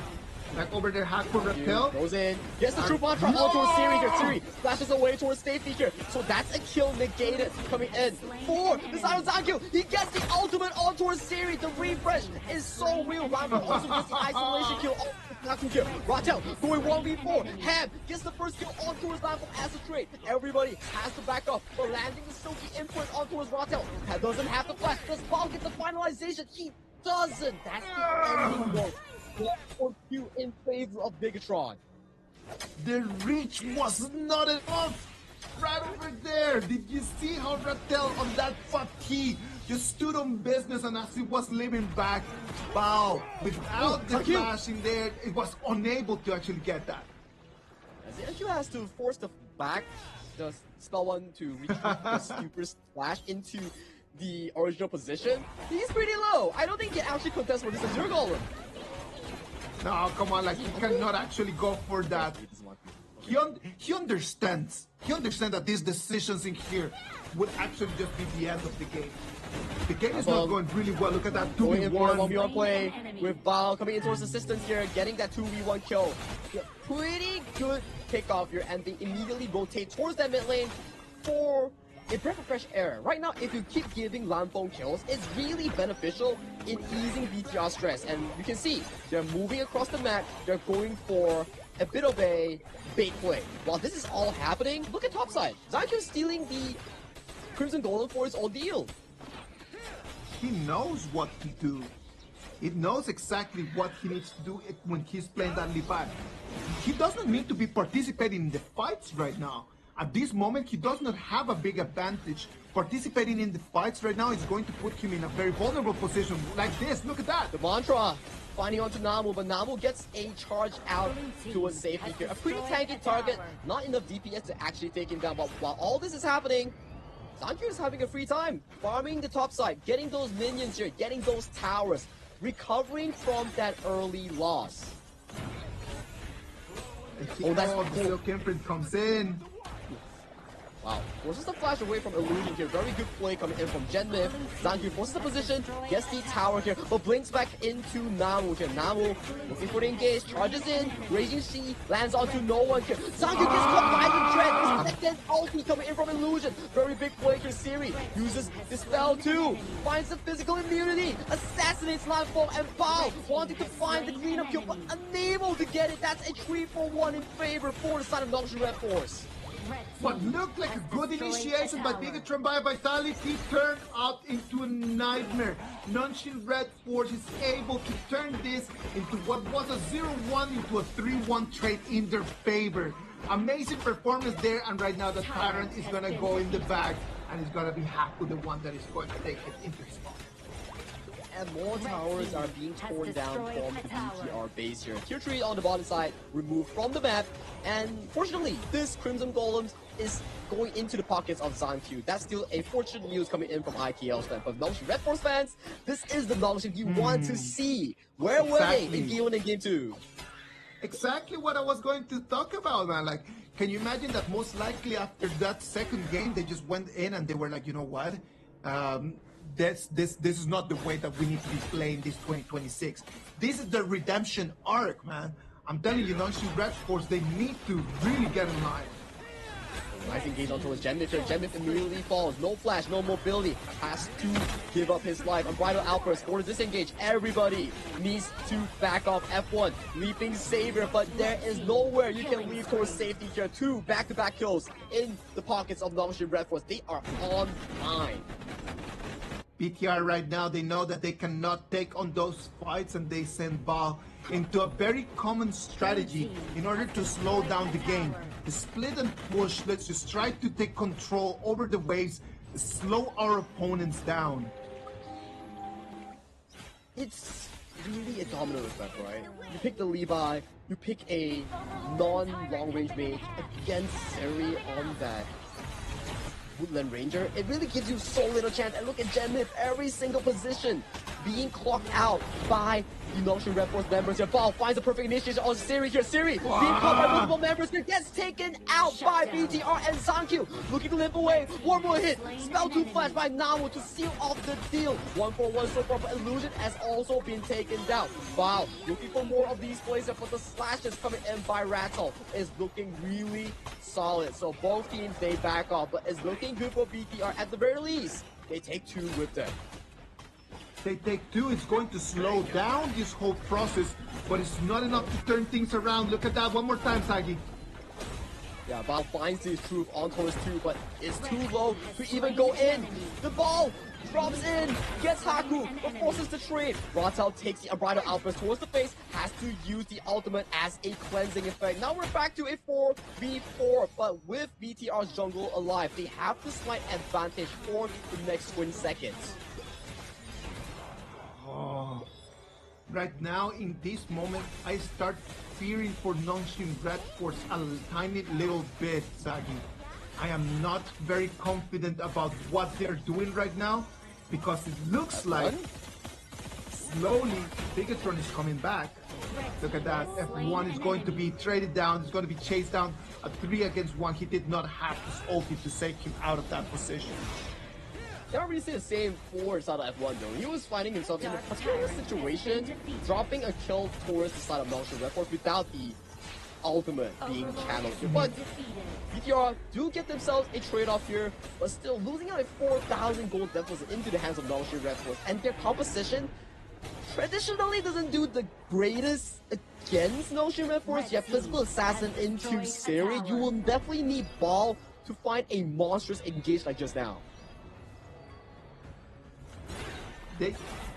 They need to really slow down. Like, they need to take the tempo down a tiny little bit. They need to just take 2 steps back and start breathing, man, because right now I start seeing a lot of mistakes. There are a lot of movements in here, decisions that should not be taken. And these mistakes are going to start turning the game into the chaos that we're seeing right now. I don't see a very stable. Yeah, I don't see a very stable game plan for either of the two teams right now. It's very volatile. Like, imagine Nangshin Red Force lead that big in the early game, but they still managed to be forced a trade with BTR into a Shadow Overlord and Tyrant trade. So, for BTR, the uncomfiness always comes in the form of the team fights here. It always requires Baal or Gem Nif to land a miracle engage. If not, it's gonna be pretty tough. But Zankyu getting thrown a multi-field level of spells for the mobilization. Wings of Freedom catches him with the damage, and Ratel comes in, catches on towards 2, already a double kill. Baal has to force a flash. Lanfo wants to go in with the assassination here, but that's 1v4 against multiple members, so you do not want to take that. There's no winning condition in that engagement right over there. The outbred Augurs come in, but to what goal? Like, there's nothing they could have done right over there. They just need to just move back. If one procs his ulti right over there and right now it goes into cooldown in a situation where they could not actually go into the counter. But that's the thing. Yes, Nangshin Red Force won the fight, but look at the side lanes. The Vanguard, the Overlords just chomping down these side lane turrets, and Nangshin Red Force, sure, you get 2 kills, but you can't push on the lead like before. It is difficult right now. Look at that, 14 minutes. What we keep seeing is Nangshin Red Force keeps continuing with that same advantage. A 4,000, right now it's going to start expanding into a 5,000 gold advantage, but they don't seem to be able to capitalize out of it. They have the gold advantage, but they don't seem to be able just to make the succession of decisions to finish the game. Because if it is 14-30, and if we keep pushing back, we might make it to a moment where it's going to be better for Bigatron by that. Ooh, Raging Sea misses on towards Zankyu here, so that's going to be a key spell being on cooldown later on for that objective here. Baal cleaning up the top wave first, preparing for that objective here, but Zankyu blinking back into multiple members here, uses the slashes on towards the members here. Unbridled Outburst goes wide, hits onto no one. Right now we can see it's 5 seconds away from the next objective. Is going to be the Dark Tyrant. The Dark Tyrant 5 right over here. We can see the ultimates are available, but F1 just uses his Unbridled Outburst, and that's going to be tough for him because he's not going to have it available for this fight. Oh, nice mantra on towards Illusion here. Illusion gets to press the Splendor at the final moment. Flashes away to his safety here. But the first to fall will be Namu and also Zankyu here. Now it's a 4v4. Lambo going towards backline here. Trying to get assassination on towards Haku here. The Woodland Ranger has the spell to immunity to cut off any pursuit coming in from the side of BTR. 4v4 objectives being soloed by the side of Lanfeng in that Tyrant. BTR right now makes it a 2-1. They lose Illusion, they lose Namu-san, and right now Ratel is being on trouble. Oh, he almost got it! Yes, filthy with the flash, gets away to the safety, 2% turning tide. It was just minimal pixel levels of HP right over there, and it's able to run away. Turning tides in there, you thought you got me, but you did not indeed. Wow, that's gonna be a painful one coming in for the side of Nangshin Red Force. Ratel, that's too aggressive. You don't need to do that.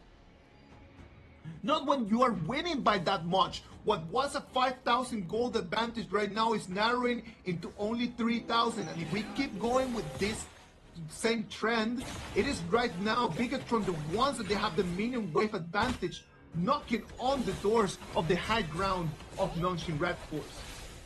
All the lead that has been accumulated thus far coming in by Nangshin Red Force, it's almost equal right now. 17 minutes, 2,000 gold lead. That's almost to nothing.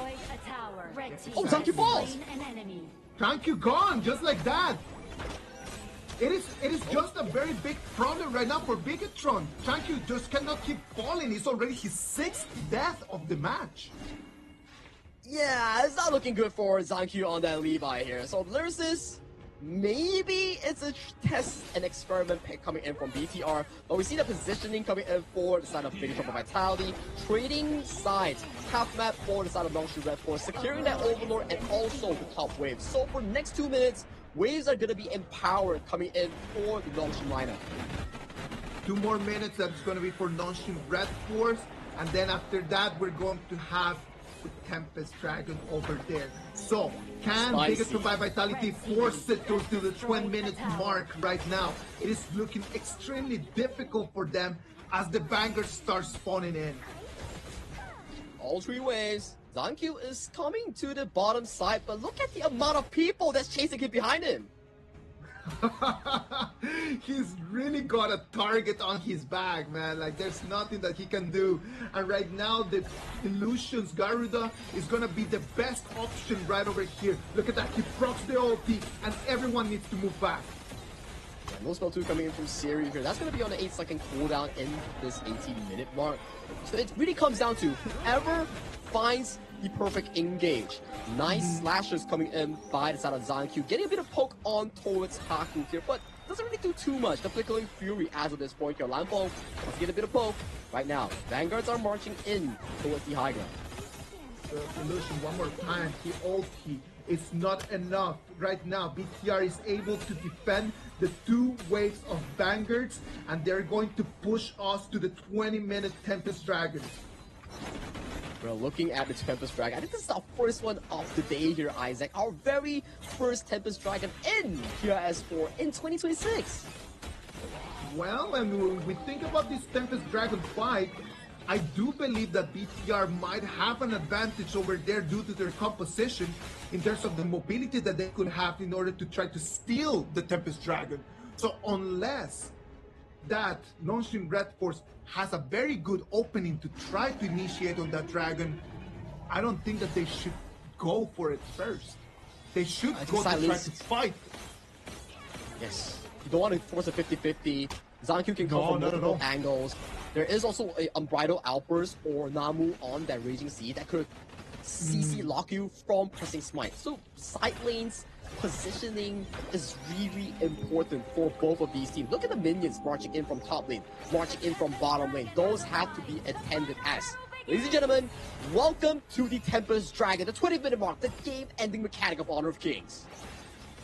This is the longest game that we have had today in this day 1 of the KIS4. Let's wait and see who is going to take this Tempest Dragon, because I can tell you, this Tempest Dragon is going to be the key to the victory. Levi is going to show in the mid lane. They know that they have advantage. The Tempest Dragon to 50% right now, Sagi. Waves are not looking too good for the side of Bigatron by Vitality here. Mid wave, top wave, all piling in towards this turret here. And the mid tower, I think, almost falling as well. But the aggro being collected by the side of BTR. They're going for a push. They got it! Oh! Secured by the side of BTR by Vitality. Bell looks for engagement with the back side here. Siri no longer has the Sanctuary, gets taken down, but look at the base here. Rattel is going for the Hail Mary push down towards the base. He's going for the push. Can he do it? Recalls are already coming through from the BTR members. I don't think they can go for it, and they have to back off. Rattel has to escape, but he's going wide. He's going for the bottom turret. He wants to equalize whatever he can for the team. This is insane. Look at that. Rattel trying his very best. Can he take the 1v1 against Ballstation against the wall? He's going to send it to the fountain. Look at that, Sagi.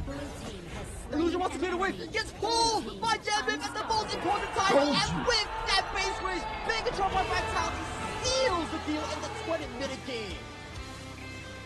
Bigatron by Vitality showing us that you don't need to have the advantage at the beginning, the middle of the game, as long as you have the advantage at the end. It does not matter if you cannot laugh at the start. As long as you're the one laughing at the end, that's everything it counts. Congratulations, Bigatron by Vitality, a 3-0 victory, putting them at the top of their group right now.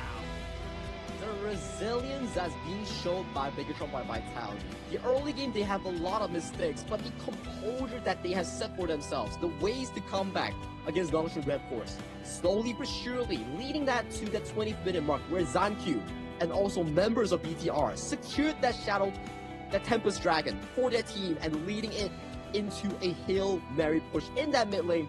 That was just a fantastic way to end day one of the group stage. Loving it completely.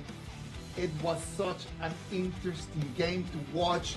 I loved watching Bigatron by Vitality today in these 3 games. It was really good to watch them. It was very exciting to see this matchup.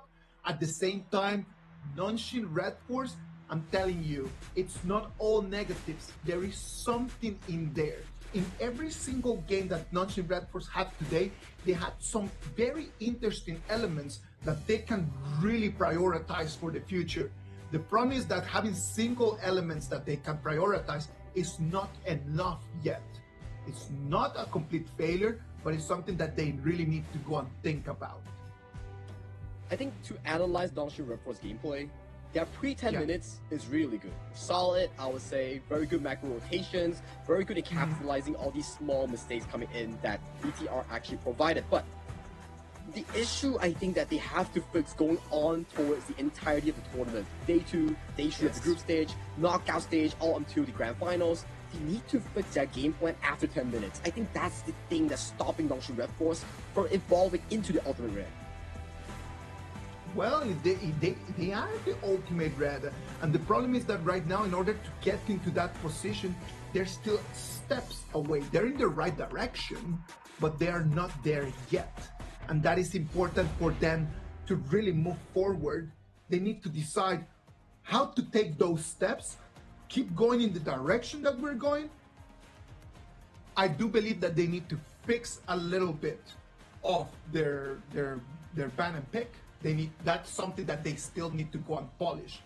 But in order to prove that not all the time we are correct, look at Series Concert U. Look at the numbers coming in from Series Concert U. 6, 3, and 7. An amazing performance by Siri.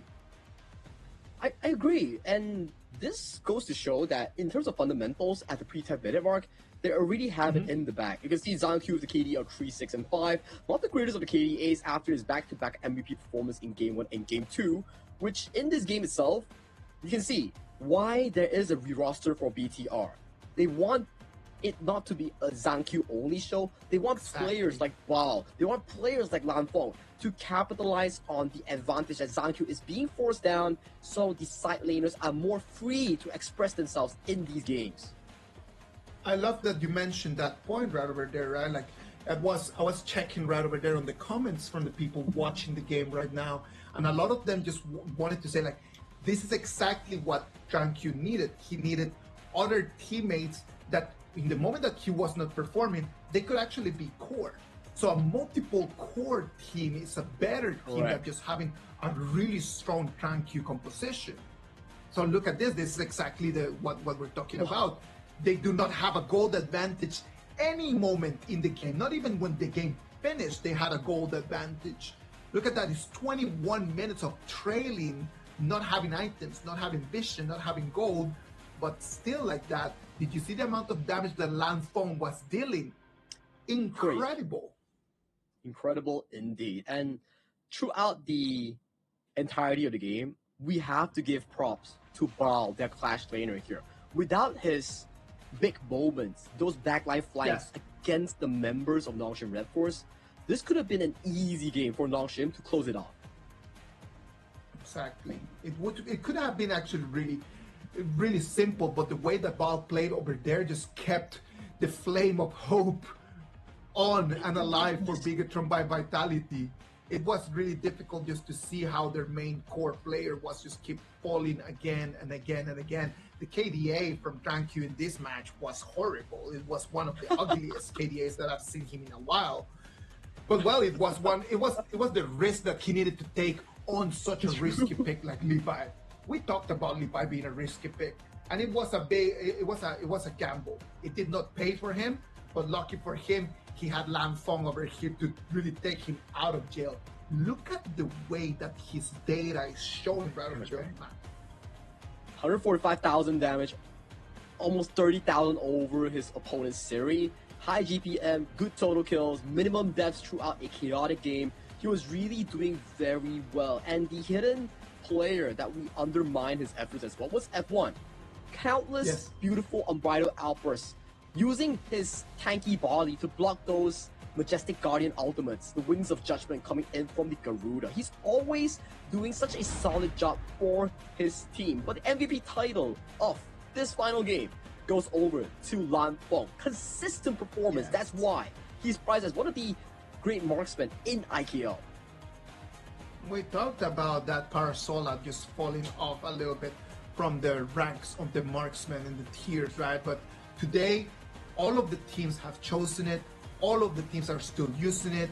So us that we analyze the meta and we analyze the patches and try to come up with the meta, we have been proven wrong. The Parasola is still one of the top heroes in there. It's really, like we mentioned, one of the picks that are very player specific. If you cannot play it well, it doesn't provide much value. But Lan Feng really showed us when early Parasola is on the correct hands, it really goes crazy. Look at the review of the whole game. It was all for Nongshim Red Force. It was all for them. What scared me a lot is the fact that they had a 5,000 gold advantage very early in the game and they were unable to finish the game.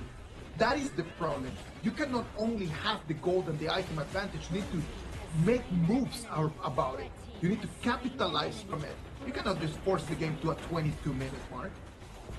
Look at this one. This one was so close coming from Ratel, but Jendin just jukes in with that flash. And this was the final moment where Zanq secures the Tempest Dragon. And check out, wow, setting up both Siri and also Illusion. And there is a critical error coming in from Siri here. He sold his Sea Sentry too early and changed it to a Destiny. But the Sea Sentry didn't even proc. It's just the split-second decision, Sagi. It is one of those things that you would want to be able to see and predict. It's just in that specific moment you thought that you saw something. The amount of information that goes in there, and that's for a lot of us, people that have played Honor of Kings to a high level. I'm not even talking about the professionals. I'm talking about the people that have played to a high level. We understand that it's split seconds decisions. So seeing Siri just make a mistake like that, it's actually understandable. We don't want to say that it's an excuse, but let's wait and see. Well, what about if we go and check on stage with Mara? Let's see what the players have to see for these interviews. Let's go, Mara. Take it from here.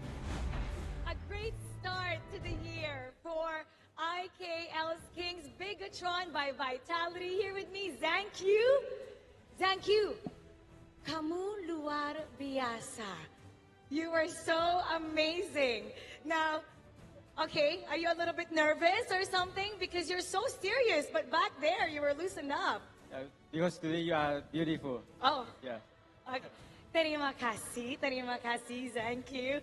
Now let's talk about that game 3. That was so exciting. We were at the edge of our seat. We're wondering, who made that call, that decision to rush the Tempest Dragon? Because that seemed to be the key for the win. Lan Feng. Yeah, Lan Feng say he pulled out the Dragon Knight, put down, and he say, come Dragon, and we just focus the objective and we rush the Dragon.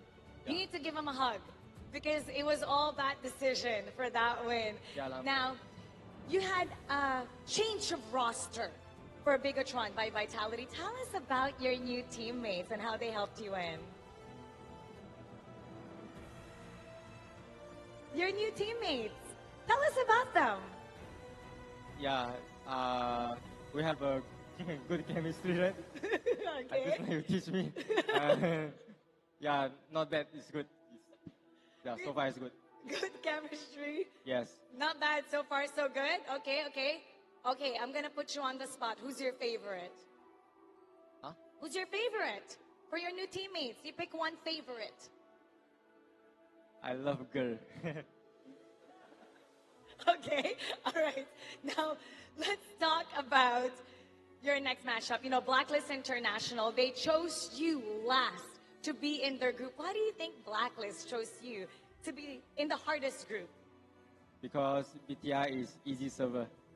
But it's an... Huh? BTR is an easy Yes. server? Yes. You really think so? I think you guys are quite good. Huh? You guys are quite good. Yes, thank you. Okay, now what do you have to say to the bigger troopers? Because I don't know if you heard, they were cheering their hearts out for you the entire game. What would you like to say to them and to all of your fans? Thank you, PK Troopers. Come here to watching us offline tournament. Yeah, thank you for your guys' support. Love you guys. Yes. And thank you, we love you as well. You're always so amazing. Yeah, I love you too. Okay. Tell us how much you love Zanky. Put it down in the comment section below. And you know what? The day is not done because the casters have more to discuss. So casters, lead the gorge.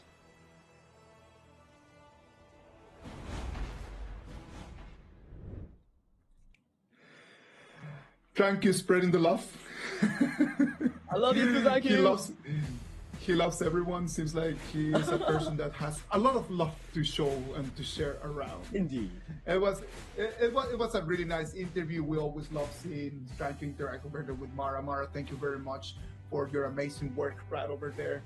Well, Sagi, it's been a beautiful day one. KIS4 started with a bang. Great start for 2026. What do you think has been like the best moment from the whole day today? The Levi pick coming in from Zankyu, man. That's definitely something I haven't seen for the past 2 years, man. Yeah, that's true. That Levi pick, it is really interesting. It shows us that it might become one of those players and one of those heroes that is going to start showing up a lot more. After today's 3 matches, we can see that the standings on both groups start moving a little bit. Group A, BTR and Nova, 3 points each. Right over there with 2 very good victors, Blacklist and Nongshin Red Force. Better are gonna have to start changing things around starting from next game. On Group B, Dominator is gonna start on the top, but Boom and Team Hag have not yet had their first game. So let's wait and see what's gonna happen in between those 2 teams tomorrow. I think IKL fans will be really happy because DMT, BTR currently sits at the top of their respective standings here. But hey, let's go over to tomorrow matches here. Starting off today, we have Team Hawk going up against Kagendra, the opening debut match of Team Hawk, a new team coming in from the MPL region, and Kagendra looking for their first win. Boom Esports takes on Dominator Esports, a yet another PKL-IKL rivalry. And to close out the day, another PKL-IKL rivalry between Blacklist International and BTR by Vitality. So it's a very action-packed day for IKL fans. Every single IKL team is playing tomorrow. Well, that's going to be action for tomorrow. We're going to bring you all of that action right over here. Remember to be online. Go back, watch the replays from the games from today. Try to make your own conclusions, right? And remember, go back, try to check on what's going on, try to play yourself, and try to let us know exactly on the comments what you think about our performances. Today is coming to an end. We're gonna send it over there to Mara so she can say the goodbyes. Sagi, thank you very much. I am Isaac Peña. I am really looking forward to see you all tomorrow. Sagi, something you want to tell people? Hey, thank you for watching KIS4. My name is Sagi. My co-caster for today is Isaac Peña, the handsome, the great, the athletic. Take it away, Mara. Kings Invitational Season 4. And that is just the start of a great year that is to come for Honor of Kings, as the battle for the first title of the year continues tomorrow. It'll be new challengers versus constant contenders to start the day. And then we will see another chapter in the rivalry between PKL and IKL in the next matches. This is the moment to prove oneself to the world. After all, this is our game. I'm Mara Aquino. Keep it good vibes, everybody, and see you tomorrow.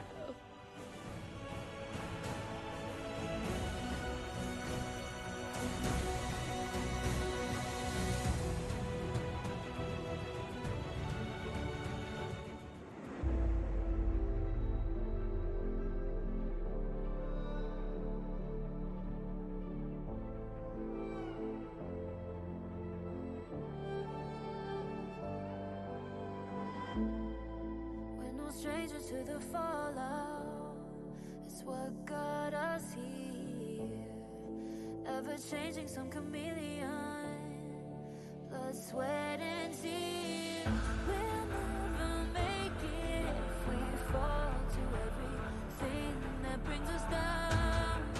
With a comeback is now. Blood, sweat, and tears. Fight for what we want. Doesn't matter the cost. Every day, put in work. Blood, sweat, and tears. Nothing comes overnight. Strength in numbers, start to line. We don't bow to fear. Blood, sweat, and tears.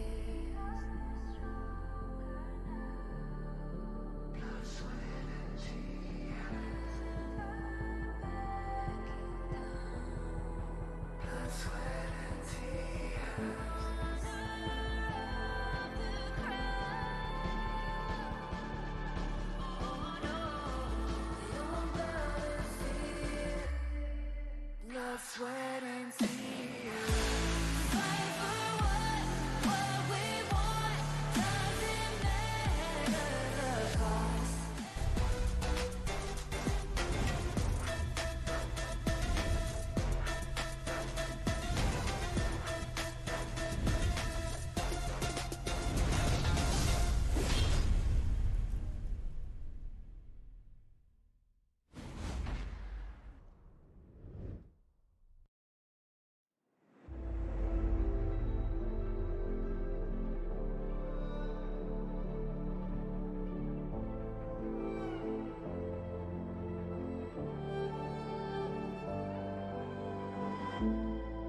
We're no strangers to the fallout. It's what got us here. Ever changing, some chameleon. Blood, sweat, and tears. We'll never